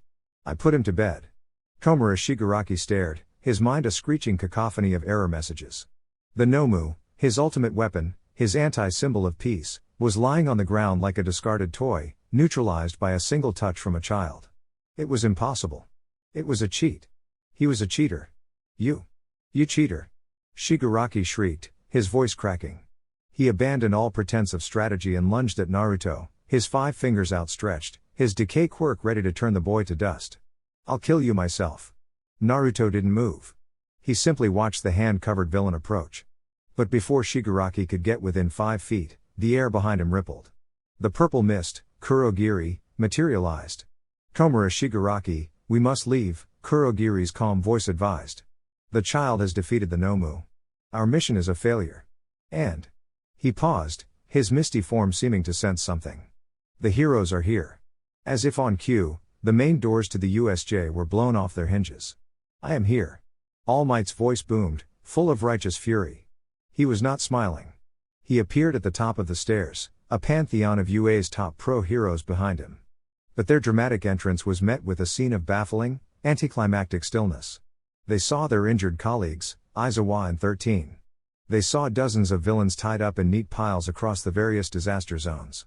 And in the center of it all, they saw the monstrous Nomu, unconscious, with a single blonde student standing over it, looking bored. Shigaraki let out a frustrated scream. "This isn't over," he hissed, as Kurogiri's mist began to envelop him. "You just wait, All Might. I'll be back. Game over. Game over." And then they were gone. The pro-heroes swarmed the facility. While some attended to the injured teachers and rounded up the remaining thugs, a few approached the central plaza, their steps hesitant. One hero, however, moved with explosive confidence. She was tall and powerfully built, with dark skin, long white hair tied into a ponytail, and the long, powerful legs and ears of a rabbit. Rumi Usajiyama, the rabbit hero, Mirko, currently ranked number 5 in Japan, had been on patrol nearby and was the first to respond to the high-level alert. She landed with a thud in the plaza, her red eyes taking in the scene with sharp, analytical speed. "What the hell happened here?" she demanded, her voice raspy and direct. Her eyes locked onto the unconscious Nomu. "That thing. The energy coming off it is insane. Who took it down?" "You, All Might?" All Might, who had just arrived at the scene, shook his head. "No, young Usajiyama. I just got here." Mirko's gaze swept the area, dismissing the tied-up grunts. It finally landed on the only other person standing near the monster. A teenager in a white flak jacket. "Don't tell me." She started, a slow, incredulous grin spreading across her face. "You?" Naruto looked up at the rabbit hero, giving her a noncommittal shrug. He was in the way. Mirko stared at him, then at the giant creature, then back at him. She let out a loud, barking laugh. "Ha! In the way? I like this kid." She walked over, circling the Nomu like a predator inspecting a kill. "I've fought things half this strong that could level a building." "What did you do, kid? Punch it really, really hard?" "Something like that," Naruto said vaguely. The police and paramedics soon flooded the area, and the students were escorted outside, wrapped in emergency blankets and hounded for statements. The USJ incident was over. Later that night, the Hero Net and social media. The official news reports were heavily censored by UA and the Hero Public Safety Commission. They spoke of a villain attack that was swiftly and professionally repelled by the school's staff. But in an age of smartphones and social media, the truth was impossible to contain completely. Hacked security footage and shaky phone videos, likely from Edida, had leaked. And the internet exploded. Hero Net news ticker, breaking, UA High attacked by large villain group. All Might leads hero response. Students safe. Trending on Chirper, hashtag #Ushincident, hashtag #Under attack, hashtag white jacket, kid. At Quirk Watcher 24, forget All Might, did anyone see the footage of that kid in the white jacket? He took down that giant monster without even throwing a punch. Hashtag white jacket kid, hashtag who is he? At Hero Fan _1, leaked roster says he's a first year at UA Naruto Uzumaki. His quirk is listed as replication, but the footage shows teleportation and some kind of knockout power. UA is hiding something big. Hashtag Ushincident. At Pro Hero _Rocklock, verified, black check mark emoji, reviewed the leaked footage. The students' crowd control and threat neutralization were beyond professional. The tactical deployment of his clones was flawless. I'm both impressed and deeply concerned. At Mirko Official, verified, black check mark emoji, saw it with my own 2 eyes. The kid's got guts. And then some. Hashtag no fear, hashtag white jacket, kid. The last post sent the forums into a frenzy. The number 5 hero herself was talking about him. In a single afternoon, Naruto Uzumaki had gone from a complete unknown to the most talked about, most mysterious new figure in the hero world. He was no longer just the top student. He was a legend in the making. In her high-rise agency office, Rumi Usajiyama leaned back in her chair, replaying the grainy footage of Naruto putting the Nomu to sleep on a loop. The official report said the creature had shock absorption and super regeneration, making it immune to physical damage. All Might himself had admitted in a private debrief that it would have taken hundreds of his punches to defeat it. But this kid hadn't punched it. He had just turned it off. A wide, predatory grin spread across Mirko's face. "Naruto Uzumaki," she said to the empty room. "You are one interesting little rabbit. I think I need to meet you properly." Chapter 3. The UA High that greeted Class 1A the next morning was a different school. The main gates were swarmed with reporters, news vans, and curious onlookers, all held back by a new, reinforced security perimeter. The USJ incident was the biggest news story in the country, and its unlikely star was the mysterious white jacket kid. As Naruto and Izuku made their way through the throng, microphones were shoved in their faces. Uzumaki. Is it true you defeated the monster single-handedly? Midoriya. What was it like being on the front lines? How is UA ensuring its students' safety after such a massive security breach? Naruto navigated the media circus with a practiced ease that baffled Izuku, offering no comments and projecting an aura of calm authority that made the reporters instinctively part for him. Inside the classroom, the atmosphere was electric. Naruto was no longer just feared, he was a full-blown celebrity. Dude. You're all over the hero net, Kaminari said, holding up his phone to show Naruto the trending hashtags. Even Mirko tweeted about you. Do you know her? It was a truly remarkable display of tactical prowess, Tokoyami intoned from his desk, his bird-like head nodding in respect. A masterclass in the subjugation of darkness. Naruto just gave a noncommittal shrug and took his seat, much to the frustration of his curious classmates. Their homeroom teacher arrived, looking even more like a mummy than usual. Aizawa was covered head to toe in bandages, his arms in casts, but he was there. The class fell silent, a wave of guilt and respect washing over them. Settle down, Aizawa rasped, his voice strained. The fight is not over. The students tensed. More villains? Someone whispered. No, Aizawa said, his sharp eyes scanning the room. The UA Sports Festival is just around the corner. A wave of relief and then excitement swept through the room. The Sports Festival. It was the biggest event of the year, a nationally televised competition where students could show off their skills to the entire country, and more importantly, to the pro heroes who would be scouting for interns. But Sensei, Uraka asked, is it really okay to hold a festival after a villain attack? It's more important than ever, Aizawa explained, his voice firm. The school needs to show that we are not intimidated, that our security is tighter than ever, and that our students, that you, are the next generation of unshakable heroes. This isn't just a school event anymore. It's a statement. He looked around the room, his gaze lingering on each student. The whole country will be watching. This is your chance to show them what you're made of. Don't waste it. Prepare yourselves. Class dismissed. As Aizawa was wheeled out by the school nurse, the classroom erupted. This was their chance. For students like Uraka, who wanted to earn money for her family, or Edida, who wanted to live up to his family's heroic legacy, the sports festival was everything. Izuku felt a surge of nervous energy. This was his chance to show All Might, and the world, that he was worthy of one for all. He looked over at Naruto, who was staring out the window, seemingly unfazed by the announcement. Aren't you excited, Naruto? Izuku asked. The sports festival. Everyone will be watching. Everyone is already watching me, Izuku, Naruto replied quietly, his eyes tracking a bird soaring in the sky. He wasn't being arrogant, it was a simple statement of fact. The USJ incident had already put a global spotlight on him. He turned to his friend, a competitive glint in his eye. I'm not interested in showing off. I'm interested in seeing what you can all do when you're not holding back. He grinned, a flash of the old, unpredictable Naruto returning. This isn't a festival. It's a tournament arc. And I never lose a tournament. The bell rang, signaling the start of the 2-week training period leading up to the festival. The race was on. Every student in Class 1A now had a new goal, to prove themselves on the national stage. And for many of them, that meant finding a way to overcome the impossible power of Naruto Uzumaki. The 2 weeks leading up to the sports festival were a blur of intense, focused energy. UA High became a pressure cooker, and every student in the hero course felt the heat. For Class 1A, the pressure was twofold. They had to live up to the hype of surviving a villain attack, and they had to contend with the living legend in their own classroom.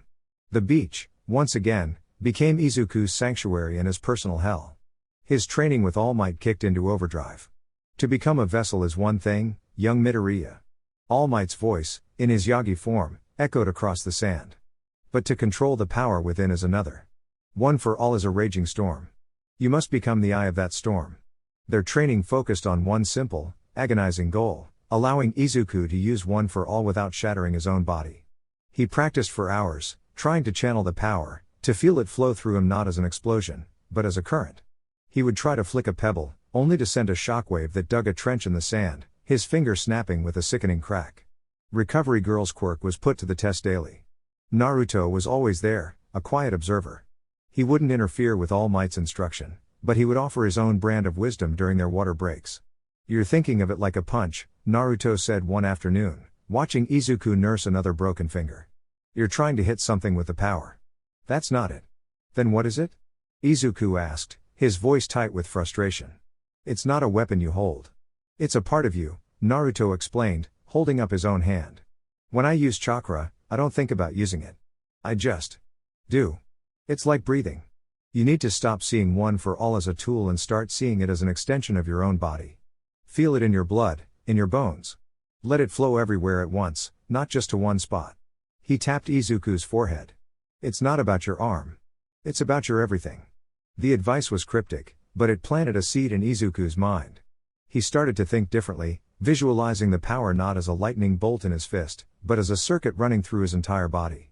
The progress was slow, agonizing, but it was progress. Naruto's own training was less conspicuous. He didn't need to get stronger. He needed to get smarter. He spent his time in the UA library, the archives, which contained data on every registered quirk in the country. He sat for hours, creating dozens of shadow clones who silently read and absorbed every file. He was learning the rules of this world's power system, identifying weaknesses, strengths, and potential counters for every quirk he might face. He wasn't just preparing for a festival, he was preparing for a war he hoped would never come. The rest of Class 1A was not idle. The training gyms were constantly occupied. Kirishima worked on the endurance of his hardening. Uraka practiced her zero gravity on heavier and heavier objects, fighting off the nausea. Todoroki engaged in intense sessions, pushing the limits of his ice quirk, his left side remaining stubbornly unused. The declaration of war came during lunch on the final day before the festival. The cafeteria was packed, and a crowd of students from the other classes, General Studies, Support, and the other Hero Class, 1B, had gathered outside 1A's classroom door, blocking their exit. "What's going on?" Uraka asked nervously. "They're scouting the competition," Bakugo sneered, shouldering his way to the front. "They want to see the class that survived the villain attack." A boy with wild purple hair and tired eyes stepped forward, his expression disdainful. "So you're the famous Class 1A, he said, his voice dripping with condescension. "You think you're hot stuff just because you got into a fight. We're here to let you know that if you don't perform at the festival, the school will consider transferring students from the other courses into the hero course." I came to throw down a declaration of war. The tension was thick. Bakugo was about to explode, but Naruto stepped forward, placing a calming hand on his shoulder. He looked at the purple-haired boy, Hitoshi Shinszo, and then at the crowd of hopefuls behind him. He didn't look angry or intimidated. He just looked sad. "A declaration of war?" Naruto said, his voice quiet but carrying easily over the crowd. "We just fought a real war. We saw our teachers almost die.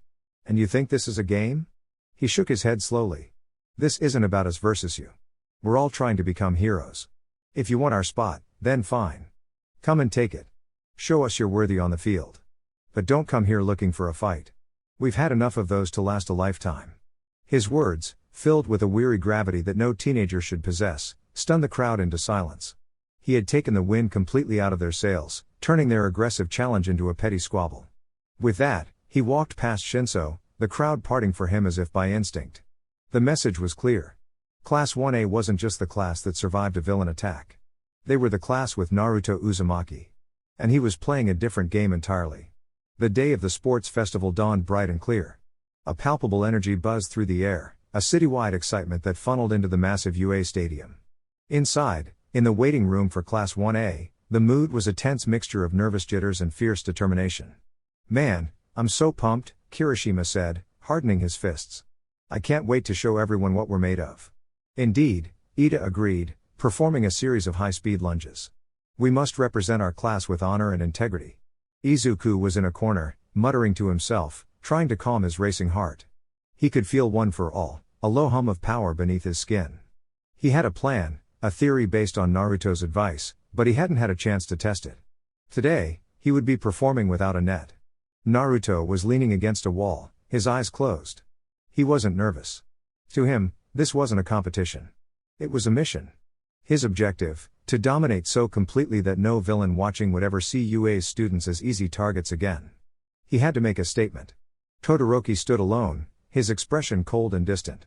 He shot a glare across the room, not at Naruto, but at Izuku. He had sensed the connection between Izuku and All Might, a flicker of a resemblance in their power during the combat trial. He saw Izuku as All Might's protege, and therefore, a direct obstacle. "Class 1A, it's time," Edida announced, chopping the air. "Let us enter the arena." They walked out into a stadium filled with a deafening roar. Tens of thousands of spectators, pro heroes, and media outlets from around the world were packed into the stands. It was a hero's grandest stage. The R-rated hero, Midnight, announced the start of the festival and called for the student representative to give the opening pledge. From Class 1A, the top scorer in the entrance exam, Naruto Uzumaki. Naruto walked onto the stage, the roar of the crowd washing over him. He looked out at the sea of faces, his expression unreadable. He stepped up to the microphone. "I'm not much for speeches," he began, his voice calm and clear, echoing through the massive stadium. "So I'll just say this." He looked around at the other first-year students gathered on the field. "Do your best. Push your limits. Show the world what you can do." He then looked directly into the main broadcast camera, his blue eyes seeming to pierce through the lens. "And to any villains who might be watching. See this? This is the next generation. We are not afraid. And we are coming for you." He stepped away from the microphone, leaving a stunned silence in his wake. It wasn't an arrogant pledge. It was a cold, hard promise. A declaration of war directed not at his fellow students, but at the darkness hiding in the shadows of their society. "Well then," Midnight said, recovering quickly. "Let the first event begin. This year's preliminary is an obstacle race." A massive holographic screen displayed the course, a 4-kilometer race around the entire stadium, filled with deadly traps. All 11 classes would participate at once. The students gathered at the massive starting gate. "On your marks." The light turned green. "Begin." The narrow gateway immediately became a bottleneck, students pushing and shoving. But before anyone could take the lead, the ground froze. Todoroki had unleashed a massive wave of ice, freezing the ground and trapping dozens of students. "I won't make this easy for you," he said coldly as he ran ahead on a path of his own ice. "I'm not falling for that again," Bakugo yelled, using his explosions to propel himself over the ice. Several other students from 1A used their quirks to navigate the trap. But Naruto wasn't there. He hadn't been caught in the ice. He hadn't used a flashy move to get over it. He was simply gone. The first obstacle appeared, the Robo Inferno. The massive 1- and 2-point robots from the entrance exam blocked the path. "So this is what they used on the other kids," Todoroki said, unimpressed. He waved a hand, and a colossal glacier of ice erupted, freezing several of the robots in awkward, dramatic poses. He ran through the opening he had created. As he passed, the crowd gasped. Standing atop the head of the largest frozen robot, as if he had been waiting there all along, was Naruto. He hadn't run the race. He had simply appeared at the first major checkpoint. He gave Todoroki a lazy wave as the other boy ran past, his expression turning thunderous. Naruto then looked down at the remaining robots, which were beginning to break free of the ice. He made a single hand sign. A dozen shadow clones appeared around him. "Clean this up," he ordered. "Don't let them get in anyone else's way." The clones leapt down, dismantling the remaining robots with swift, efficient attacks, clearing the path for the rest of the students struggling behind. In the broadcast booth, Present Mike was screaming. "Unbelievable. Uzumaki isn't just competing, he's clearing the course for his competitors. Is it sportsmanship, or pure, unadulterated arrogance?" Aizawa just grunted into his microphone. "He's analyzing them. He's testing them. He's seeing who has the guts to follow his lead." Naruto didn't wait. He leapt from the robot's head, vanishing in a yellow flash, only to reappear a kilometer down the track, just before the second obstacle, a massive canyon connected only by a series of tight ropes, called the Fall. He didn't hesitate. He simply ran across the open air, his feet finding purchase on nothing, and landed on the other side just as Todoroki and Bakugo were beginning to carefully make their way across the ropes. He was so far ahead, so untouchable, it was no longer a race. It was a demonstration. The final obstacle was a sprawling minefield, a testament to UA's disregard for student safety in the name of entertainment. The mines weren't lethal, but they were packed with a powerful, disorienting pink smoke and enough concussive force to launch a person 10 feet into the air. Students had to carefully probe the ground, their progress slowing to a crawl. Naruto, having crossed the Fall Canyon, stood at the edge of the minefield. He didn't bother to look for a path. He simply took a step forward, vanishing in a yellow flash and reappearing on the other side, a good 50 meters from the finish line. He didn't cross it. Instead, he sat down cross-legged, closed his eyes, and began to meditate, a silent, unmoving sentinel waiting for the rest of the world to catch up. The message was brutally clear to everyone watching. He wasn't just winning the race, he was demonstrating that he was not even in it. Back at the canyon, the competition was fierce. Todoroki created a bridge of ice, while Bakugo used his explosions to fly across in short, angry bursts. They were neck and neck, their rivalry a fiery, explosive thing that spurred them both onward. Further behind, Izuku had reached the canyon. He looked at the tightropes, then at his own trembling hands. He couldn't use one for all to jump, the distance was too great, the control required too fine. He would shatter his legs. He looked down at the chasm, and his eyes fell on the wreckage of the robots his classmates had left behind. An idea sparked in his mind, a lesson from his years of training with Naruto. Use the terrain. Outthink them. He scrambled back to the Robo Inferno, grabbing a large, curved piece of armor plating from a destroyed robot. He dragged it back to the edge of the canyon. He took a deep breath, channeling a tiny, controlled spark of one for all into his legs and arms, not enough to break them, but enough to give him a burst of power. With a mighty heave, he threw the armor plate like a frisbee. It sailed across the chasm, landing on the other side. Then, with another piece of armor, he did something that made the crowd roar. He placed it on the ground, aimed himself at the minefield far below, and jumped. As he fell, he channeled one for all into a single finger. Smash, he yelled, flicking his finger at the air behind him. The resulting shockwave propelled him forward like a human cannonball, a controlled, desperate flight. He landed hard on the armor plate he had thrown, skidding to a halt. He had cleared the canyon. His finger was broken, but he was still in the race. Whoa! Did you see that, folks? Present Mike screamed into his microphone. Midoriya uses a robot scrap as a shield and a controlled explosion to fly. That's thinking outside the box. Izuku reached the minefield, seeing Bakugo and Todoroki carefully picking their way through. He couldn't afford to be slow. He looked at the armor plate. Another idea, born of desperation and intelligence, took hold. He began digging frantically in the dirt with the armor plate, unearthing several of the mines. He piled them all in one spot. Then, using the plate as a shield, he slammed it down onto the pile. Boom! A massive explosion erupted, the force of a dozen mines detonating at once. The shockwave launched Izuku into the air, a human projectile soaring over the heads of his stunned rivals. He sailed over the rest of the minefield, landing in a clumsy, painful roll just past the final obstacle. He scrambled to his feet, his body bruised and battered, his finger throbbing, and sprinted toward the finish line. He saw Naruto sitting there, meditating. He saw Todoroki and Bakugo emerge from the minefield, their faces masks of pure rage at being outsmarted. Izuku pushed himself, his lungs burning. He was going to make it. He was going to place in the top 3. As he closed the final few meters, Naruto's eyes snapped open. He stood up, stretched, and with a casual, unhurried stride, stepped across the finish line a single second before Izuku collapsed across it. A moment later, Todoroki crossed, followed immediately by Bakugo. The final rankings for the first event flashed on the screen. 1. Naruto Uzumaki. 2. Izuku Midoriya. 3. Shoto Todoroki. 4. Katsuki Bakugo. Izuku had done it. He had taken second place. He looked over at Naruto, who gave him a slow, approving nod. The praise from his friend felt more valuable than the roar of the entire stadium. But as he looked at the faces of Todoroki and Bakugo, he saw that this was far from over. He hadn't just beaten them.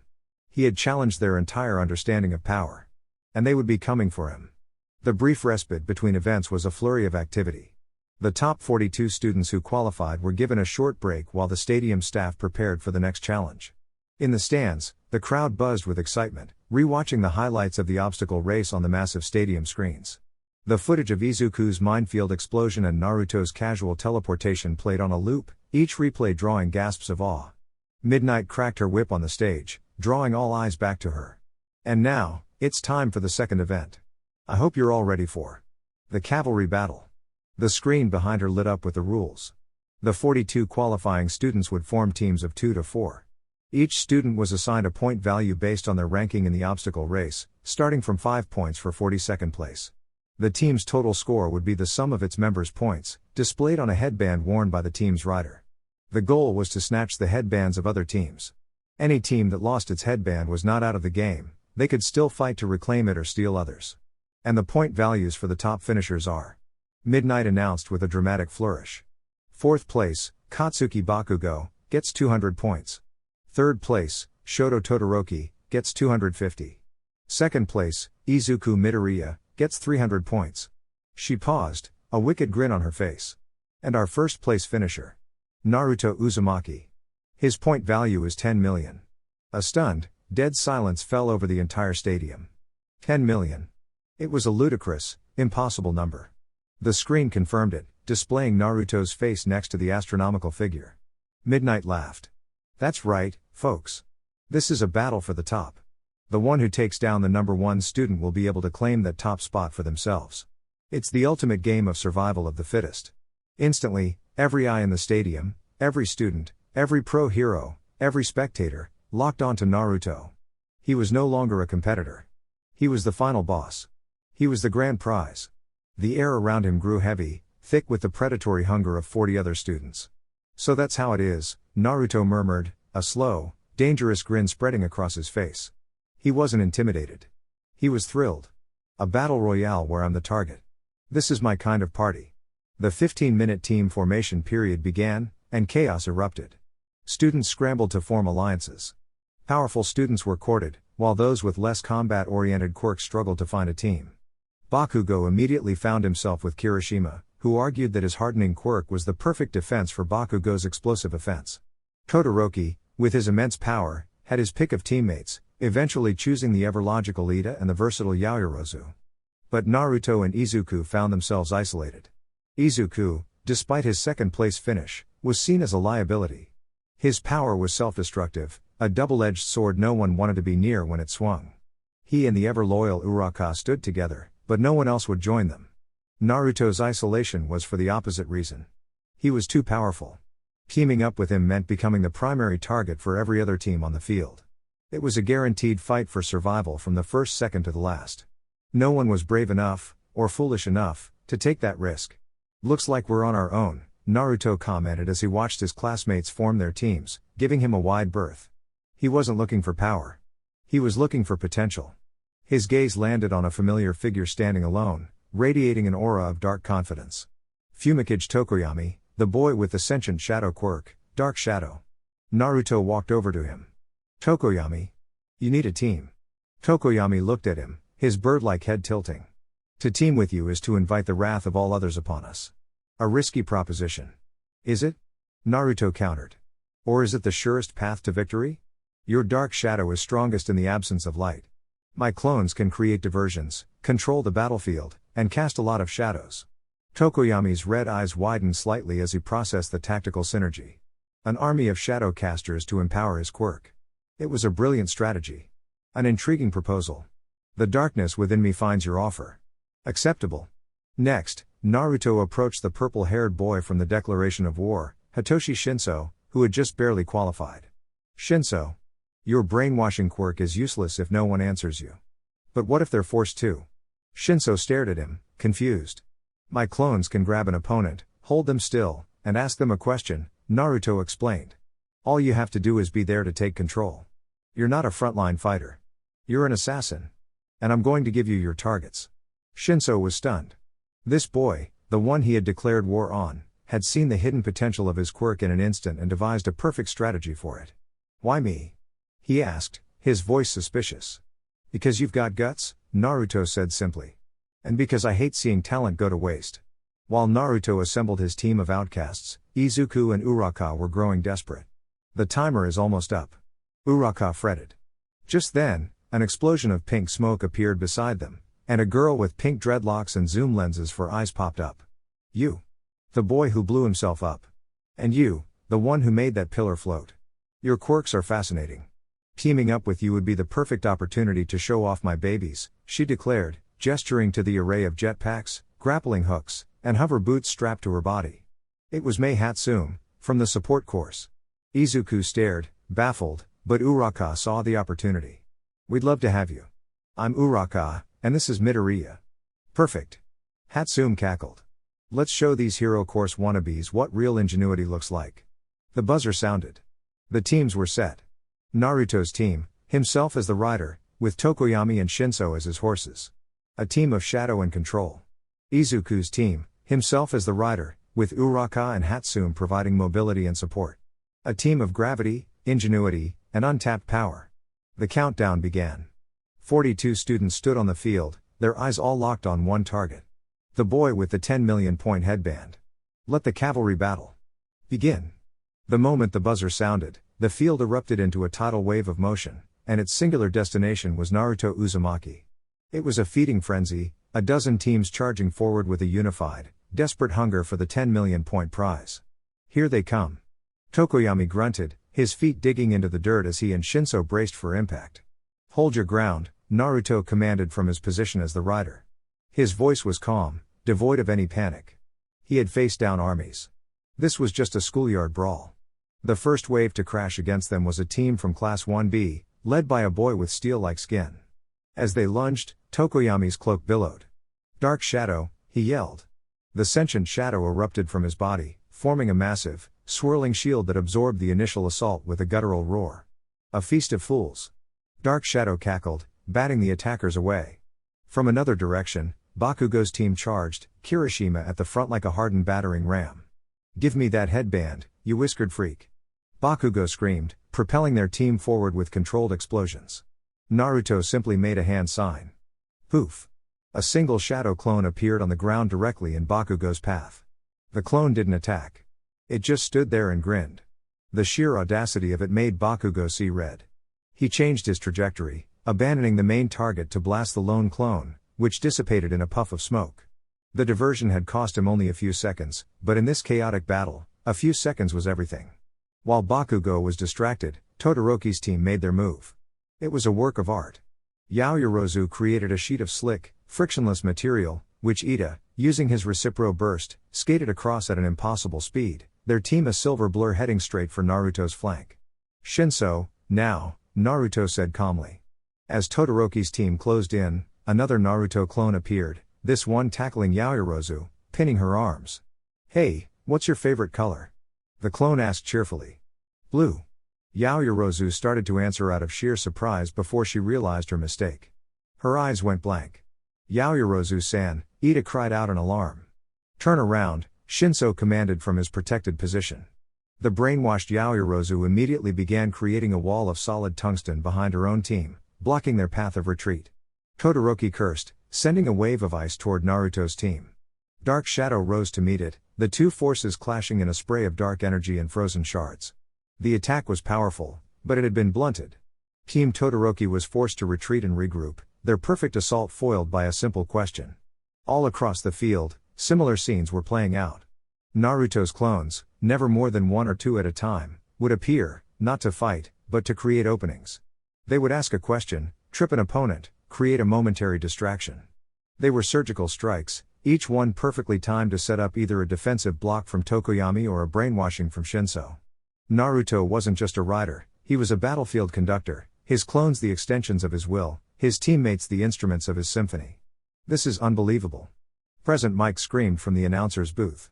Team Uzumaki hasn't moved an inch, but they've repelled every single attack. It's a perfect, impenetrable defense. Meanwhile, Izuku's team was in a desperate flight for survival. Using Hatsume's hover boots and Uraka's zero gravity, they stayed airborne, skimming just above the chaos. We can't get close, Uraka yelled over the noise. Everyone is focused on Naruto-kun. That's our chance. Izuku countered, his eyes scanning the field, analyzing the shifting alliances and the growing frustration of the other teams. They're all focused on the 10 million points. They're forgetting about the other headbands. Look. Team Todoroki is resetting. Team Bakugo is arguing. Now's our chance to grab some smaller points. He was thinking like a hero, looking for the smart victory, not the glorious one. The initial, frantic minutes of the battle were over. The other teams were beginning to realize that a direct assault on Team Uzumaki was suicide. They were pulling back, forming temporary, unspoken alliances. The hunt for the 10 million point headband was still on, but the strategy had to change. They were no longer fighting a student. They were trying to solve an impossible puzzle. And Naruto, sitting calmly atop his teammates, was waiting for their next move. The lull in the battle was deceptive. It wasn't a ceasefire, it was a negotiation.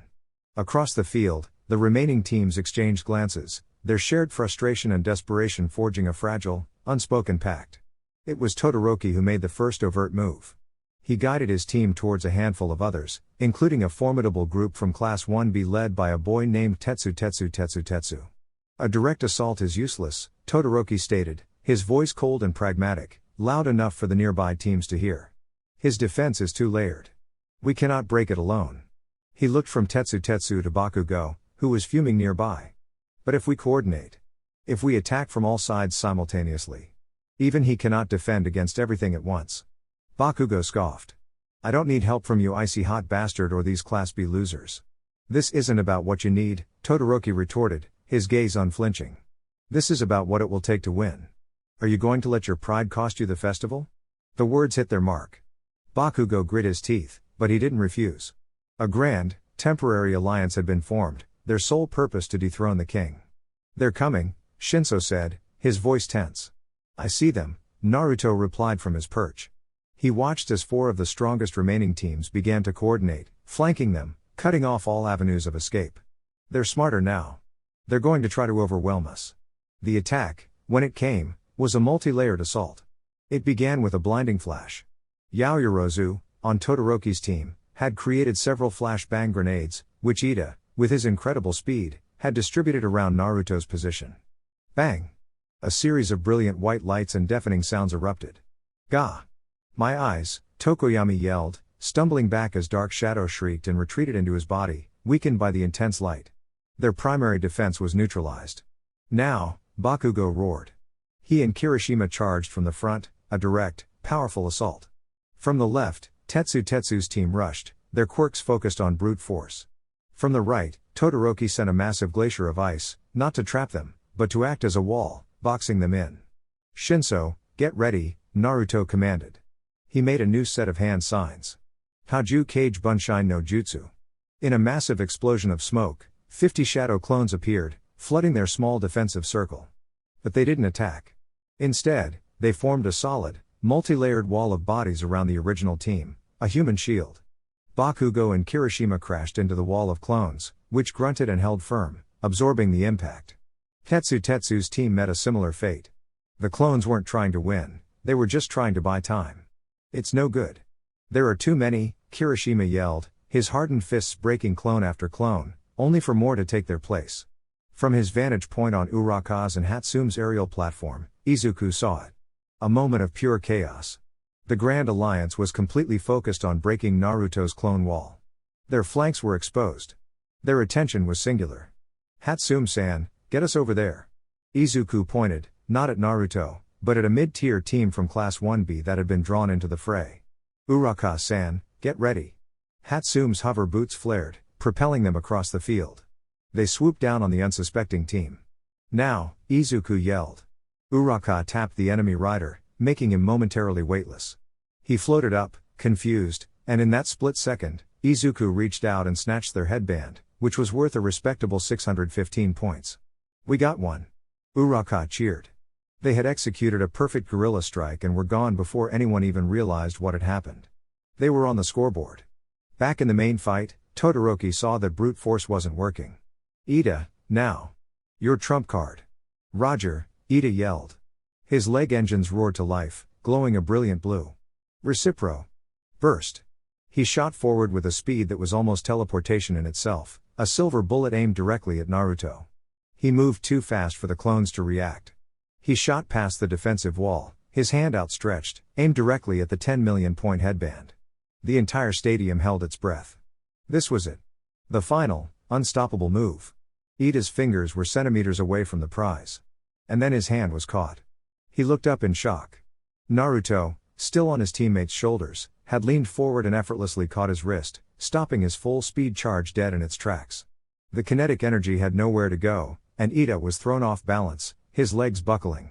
You're fast, Naruto said, his voice calm and almost conversational amidst the chaos. But you telegraph your movements. He let go of Ida's wrist, and in the same motion, his other hand shot out, not at Ida's headband, but at Todoroki's. With a flick of his fingers, he plucked the 250-point headband right off the head of the stunned rider. The battlefield fell silent. Naruto hadn't just defended. He had counterattacked, stealing the headband from the leader of the alliance against him. He now held 10,250 points. He looked at Todoroki, then at Bakugo, and then at the rest of the stunned students. He held up their prize, a silent challenge. The game had just changed again. The silence that followed Naruto's counterattack was a physical thing, a vacuum that sucked the air out of the stadium. For a moment, the entire battlefield was frozen. The Grand Alliance, the coordinated assault, the frantic energy, it all evaporated, replaced by a single, stark image, Naruto Uzumaki, holding two headbands aloft, His expression calm, his dominance absolute. He stole it. Present Mike's voice finally broke the silence, cracking with disbelief. Team Uzumaki not only defended the 10 million point headband, but he countered and stole Team Todoroki's as well. This is a level of dominance I have never seen in the history of the sports festival. On the field, Todoroki stared, his face a mask of cold fury. He had been outplayed. His strategy, his team, his ultimate move, all of it had been dismantled with insulting ease. Edida, his engines stalled from the strain of reciprocal burst, could only watch, panting. The sight of Naruto holding Todoroki's headband like a trophy was the final spark that ignited Bakugo's explosive pride. He's wide open, Bakugo roared, his voice raw. Forget the 10 million. Icy hot is down. Everyone, get their points. It was a smart tactical call, but it was a lie. Bakugo had no intention of going after Todoroki's remaining points. He used the ensuing chaos as a smokescreen. While other teams scrambled to attack the now vulnerable Team Todoroki, Bakugo propelled his own team in a wide, flanking arc, aiming for the one target that mattered. "You're not getting away, Whiskerface!" he screamed, his eyes wild. 1 minute remaining. Midnight announced. "Shinszo, Tokoyami, hold the line," Naruto commanded. He tossed the 250-point headband to Tokoyami. "Dark Shadow, keep this safe." Dark Shadow materialized, snatching the headband and tucking it safely within its shadowy form. A treasure to guard in the abyss. It cackled. Naruto then turned his full attention to the incoming Bakugo. "He's all yours." The final minute was a desperate, beautiful chaos. Izuku's team, using Hatsume's gadgets, stayed airborne, successfully playing keep away and securing their spot in the next round. Todoroki's team, despite being weakened, managed to fend off the smaller teams, their power still formidable. But the main event was the final clash. Bakugo, propelled by a series of massive explosions, launched himself into the air, a human missile aimed directly at Naruto's head. "That 10 million is mine." Naruto didn't move. He didn't create a clone. He didn't teleport. He simply watched Bakugo approach. At the last possible second, as Bakugo's hand reached for the headband, Naruto leaned back, dodging the grab by a hair's breadth. In the same fluid motion, he shot his hand up, not to attack, but to grab the front of Bakugo's shirt. He used Bakugo's own momentum, redirecting him, spinning him around, and gently setting him back down on the ground in front of his own team. It was over before Bakugo even realized what had happened.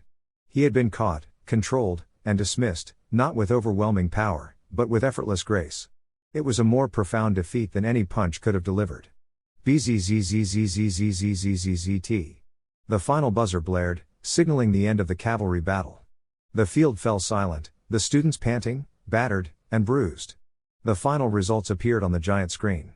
First place, Team Uzumaki. Second place, Team Todoroki. Third place, Team Bakugo. Fourth place, Team Midoriya. Team Todoroki had managed to reclaim enough points to secure second place. Bakugo's team had scraped by into third. And Izuku's team, with their single, brilliant guerrilla strike, had made it. They had all qualified for the final event. But as the crowd roared, no one was looking at the scoreboard. All eyes were on the 4 teams who had made it through. A silent understanding passed between them. The preliminary events were over. Now, the real fights would begin. One-on-one. No teams, no tricks. Just power against power. And at the center of it all stood Naruto, the undisputed king of the mountain, waiting for his challengers. The hour-long lunch break was a period of tense calm before the final storm. The stadium was a hive of activity. Spectators rushed to food stalls, pro heroes networked in the exclusive lounges, and the global media broadcasted endless analyses of the first 2 events. The prevailing narrative was one of shock and awe. The rookie class of UA was monstrously powerful, and at the top of that food chain was a single, inexplicable boy. In the UA infirmary, Recovery Girl was working overtime, healing the minor scrapes and bruises of the qualifying students. Izuku sat on a cot, his mind a whirlwind. He had made it. He had qualified for the final round. He had shown a glimmer of control over One for All. But as he looked around at his classmates, he saw the monumental task ahead. He saw Todoroki, whose ice could freeze a building. He saw Bakugo, whose explosive power was terrifying. And he saw Naruto, who operated on a plane of existence so far beyond them it was barely conceivable. Naruto, for his part, was not in the infirmary. He was sitting in the empty waiting room, a shadow clone having been sent to fetch him a mountain of food from the cafeteria. He ate in silence, his focus absolute. He wasn't just planning for the tournament, he was sensing.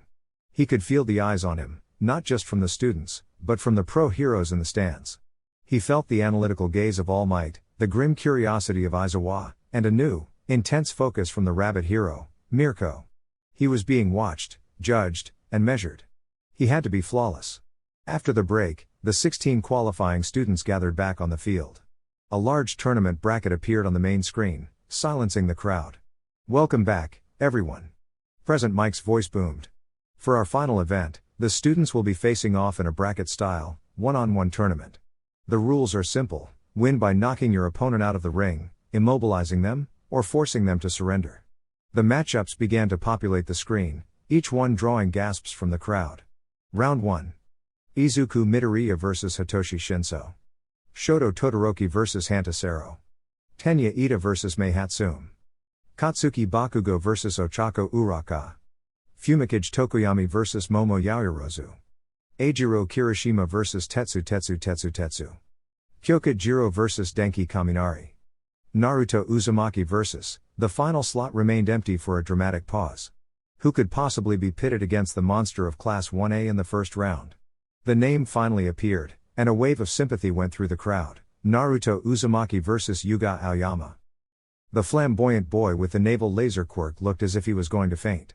Izuku stared at his own matchup. Hitoshi Shinszo. The boy from General Studies who had declared war on them.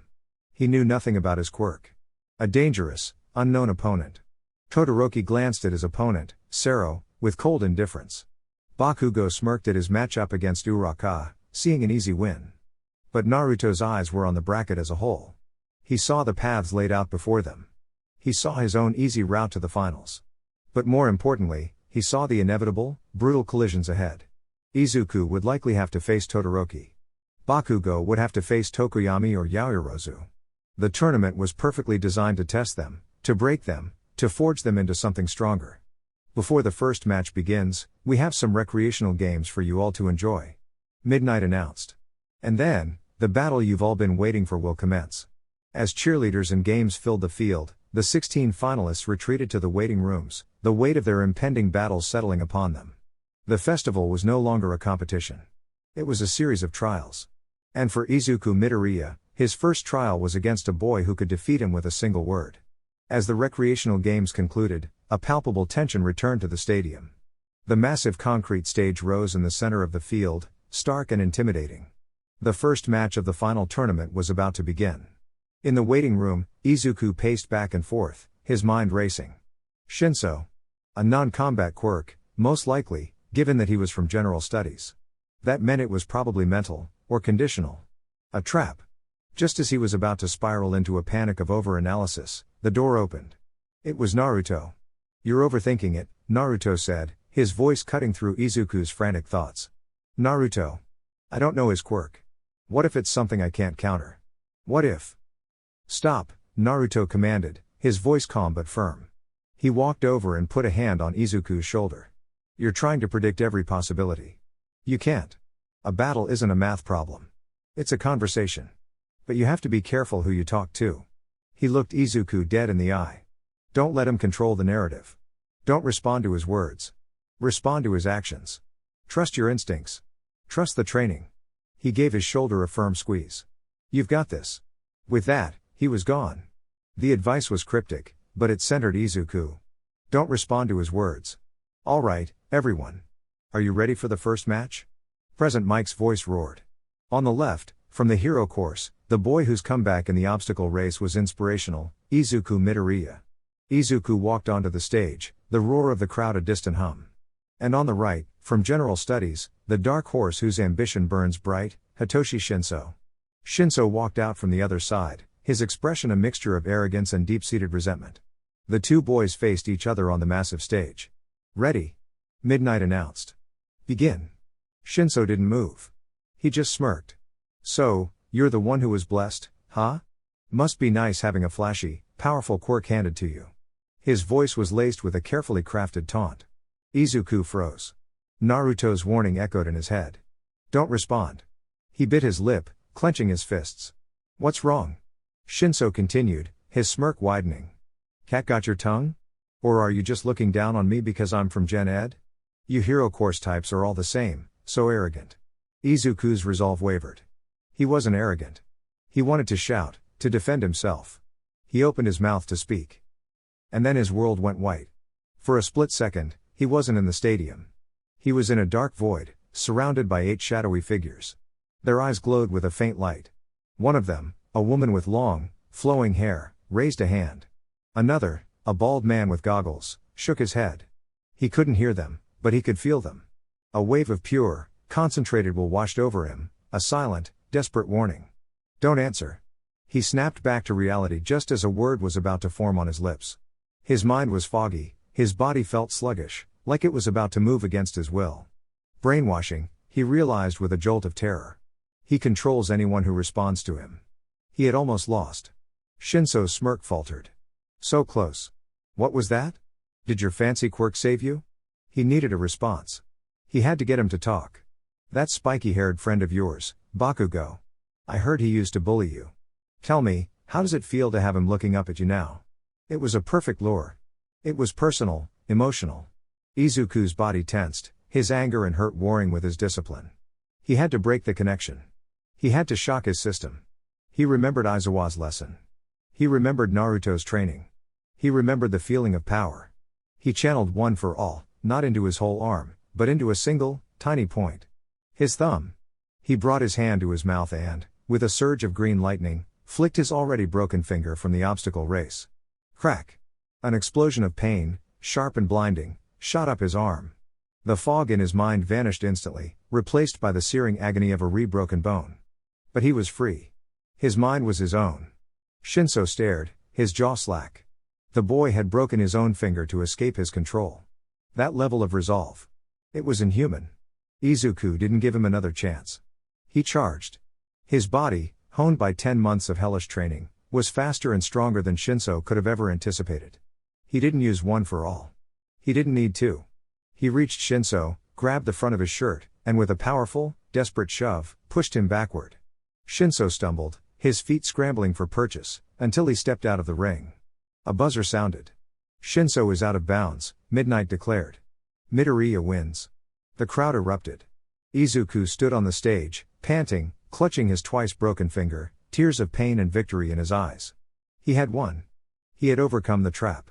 In the stands, All Might let out a breath he didn't know he was holding. He did it, he whispered. Naruto watched, a small, proud smile on his face. The boy was learning. He was no longer just a fanboy with a borrowed power. He was a fighter. As Izuku walked off the stage, clutching his throbbing hand, he was met by All Might in his skeletal Yagi form, who quickly pulled him into a nearby tunnel, away from prying eyes. That was reckless, my boy. Yagi admonished, though his eyes shone with pride. You nearly fell into his trap. But that last second thinking. That resolve to harm yourself to regain control. That was magnificent. You are learning to command one for all, not just wield it. I felt them, Izuku stammered, his mind still reeling from the vision in the void. The others. The ones before me. They helped me. Yagi's eyes went wide. You saw the vestiges? Already? The power is settling within you faster than I could have ever imagined. He placed a hand on Izuku's good shoulder. You have done well. Now go, get that finger healed. Your next fight will be even harder. When Izuku emerged from the tunnel, Naruto was waiting for him. He didn't say anything. He just gave Izuku a thumbs up and a wide, sunny grin. For Izuku, that simple gesture of acknowledgement meant more than all the applause from the stadium combined. The brief intermission ended, and the second match began. It was a testament to overwhelming power. Sero, the boy with the tape-dispensing elbows, tried to end the match quickly, shooting streams of tape to wrap up Shoto Todoroki. But Todoroki's response was on another level entirely. He didn't dodge. He didn't counter. He simply raised a hand, and with a look of cold disdain, unleashed a power that shocked the entire stadium. A colossal glacier of ice erupted from the ground, a frozen tsunami that instantly engulfed Sero, immobilizing him completely. The ice mountain was so massive it extended out of the top of the stadium, casting a long, cold shadow over the audience. The temperature in the arena plummeted.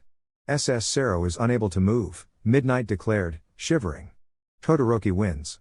The crowd was silent for a moment, stunned by the sheer, terrifying scale of the attack. Todoroki had won without taking a single step. He began to slowly melt the ice around his opponent, his expression unchanged, as if he had done nothing more strenuous than tying his shoes. The message was clear: he was a contender for the top spot, and his power was absolute. The next few matches were a blur of action. Iida's speed overwhelmed Hatsume's gadgets, though she managed to use their entire fight as a televised commercial for her support gear. Kirishima and Tetsu's battle was a brutal slugfest of hardened fists that ended in a draw, forcing a tiebreaker arm wrestling match later. Then came the most anticipated, and feared, match of the first round, Confronting Bakugo vs Ochako Uraka. Everyone expected a quick, brutal victory for Bakugo. Uraka, however, had a plan. She charged forward, forcing Bakugo onto the defensive. She used her quirk on her jacket, creating a floating distraction. Every time Bakugo unleashed an explosion, she would touch the ground, sending chunks of debris floating into the sky, hidden above the smoke and glare. She was turning the entire arena into a weapon. Bakugo, however, was not a mindless brawler. He saw her strategy. He recognized her determination. And he responded not by underestimating her, but by respecting her as a threat. He unleashed a relentless, overwhelming barrage of explosions, never giving her a single opening to touch him. Finally, with the sky full of floating rocks, Uraka released them all at once, a meteor shower aimed at her opponent. Bakugo simply aimed his gauntlet at the sky and unleashed a single, cataclysmic explosion that vaporized every rock and sent Uraka flying out of the ring. He had won, but not before Uraka had earned the respect of the entire stadium. Finally, the field was cleared. The last match of the first round was about to begin. And now, for the moment you've all been waiting for.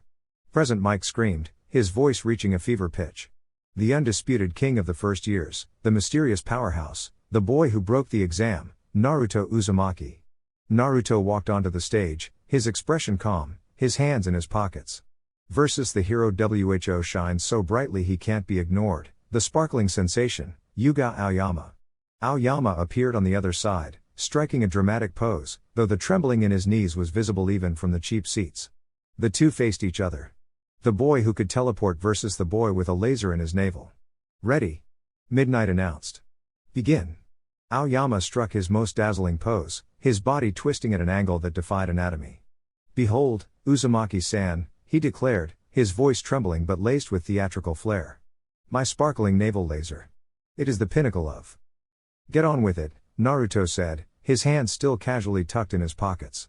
The casual dismissal broke Aoyama's composure. With a cry that was half battle cry, half shriek of terror, he unleashed his quirk. A brilliant, powerful beam of light shot from his navel, a concentrated laser aimed directly at Naruto's chest. It was a powerful attack, capable of blasting through concrete. Naruto didn't move. He didn't teleport. He didn't even take his hands out of his pockets. Poof! A single shadow clone appeared a foot in front of him. The clone didn't dodge or block. It simply took the full force of the navel laser to the chest. The clone dissipated instantly in a puff of smoke, having completely absorbed the attack. The whole exchange took less than a second. Aoyama stared, his mouth agape. His ultimate move, his only move, had been neutralized by a meat shield that the original hadn't even bothered to summon himself until the last possible moment. My turn, Naruto said. Before Aoyama could react, another clone appeared directly behind him. The clone didn't strike. It simply reached out and poked Aoyama in the stomach. Gah! Aoyama yelped, his laser quirk backfiring internally, causing the debilitating stomach ache he was famous for. He doubled over, clutching his abdomen, his face turning a pale shade of green. You have a powerful quirk, the clone behind him said, its voice a calm, analytical whisper. But its drawback is severe. You can't fire it continuously without causing yourself immense pain. Your support gear helps, but it can't negate the weakness entirely. You are a glass cannon with a single bullet. The original Naruto, who still hadn't moved from his starting position, finally took a hand out of his pocket and pointed at Aoyama. Surrender. Or my clone will push you out of the ring. Your choice. Aoyama, clutching his churning stomach, looked at the impassive clone behind him, then at the original who hadn't even deemed him worthy of a direct confrontation. The humiliation was total. He had been analyzed, countered, and defeated without his opponent taking a single step. I surrender, Aoyama whimpered, collapsing to his knees. A buzzer sounded. Aoyama has surrendered. Midnight announced, a note of pure disbelief in her voice. The winner, in what may be the most one-sided match I have ever seen, is Naruto Uzumaki. The stadium was silent. There were no cheers, just a collective, stunned awe. They had just witnessed a complete and utter dismantling. Naruto hadn't won with power, he had won with information and psychological dominance. He hadn't just beaten his opponent, he had dissected him. In the stands, the pro heroes were murmuring frantically. His analytical ability is off the charts, one said. He identified his opponent's weakness instantly. It was the clone, Mirko said, leaning forward, her red eyes narrowed in fascination. The original never moved. He's so confident, he sent a substitute to do the work. This kid. He's on another level. Naruto gave a slight bow toward the defeated Aoyama before turning and walking off the stage, his hands back in his pockets. The first round was over. He had advanced without effort, and in doing so, had cemented his reputation not just as a powerhouse, but as a terrifyingly intelligent and untouchable force. The question on everyone's mind was no longer if he could be beaten, but if it was even possible to land a single hit on him. With the first round concluded, the tournament bracket on the main screen updated, revealing the matchups for the quarterfinals. The pairing sent a fresh wave of tension through the remaining competitors. Izuku Midoriya vs Shoto Todoroki Katsuki Bakugo vs Eijiro Kirishima Fumikage Tokoyami vs Tenya Ida Naruto Uzumaki vs Denki Kaminari. The crowd roared. Each matchup was a potential powder keg. The brute force of Bakugo against the unbreakable defense of Kirishima. The dark power of Tokoyami against the pure speed of Ida. And the most anticipated clash, the boy with the heart of a hero against the boy with the power of a glacier. As the finalists were led back to the waiting rooms, Izuku found his path blocked. Shoto Todoroki stood before him, his expression as cold and hard as his ice. Midoriya, Todoroki said, his voice flat. I'm not going to pry, but it's obvious that you have a connection to All Might. I can feel a similar power emanating from you. Izuku froze, his blood running cold. What are you talking about, Todoroki-kun? Don't play dumb, Todoroki pressed, his gaze intense. I was created for a purpose. My father, the number 2 hero Endeavor, is obsessed with surpassing All Might. He arranged a Quirk marriage to create a child with the perfect combination of powers to achieve his goal. That's me. I am his tool. His voice was laced with a deep, bitter hatred. But I refuse.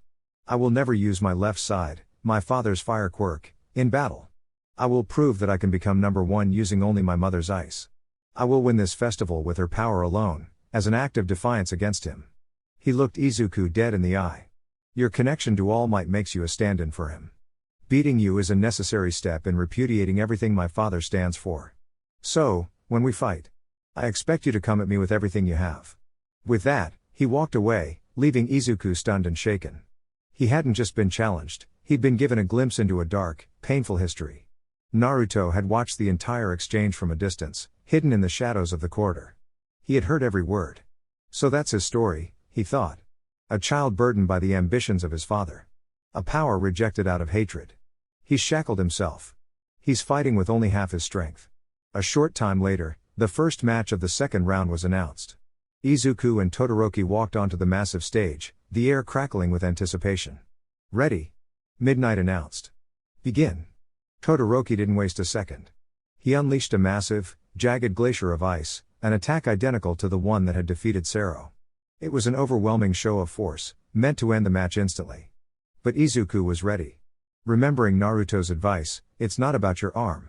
It's about your everything, he didn't try to punch it. He focused one for all into his finger and flicked. Smash! A cannon blast of pure air pressure erupted from his fingertip, shattering the glacier into a million pieces before it could reach him. The stadium gasped.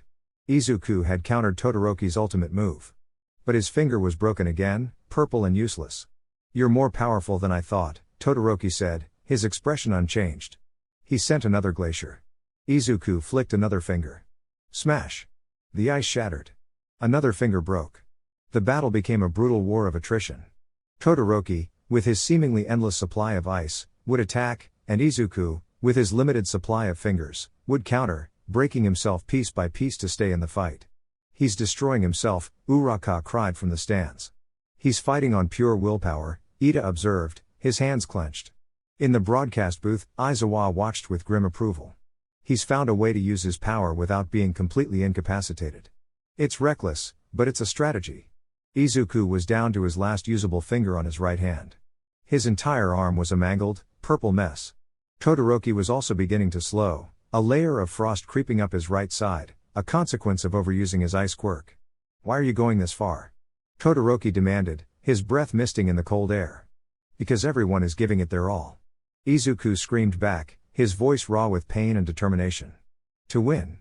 To achieve their dreams. How can I call myself a hero if I don't do the same? He saw the look in Todoroki's eyes, the same pain and loneliness he had seen in so many others. It's your power, Todoroki-kun. Not his. It's yours. The words struck Todoroki like a physical blow. His mother's words, All Might's words, and now Midoriya's words all swirled in his mind. He looked at his left hand, the hand he had refused to use. And then, in a stunning, brilliant eruption, his left side exploded in a torrent of magnificent flame. The frost covering his body instantly melted away. The temperature in the stadium skyrocketed.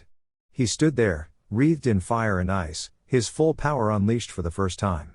A slow, pained smile touched his lips. Thank you, Midoriya, he said, his voice filled with a strange, new clarity. I'm sorry. But I'm done holding back. He prepared to unleash an attack that combined both of his elements, a move that would undoubtedly level the entire stage. Izuku, his body broken but his spirit soaring, prepared to meet it with the last of his strength. But before they could collide, Naruto moved. He appeared on the stage between them, a silent, instantaneous flash. He didn't say a word.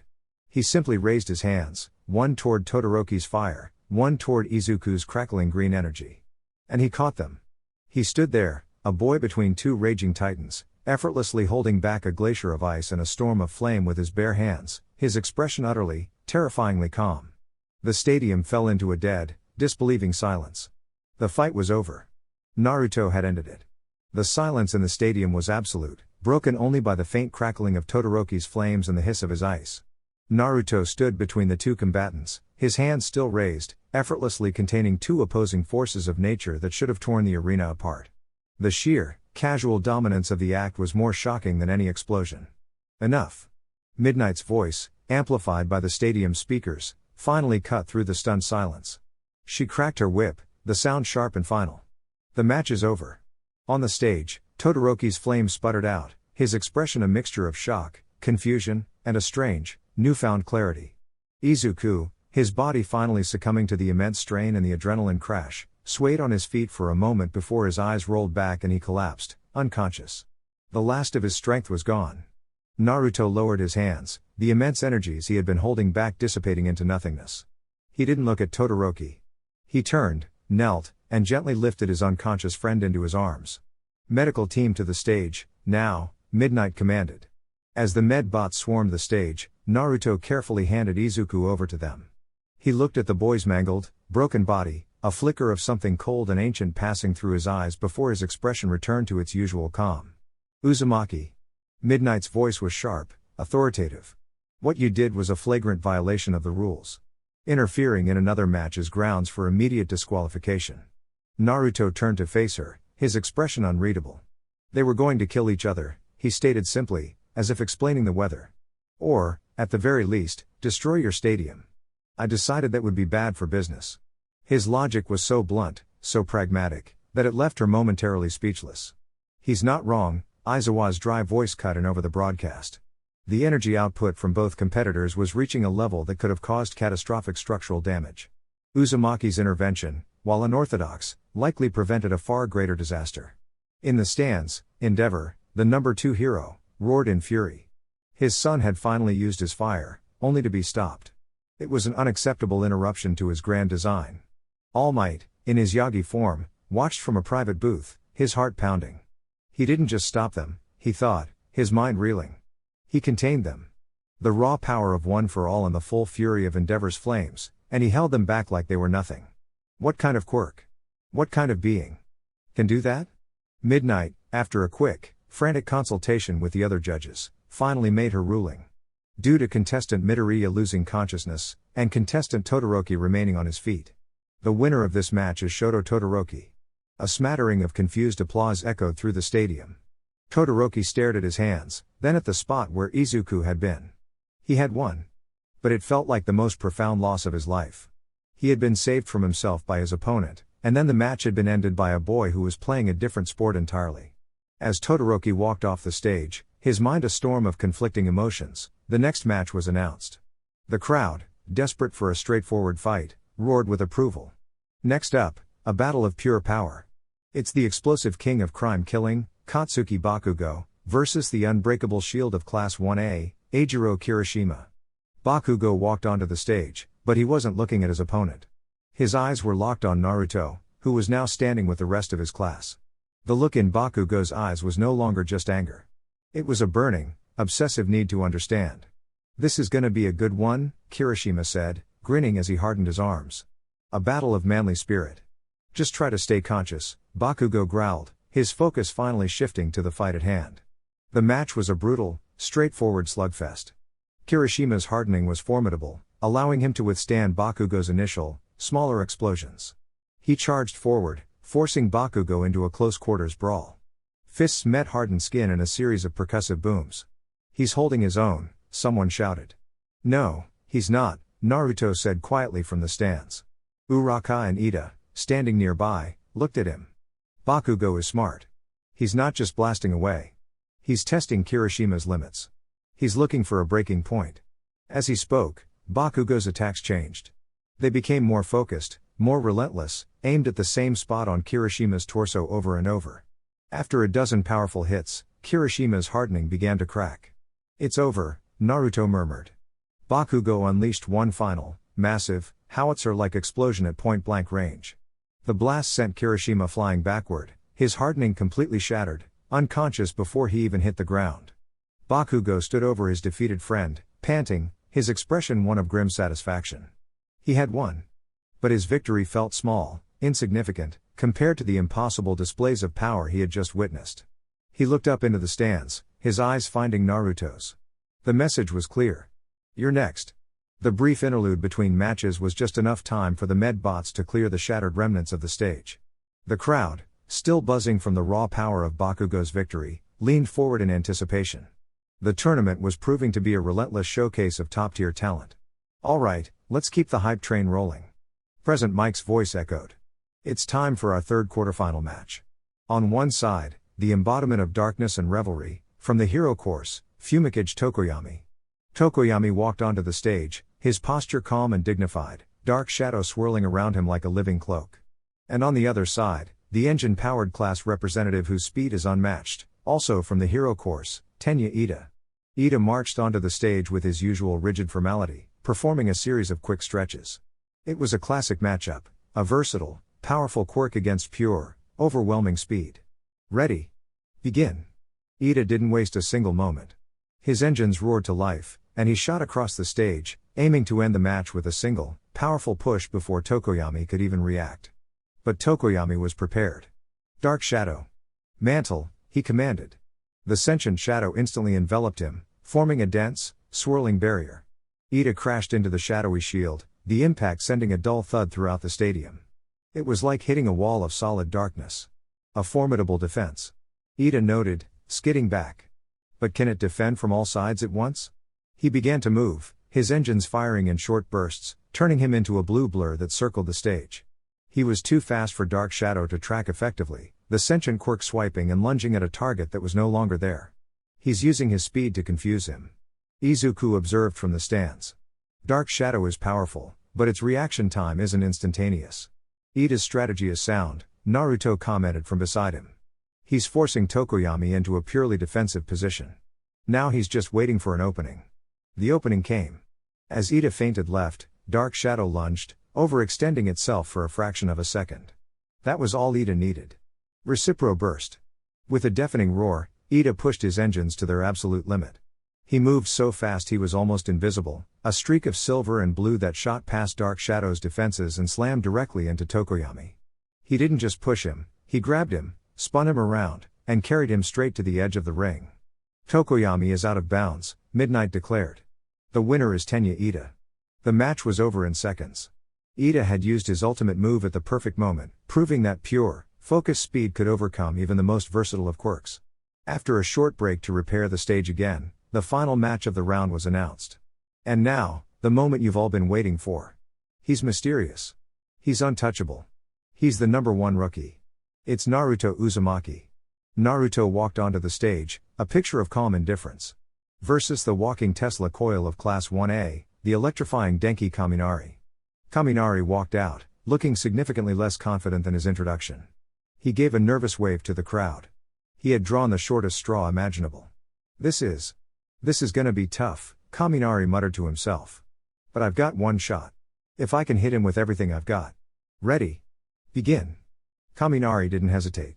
He knew he had only one chance. He began to power up, electricity arcing across his body, the air crackling with ozone. He was preparing his ultimate move, an indiscriminate, wide-area discharge of immense voltage. Indestructible discharge. 1.3 million volts.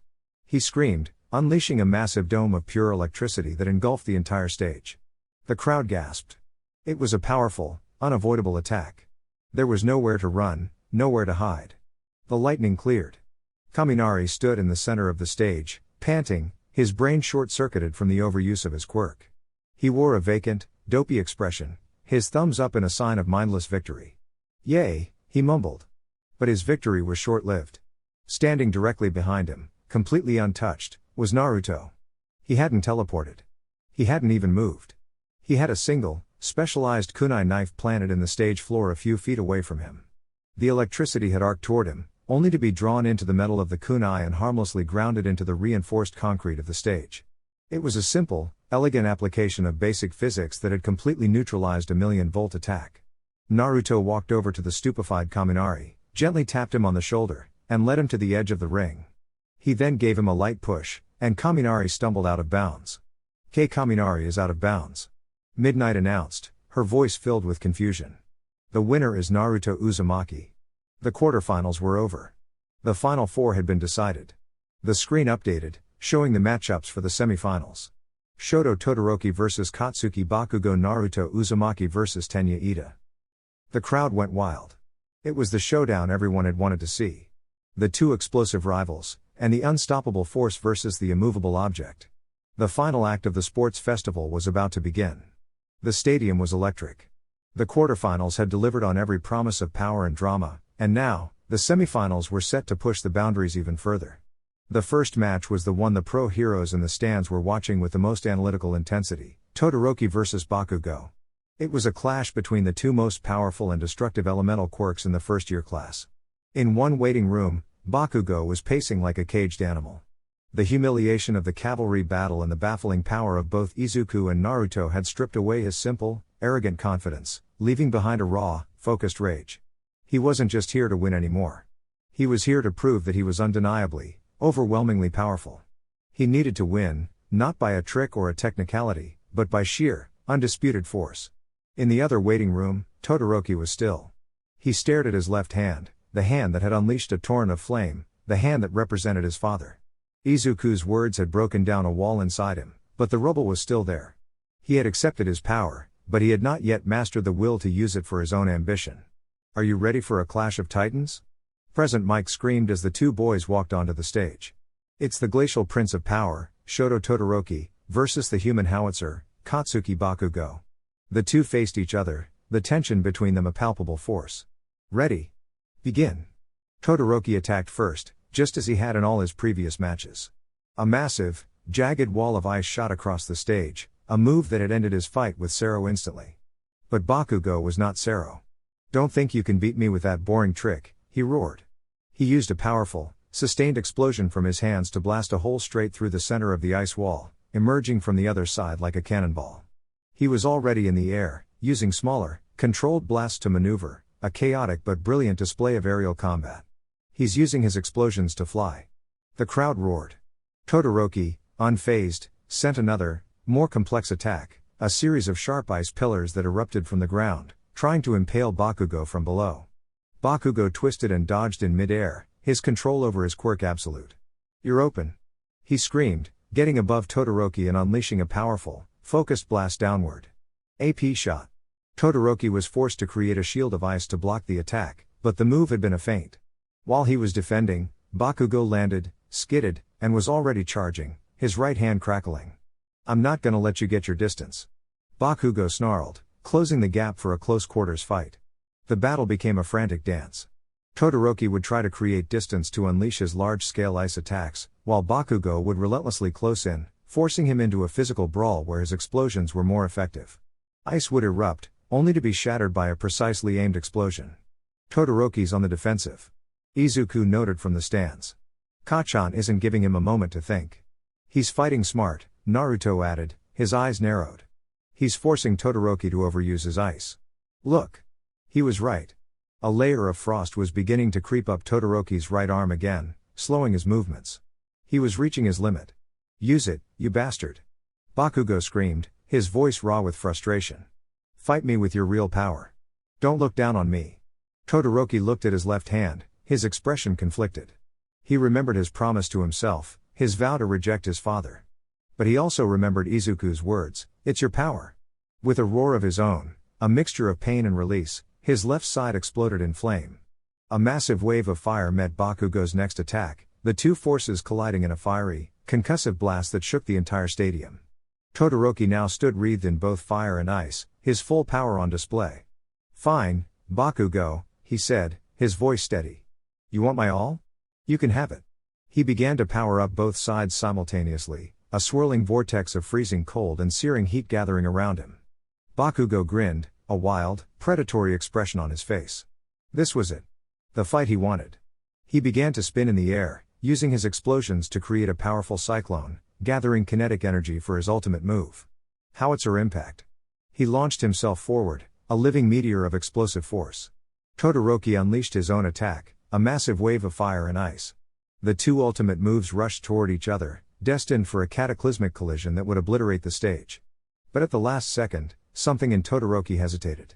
A flicker of his old resentment, a deep-seated resistance to using his father's power to win. He subconsciously lowered the intensity of his flames. It was a fatal error. Bakugo's explosion tore through the weakened fire and slammed into the ice, the resulting blast engulfing the entire stage in a blinding white light. When the smoke cleared, Todoroki was lying against the back wall of the arena, unconscious. Bakugo stood in the center of a massive crater, panting, bruised, but victorious. Todoroki is unconscious, Midnight declared. The winner is Katsuki Bakugo. The crowd erupted, but Bakugo wasn't celebrating. He stared at the unconscious form of his opponent, his victory feeling cheap, unearned. He had won, but he hadn't beaten Todoroki at his best. He stormed off the stage in a silent fury. The first finalist had been decided. After a brief intermission to clear the wreckage from the stage, a task that required several construction-based pro heroes, the stadium was ready for the second semifinal match. The crowd was still buzzing from the explosive clash between Bakugo and Todoroki, a fight that had showcased the pinnacle of destructive power. Now, they were about to witness a different kind of battle entirely. In the waiting room, Edida was a whirlwind of focused energy. He performed high-speed stretches, his mind a running calculation of angles, velocities, and probabilities. He had witnessed Naruto's matches. He knew he could not compete in terms of raw power, versatility, or tactical genius. His opponent was a living chess master with an army of pieces. Ida had only one path to victory, a single, overwhelming move, executed with perfect timing. He had to be faster than thought itself. On the other side, Naruto was perfectly still. He had watched Ida's previous matches, had even countered his reciprocal burst during the cavalry battle. He knew Ida's speed was his greatest asset and his only real weapon. This wouldn't be a battle of power. It would be a battle of timing. And now, for our second semifinal. Get ready to rumble. Present Mike's voice boomed. On the left, the engine-powered speedster of Class 1A, Ida. Ida marched onto the stage, his movements precise and determined. And on the right, the untouchable, unknowable, and undefeated phenom, Naruto Uzumaki. Naruto walked out, his hands in his pockets, his expression as calm as a placid lake. The contrast between the two competitors was stark. One was a coiled spring of kinetic energy, the other a monolith of immovable calm. Ready? Begin. Ida did not hesitate for even a fraction of a second. This was his only chance. Recipro. Burst. His engines roared with a deafening intensity, glowing a brilliant, superheated blue. He didn't run. He simply launched himself forward, a silver and blue projectile aimed directly at Naruto. His goal was simple, a ring out. He would use his ultimate speed to push Naruto from the stage before the boy could even process what was happening. He moved so fast that to the crowd, he was little more than a blur. Naruto watched the blur approach. He could teleport. A single thought, a single flash, and he would be standing behind Ida, the match won. But that wasn't a victory. It was an evasion. He needed to win, not by negating his opponent's strength, but by proving his own was superior. He stood his ground. As Ida's outstretched hands were inches from his chest, Naruto finally moved. He didn't jump back. He didn't sidestep. He flowed. In a single, fluid motion that seemed to defy the laws of momentum, he rotated his body, allowing Ida's charge to pass by him. As Ida shot past, Naruto placed a single, open palm gently on the center of his back. It wasn't a push. It wasn't a strike. It was a redirection. He took all of Ida's immense, uncontrollable forward momentum and guided it, adding just enough force to ensure its trajectory. Ida, unable to stop, shot across the remainder of the stage like a runaway bullet train. He stumbled, his legs pinwheeling as he tried to regain control, but it was useless. His own power carried him helplessly over the boundary line, and he skidded to a halt on the grass outside the ring. The entire exchange had taken less than 3 seconds. Naruto had not taken his hands out of his pockets. The stadium was silent. They had just witnessed a man moving at the speed of sound be defeated by what looked like a gentle push. Ida is out of bounds. Midnight finally announced, her voice filled with sheer disbelief. The winner is Naruto Uzumaki. Ida stood outside the ring, his engine sputtering, his mind completely unable to process what had just happened. He had used his ultimate move, his greatest strength, and his opponent had turned it against him without effort, without malice, without even seeming to care. Naruto turned and walked off the stage, his expression unchanged. The final match was set. The boy who had to win by overwhelming force versus the boy who seemed to win without any force at all. It was the ultimate showdown, Confronting Bakugo versus Naruto Uzumaki. That's it for this video. Thanks for watching.